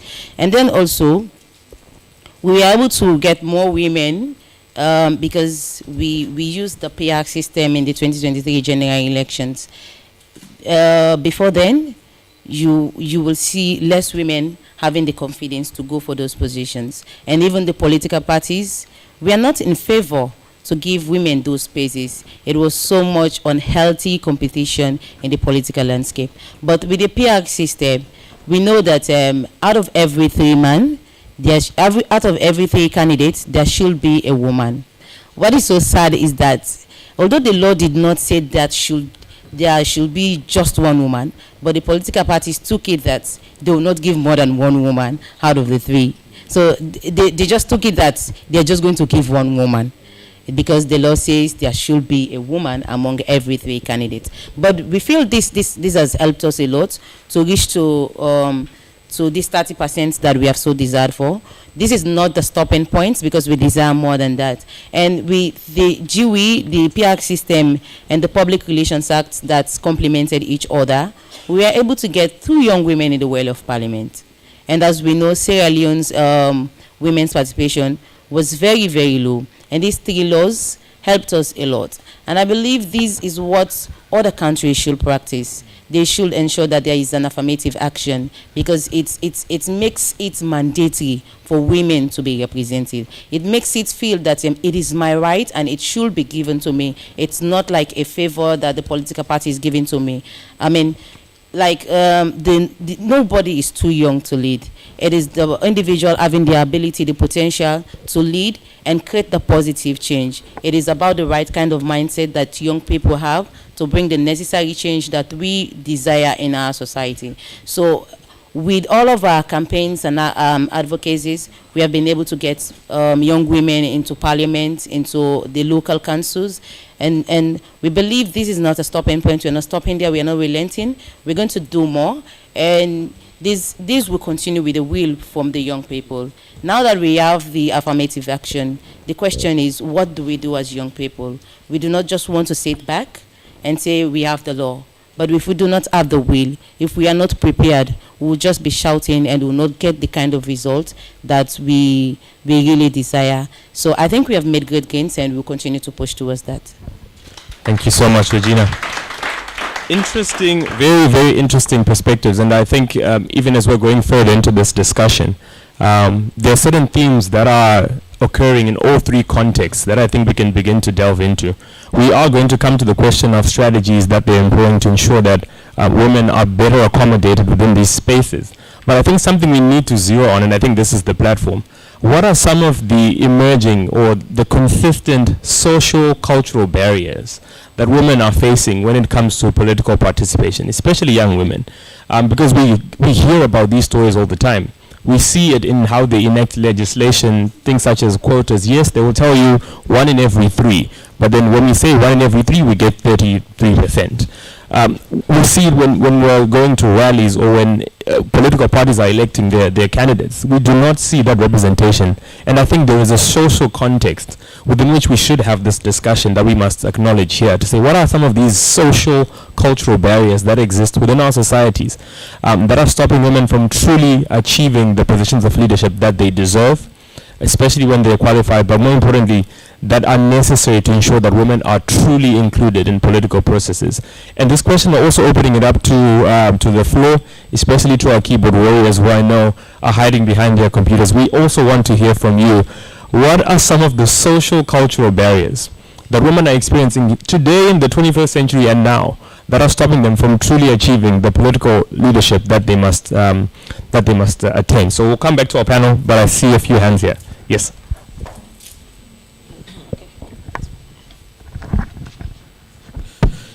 Yes. Just as Regina mentioned, that we have the law, that's the Gender Equality and Women's Empowerment Act. We also have the Public Election Act, and as well as the Political Parties Act. But we continue to have what we refer to as the Chieftaincy Act. So you will see that if you look at the current composition of women in our parliament, in terms of the elective position, we have 30% women that were elected. Unlike wherein we have the members of parliament, we only had 1 woman out of 14 districts. Only 1 woman is a paramount chief that is in parliament. And the reason is because of the customs and traditions. And the customs and tradition dictate that for you to be a paramount chief, you have to go, or you have to be in accordance with the customs. And some of these customs do not favor women. In my country, some of these customs favor women in the south. So that is why the representative in parliament out of 14 will only have a female representative, that is a paramount chief from the south. Unlike in the north, Because the customs in the north is that you have to go through the counter for you to be a paramount chief. And the counter is meant for men. So technically, you are eliminated. So these are some of the things. So why should you have a law that should be universal, then you limit it to customs and tradition? And in the country, you have diversified customs and tradition. One part of the country, there are customs that favors women, unlike other country, on other part of the country that does not favor. That is one. And the second one again, we live in a patriarchal society. And that is why often I say to my colleagues, men, that you need to join the campaign. And you need to believe in women's leadership. We've seen that, where if you have a woman as a leader, the possibility of you yielding the dividend is high. It's not just institutions. Sometimes people say, oh, yeah, he for she champion. I say we need more. Then our laws. The political will has to be there. If the political will is not there, you have all of this advocacy, it will become very difficult. But I think the mindset has to be changed, that women's empowerment is a right, and women's empowerment is something that we have to embrace. And we need to believe that the women alone can't do it. We as men need to come on board and support. We have to do it side by side. That's the only way. And some of these cultural stereotype or patriarchal thought about women, we need to change that as such. So the laws are a big challenge in terms of customs and tradition. If we eliminate that, it will be huge. And that is why I want to take advantage with the constitutional review process to see how we can get rid of all these discriminatory clauses in our laws, so that at least we have them in the Constitution. That's our next mission, and that's what we are hopeful of achieving. Thank you so much for that perspective. I think there's another hand in the back there which can also contribute, but thank you so much. The laws are predatory for women, and they are causing a lot of confusion where some of these things must be implemented. And thank you for giving us that point. Yes, at the back there. My then we'll come to Bessa. It still comes back to the laws. So if we really are serious about having women participate in election, in governance, then we need to take into consideration that if a woman is participating in this kind of space, let's not forget that the space itself is very bloody. The space itself is not friendly. The space is going to troll you. So if you are a woman, are you willing to subject yourself to all those things? And then we have instances where we are, as women, you are told, you have to be submissive to your husband and all that, and it's perceived that the moment we enter into such spaces, we do not get the chance, or we do not really meet societal standards of being submissive to your husbands. So if we are going to we are advocating, let's have more women in, let's have more women voices, let's have women in governance. Are we actually making the space friendly enough? We can make the laws, we can put all those nice things in book. Malawi will tell you, let them sign it, it is there. But in its implementation, are the women also now going to willingly come out to participate, taking into consideration the fact that you will be insulted, someone will go through your past history? In Ghana, that's what we do. The moment you start coming into the limelight, someone will go and dig something somewhere when you were even a kid. You are not even aware. Someone has data on all those things. They will know where your family is, who is your family, and they will start trolling you. Are you willing to subject yourself to that? So we need to also create the space for them to be able to participate, and that's my contribution. Thank you so much for that. It's very true. Sometimes when we are entering these spaces which we have not curated for women's participation, someone will bring up your gist and it becomes an issue. And when that happens, we fail to see women actually entering the space, because when that happens, it affects men and women very differently. For men, most of these things are swept under the rug. Oh, it happened, it was a time in the past. For women, not so much. Shameful. It is disgrace to society. But those words linger very differently between men and women, and I'm happy you raised that up. Yes, sir. Is there another? Yes, the contribution there. With the issue of women inclusion in leadership, I think Ghana has took some success. My activism, my democratic activism or civil society activism within Africa is more in Africa, in West Africa more.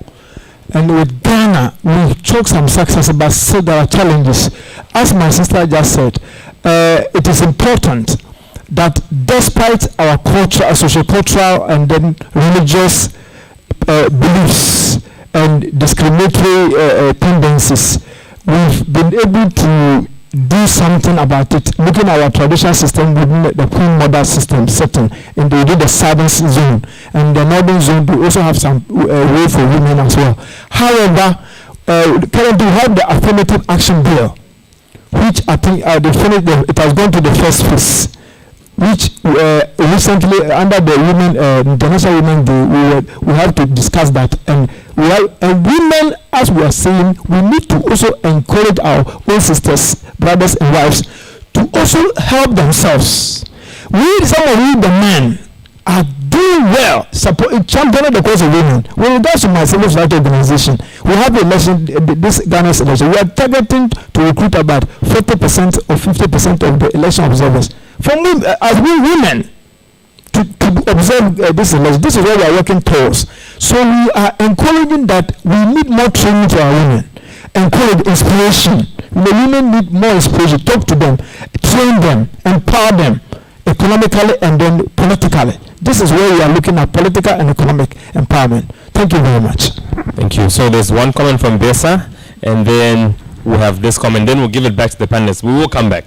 So Besa will give us her comment. There's a comment here on this table that has been very quiet, so we have to include this. And then we'll come to our speakers very quickly, so that we can move on to the next question. Okay. Hello. Yes, Besa. Okay. So I wanted to speak to one aspect that we need to consider as well, in terms of creating an enabling environment for women, that is addressing the issues of gender-based violence. I think that's a very, very critical area, because most of these women do not even have the confidence to be able to stand in whichever leadership position. And from our engagements, it's actually easier for a single young woman to stand in comparison to a married young woman, because of all these cultural diversities, but also because there's a lot of intimidation, violence coming from our home. So I think if we're to create an enabling environment, that is something that also needs to be considered. Aside that, my colleague spoke to the issue of cyberbullying. It's the same with Zambia. Character assassination, where they have to dig out certain information about this woman for her to actually be seen as a credible candidate for a particular office. So those are still challenges that we need to strategically think around and see how they can be addressed. Thank you. Thank you, Besa. We have that comment from our ghost table. Closer. Yeah, thank you very much. I think we can all agree that when it comes to some factors that affect the growth of the women movement in our continent, our culture, history and tradition play key role. But aside this, we all know that we've made significant progress. We can't say with confidence the challenges we faced 20, 30 years ago are still with us. They may have rebounded or they may have changed. But I think some of the factors affecting the growth, or let me say, granting enough participation or adequate participation to the women front, we cannot downplay the fact that there are some subtle factors, like women seeing their fellow women as competitors, within the space. And also men seeing the women as competitors. These are some of the subtle factors that are inhibiting the growth, or let me say the work that we are all pushing for. So we need to, conscientize the women front, the men, not to see their fellow women as competitors, and women not to see their fellow women as competitors. But if we assign the main obstacle to our culture and other things, we'll be losing the battle. But the mind battle is where the difficulty is, so that you know that when you able to cede the turf to your other your fellow woman to also occupy a significant position, you are inadvertently doing that for your daughter in the future. Because tomorrow, if your daughter is also supposed to be given the opportunity to rise to that height, and other women are preventing her, would you be in a comfortable position? So we have a mind battle, which all of us and civil society organizations, we need to, conscientize them, try to, make it unattractive. Make it unattractive for the man or the woman to see their fellow human being as, a competitor instead of a complementary asset. Thank you so much for that. While we're giving Victoria the mic to also respond, it's interesting, you're talking about that cognitive bias to say when a woman is seeing another woman competing, for some reason they can't have that, they'd rather go for the male candidate. And also when men see women trying to compete for political posts, there is that bias that also comes in. It's also interesting. In my country, and I'm sure in many other countries, when we see someone driving terribly on the road, we often say, I'm sure that there's a woman who's driving that car. But those are terrible cognitive biases that stop women from participating, even in the same way in politics, right? We make these very haphazard and terrible assumptions based on gender, which have nothing to do with one's credibility and one's competencies where elections are concerned. Dr. Victoria, you would like to weigh in on that? Some question? I guess the same question, yeah, just to give quick comments and then we'll go to the next question. Yes, I think in terms of culture and tradition, I think most of you have spoken here, is that, how we've been socialized and oriented into these things affect everything that we are doing. So what is happening in the family, for instance, how we raise our boys and our girls is different.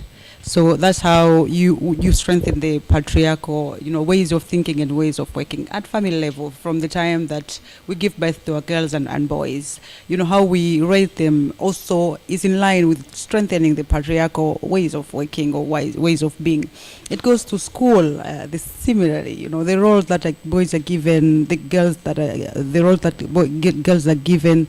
Look at our stud materials, look at our curriculum, look at the books. What you see is reinforcement of male domination and subordination of women. You finish school, you go back home, you listen to the radios. What is being spoken in the radio reinforces about male superiority and women domination. You go to church, you go to mosque. It's just reinforced in everything, in everywhere that you're going. So patriarchy has strategically positioned itself where it's being reinforced everywhere. You finish school, you go to university. The courses that you're supposed to, to go study as a woman or as a girl, and those that a boy is expected to go and study are different. You go to a workplace, the culture is the same, reinforcing the patriarchal values.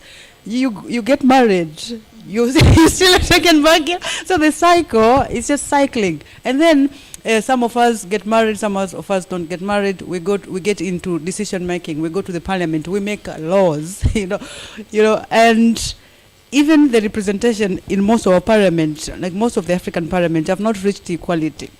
Like very few. You'll talk about maybe Rwanda, South Africa, Namibia, Mozambique. Those ones are close to equality. But if you take on average our African continent and our parliaments are male dominated who have been raised in a patriarchal society. So they are making the laws that reflect or actually promote the domination of patriarchy. So I think we still have a very long way to go. It's about bringing different pieces together: the family, the education system, the religions, the lawmaking process, the media. It's everything combined. So we still have a very long way to go to get out of this. Thank you so much for that. I'm going to ask Mwandile a slightly different question, but piggybacking off of the same point, to say, so how can the women's rights movement and youth movements then work together as allies of this problem, right? We're talking about social reproduction, which is essentially how societies continue to learn about systems and how these systems are reinforced. So we want to see how the women's rights movement, how the youth movement as well, you've spoken at length about that, how we can work together to support more young people participating in politics in a way that's meaningful and in a way that is devoid of intimidation. Thank you so much. Number one for me is shared goals. Okay. I think by the end of the day, youth, women, we all want representation. So we should be able to understand each other that the goal is the same, and we should be able to work together. Apart from the shared goals, is also collaboration. We shouldn't see each other as competitors. I attended this workshop where there was a question. So we were young people and adults. So there was a question to say, what do you think of each other? And young people were saying, when we see adults, we see people that are clicking to leadership position. They don't want to pave way for us. We feel like there are people that do not want to hear anything from young people and all that, etc.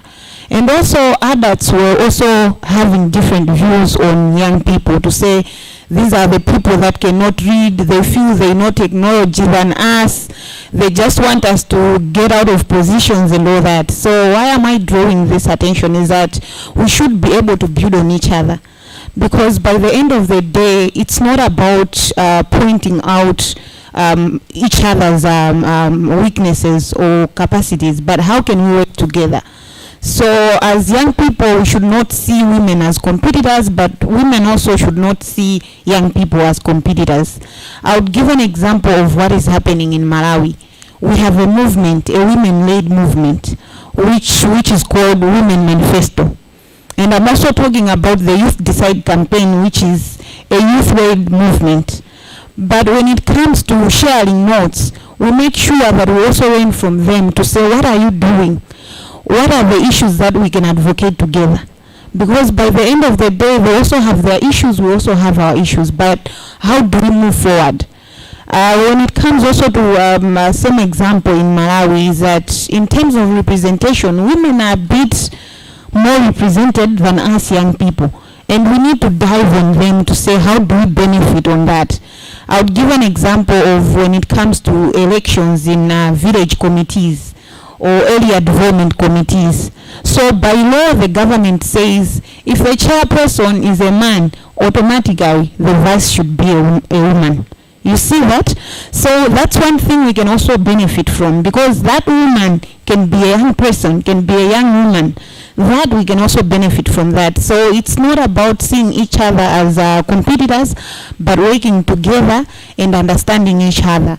But also, I'm also thinking of how women and youth can also work together.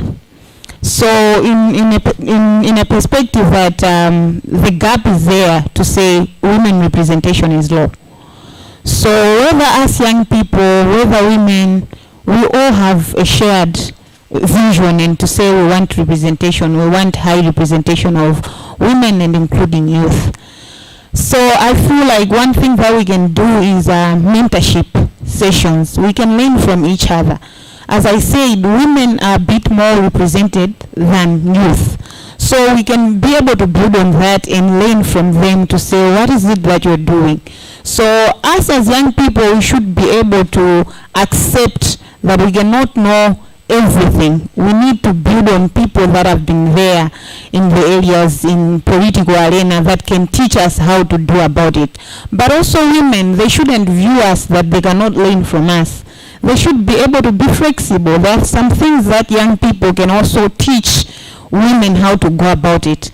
So kind of working together, it should be a two-way working relationship where we embrace each other, the capacity that we have, and then the weaknesses, we build on those things. Yeah. Thank you for that. And Regina, you then answer this question from a sustainability perspective. You mentioned a lot about how we are working to ensure that the support we give to women, young women especially, is sustainable. It's not a once-off, okay, we give them this and then that's it. But how can political parties do this in a very sustainable way to ensure that women continue to participate in a way that is meaningful and over a protracted period of time? All right, thank you very much. All of these conversations that we are having right now, the political parties play a very critical role. It is them who gives you the authority to go out there for people to see you. If they don't create the kind of space for you, you will not be seen. You do everything within your power. We see during electioneering, people will campaign and do every kind of thing before they give symbols. And when it's time for the awarding of symbols, you see all those people that we are using their voices campaigning, you will not even see them in the picture. So it tells that the political parties are very important, and particularly to young women's participation and their inclusion into leadership spaces. The political parties should first ensure that we have more women in their ranks at party level, because when women are there to decide, they'll be conscious of the fact that they should create the kind of space for women.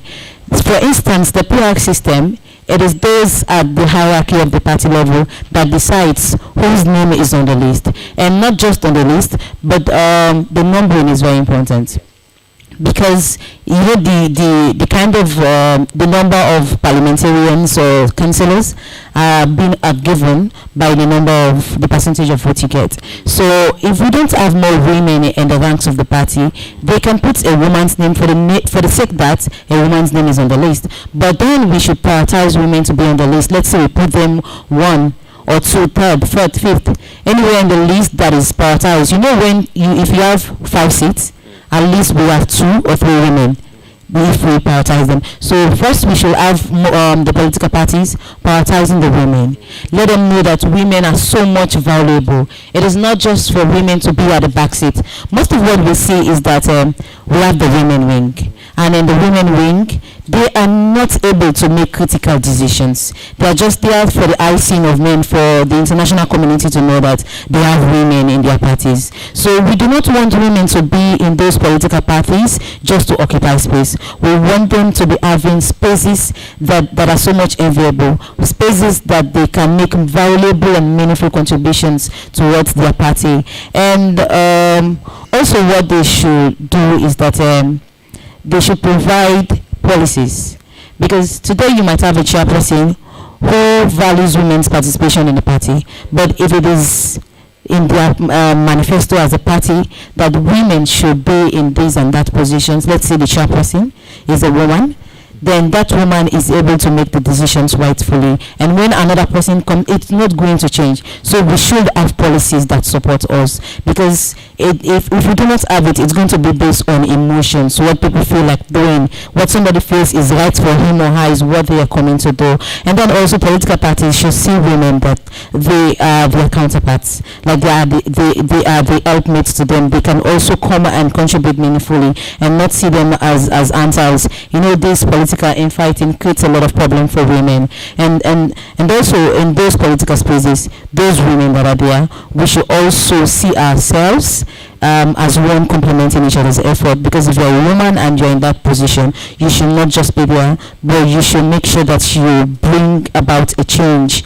I mean, like, you influence a lot of positive decisions to be positive in the favor of women. By so doing, I feel we will have the required attention, we will have the required approaches for women to be there. So it's basically about adopting a gender-sensitive policy for women in the political parties. I think it will make more gain for us as we continue to see, we continue to advocate for this.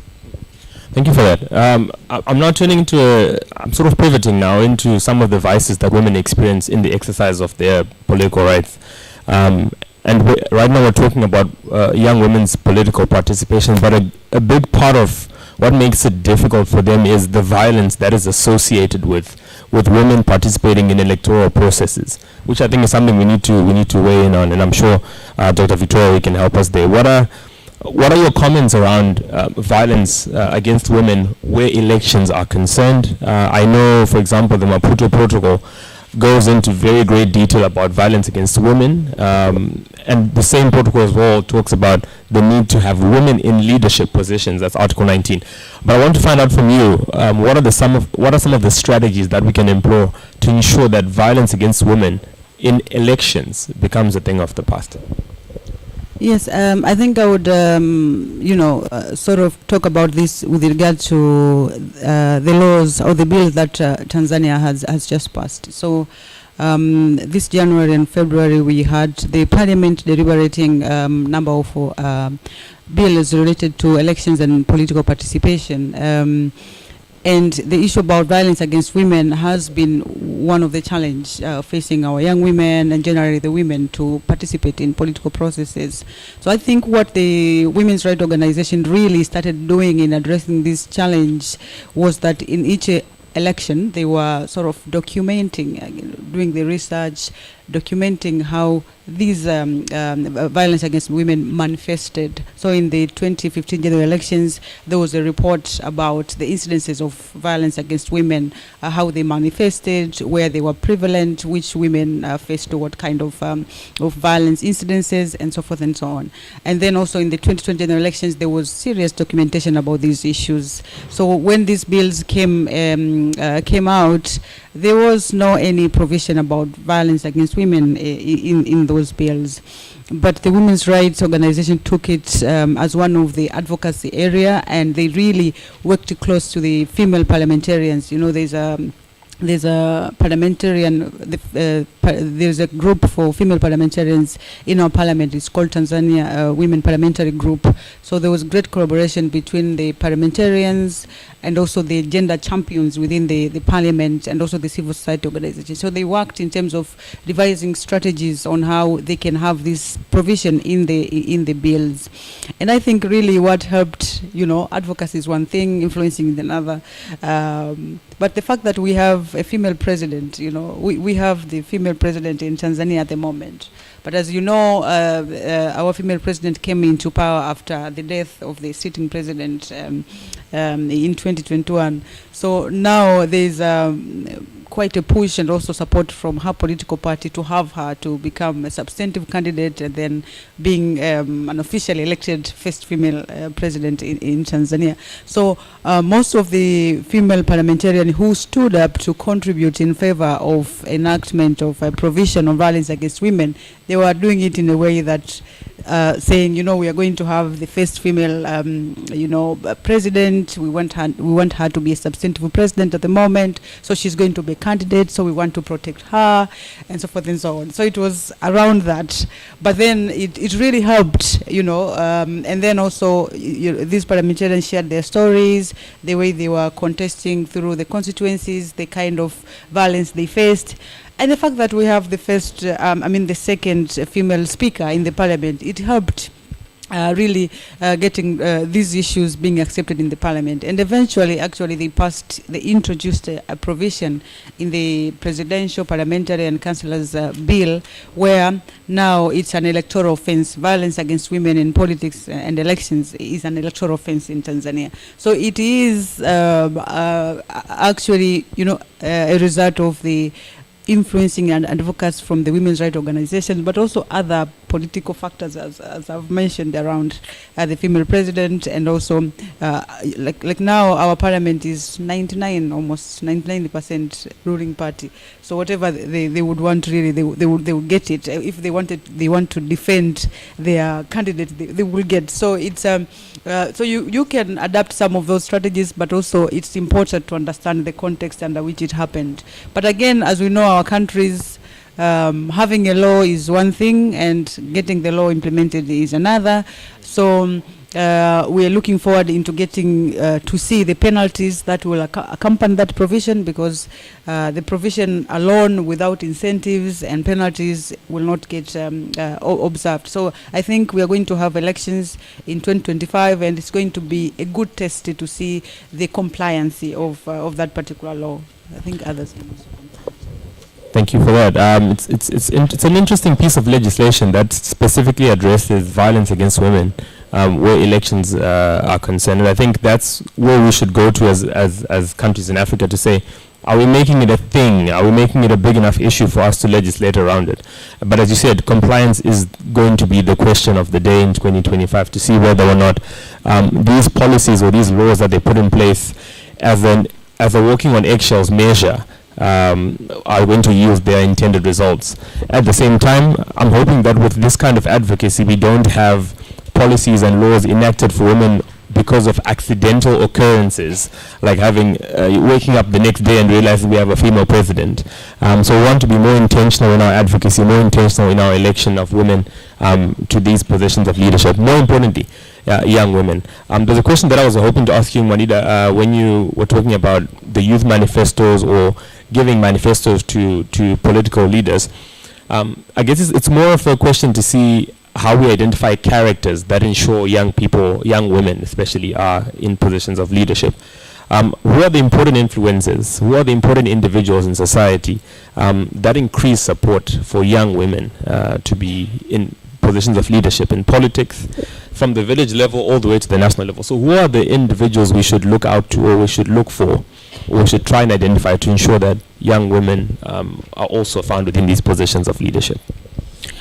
Definitely, when it comes to that, there are a number of stakeholders that we can be looking at. So I'm also looking at community level. We have community leaders. They influence much on what they say to their people.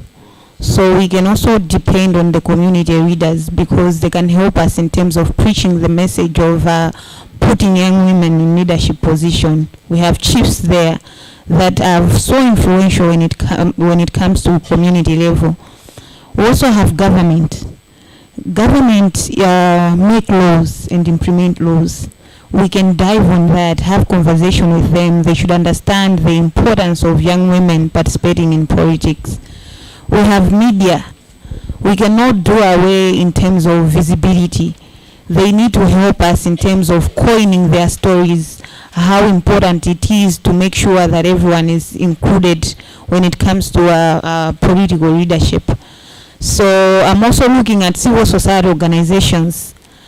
We as civil society organizations, let's have programs that speak directly to increased participation of women. So whenever we are developing our programs, let's make sure we look for funding for particular programs that would increase women participation, more especially young women. But also I'm looking at even international organizations. They also have a role to play, sometimes according to what is happening in that particular country for that year. Donors divert their funding in terms of what priority areas they would want to fund. As they are doing that, they should also not forget that we have a pertinent position when it comes to women representation. They should be able also to have programs that directly speak to women representation. So as I said, there's different stakeholders that we can rely on, and we need to work together because by the end of the day, we don't want to work in isolation. Whether it's media, civil society, community leaders, government, let's work together to promote and increase women participation because we cannot just do it alone. Not government can do it alone because implementation of laws is another question as she said. So we still need civil society to voice out. We still need media to cover stories that would be positive and in return can help in terms of increased women participation. Thank you so much for that. And this question is now going to Regina here. We've been hearing a lot about violence against women. We've been hearing a lot about being inclusive of young women, especially within these electoral processes. I just want to hear your comment, even as we're rounding up, because we definitely are out of time. What can you say about what civil society can do better to ensure that we fast track this process? I do understand that many of the times civil society has to take the leading role. If you understand how the Maputo Protocol came about, that was a big push by civil society. Some of the legislation we're hearing about in Tanzania, in Malawi, and even in Sierra Leone could be coming from civil society. Should we do even more than that? Is there a way to further amplify the work of civil society, even within the organizations that we're working in, to ensure that young women can be found within the places that matter? Definitely, we should double up our steps, because as we continue to work, our strategies should not be static. We should come back to see what has gone right and what has not worked the right way, and then we think about ways of how we can re-strategize to working towards our goal. And part of that is a timely intervention. We know the civil society organizations are doing a lot, but we see them being active when it comes to electioneering, like 6 months to elections. But then again, we are talking about most of these challenges that cannot be surmounted in 6 months. So we need timely intervention of the CSOs. Like if we are speaking of capacity building, this is what the men say about us, that we do not have the right capacity, we don't have the right skills. Those skills, when the women are being overwhelmed with electioneering activities, they will not concentrate on building their capacity. Rather, they will concentrate on getting the kind of attention they want to campaign. So I think the intervention should be very much timely. And as CGG has brought this initiative, other organizations should also think about capturing young people at the age that they should be captured. So once you're growing up, you are having the skills, you're getting used to it. For instance, in the district that I come from, Kono District, we have a student union body called Kono Student Union. Since it was formed in 1964, it has been male dominant. And in fact, mostly when people talk about Konsu, people think it's just for men. And at that time, we were having less women who goes to the university. And the same applied to other universities in Sierra Leone. It was, the student leadership was for more of men. But 2 years ago, we had somebody who led the Kono Student Union who is a female. And this year again, we have another woman who is the second president for the Kono Student Union. So it tells that we are building their capacity, we are preparing their mind that this is not just for men, because it also boils down to the kind of capacity the women have, the kind of thoughts they have, the kind of willingness they have about leadership.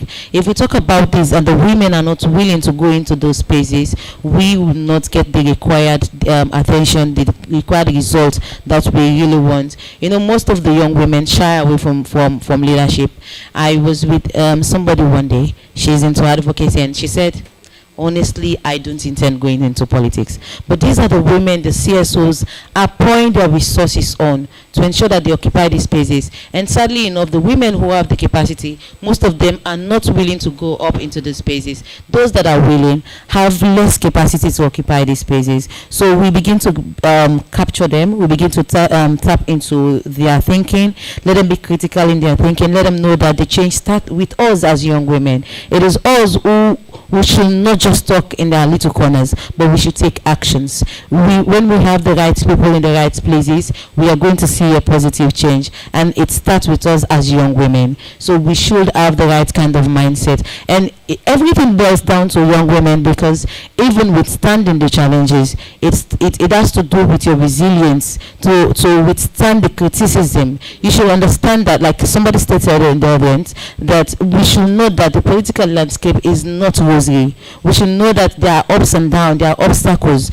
Once you have that, nobody's going to tell you that you just come today and they make you president of Sierra Leone. It does not work that way. So when young people have the mindset that it's very difficult, but if the men can do it, then we as young people can also do it. What is the difference is the sex. It is not the ability. Gender is a social construct wherein society has described what the role of a man or a woman is. But it does not tell that we are not able. It is not like we have the inability to do what the men are doing. So if we are willing, we'll be able to put on the resilience to withstand criticism. And also what young people, the CSOs should also do for young people is that while training them, we should have the mindset that in as much as the world is moving towards technology, we should be mindful of what we post on our social media pages. What you post today is going to come back at you in the next 2 to 3 years. Aside your social media post is what you do now.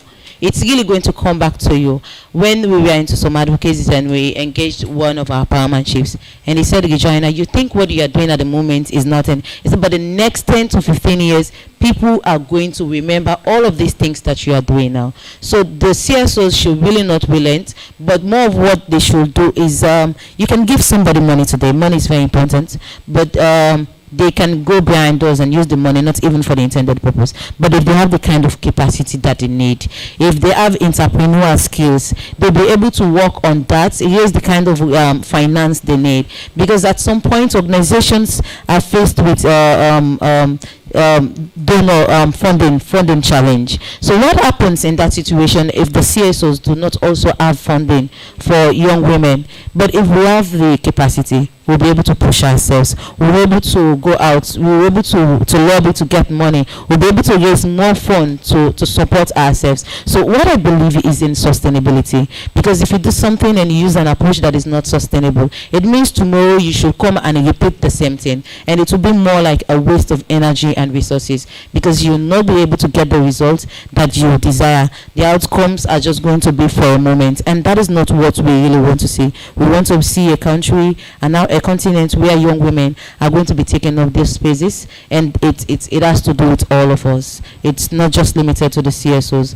Yes, it is that it's their mandate. That is what they have committed themselves to empower the women, to speak for them, but let it be timely. That is what I really want to lay the emphasis on. If it is timely, I'm sure we'll be able to tap into all of the opportunities that lies before us as young women.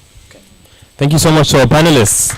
Wonderful, wonderful conversations around how we can advance the participation of young women in society, but more so in politics. Thank you so much to our three panelists, Regina, Juanita, and Victoria. Thank you so much for joining us on stage, and I hope we all enjoyed these conversations. Thank you. We are right on time. Thank you so much, Carl, for that beautiful moderation. Thank you to our powerful panelists. And this brings us to the end of the conversations today. Yes, it's been an amazing journey, but I really love this panel, listening to the examples.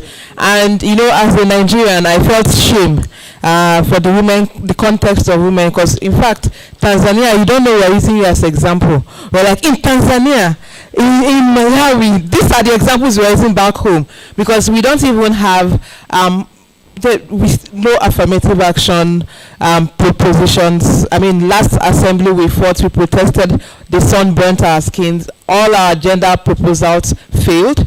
Even the simple one around citizenship rights, because Nigerian men can confer citizenship to their foreign wives, but Nigerian women can't confer citizenship to their foreign husbands.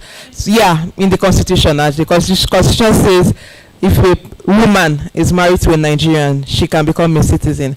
So you have no idea how our system is. When I tell you Nigeria, we have less than 4% women in parliament, you understand why. And so we actually, as supposed giant of Africa, we have a lot to learn from African countries on how to really promote equality. And I wish we had more Nigerian lawmakers listening to this conversation so that they would understand. Because the argument is, if you give women the right, they will marry criminals and they will marry terrorists. That was the debate. That was what killed the bill.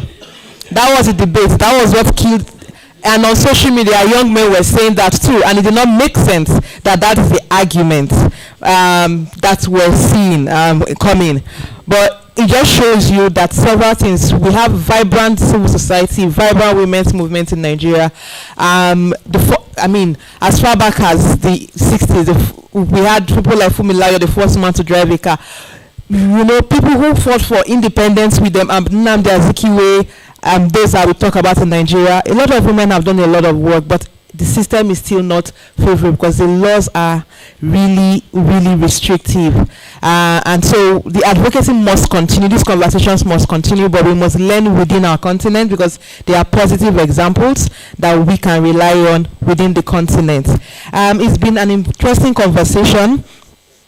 This forum, actually, the report, because there's a global dialogue that will be happening in South Korea, and we'll actually be having the reflections from the different regions. So this is the one for Africa.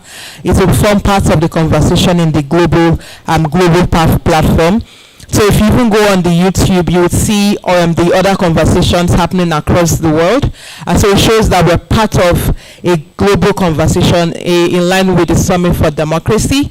And we're hoping that this conversation doesn't end. I think Donald mentioned earlier about building a community, because the goal is to constantly build communities that promotes resilience in the fight for democracy within our continent. And that's what we're hoping to achieve. For logistics purposes, for those who came in to Ghana, I know my colleague Tolu is attending to most of us. I know we had a few that came under the Carter Center. But if you have any logistics related question, please meet my colleague dressed in that beautiful color of blue, and she would attend to you. I know there are conversations around those traveling, transportation to the airport. The hotel is supposed to provide that also. Please, it would be nice we are setting up our departure time so that we would meet our flights. After that, we will be sharing some of our pictures. Please go online, check out our social media handles. We have Yaga Africa is Yaga Africa on every platform. If you just type this name, you would see it. So you can see some of the tweets. We'll retweet. We'll try to send the pictures via your emails. The attendance sheet, one of the things we'll do is after the program, we'll get back our comms team so that it's shared in a Google Drive and you can download pictures of yourself after this, and you can also share that. I don't know if there are comments from my partners, Accountability Lab and closing. No. Okay. On that note, yes? Okay, we have one. Okay, we have comments on YouTube. Oh, okay, yes. So we forgot we had online participation.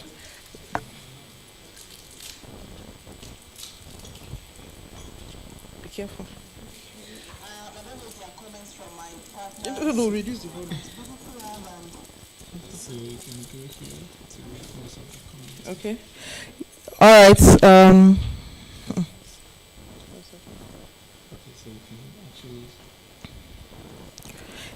All right. So the comments we have.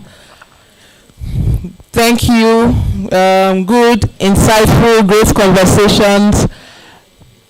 We have from South Sudan. Hello from South Sudan.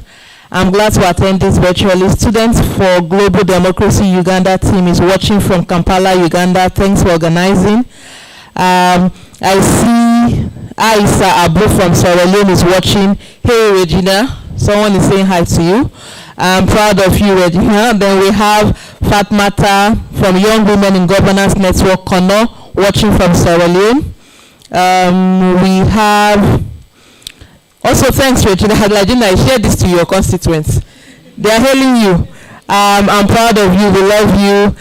Good afternoon. This is very impressive, exceptional, educative. Truth be told, the program is timely and worth it. Honestly, more of it is needed. Gracias, my darling Regina. Thank you for championing women's rights internationally. I believe more women are empowered. I'm Comfort James watching from Sierra Leone. We also have lots of shout outs to my brother Carl. Someone said my brother Carl, I see you. Keep it up. I'm proud of Sis Regina.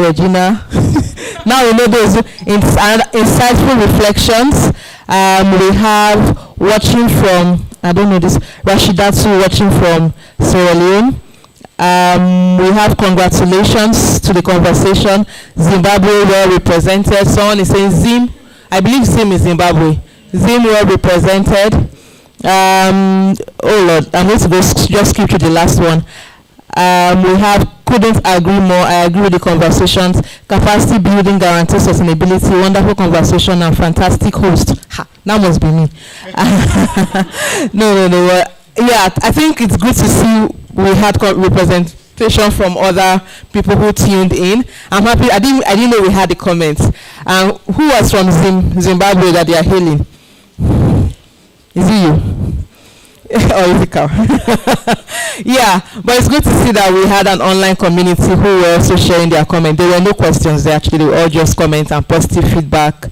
But please, you can share the link because people can also rewatch after the event. It's really been amazing hosting this, and on behalf of Yaga Africa and our partners, we really thank you for being with us from the beginning to the end of this conversation. As Yaga Africa will constantly reach out to you because this is how we build communities and leverage on our strengths within the continent. I want to thank our partners, WACSI in Ghana, for helping us in doing a lot of the work, setting up, getting this ahead of the time we arrived. Our partner, CDD Ghana, Wademos, for also helping us in mobilizing. I see we have Dubois, CJID present. The platform is really good when it comes to fact checking, especially during elections. And so really acknowledge all our partners that helped us in Ghana to make this happen before we arrived. But for everyone in the room, you're all amazing partners. For all the speakers, thank you so much for your fantastic contributions. For the moderators, you made this very interesting. And our interpreter, thank you for volunteering to do this for free. Other people charge us. Yes, my name is Cynthia Mamalo, and I wish us a wonderful evening and a safe trip back to our different destinations. Thank you and God bless you.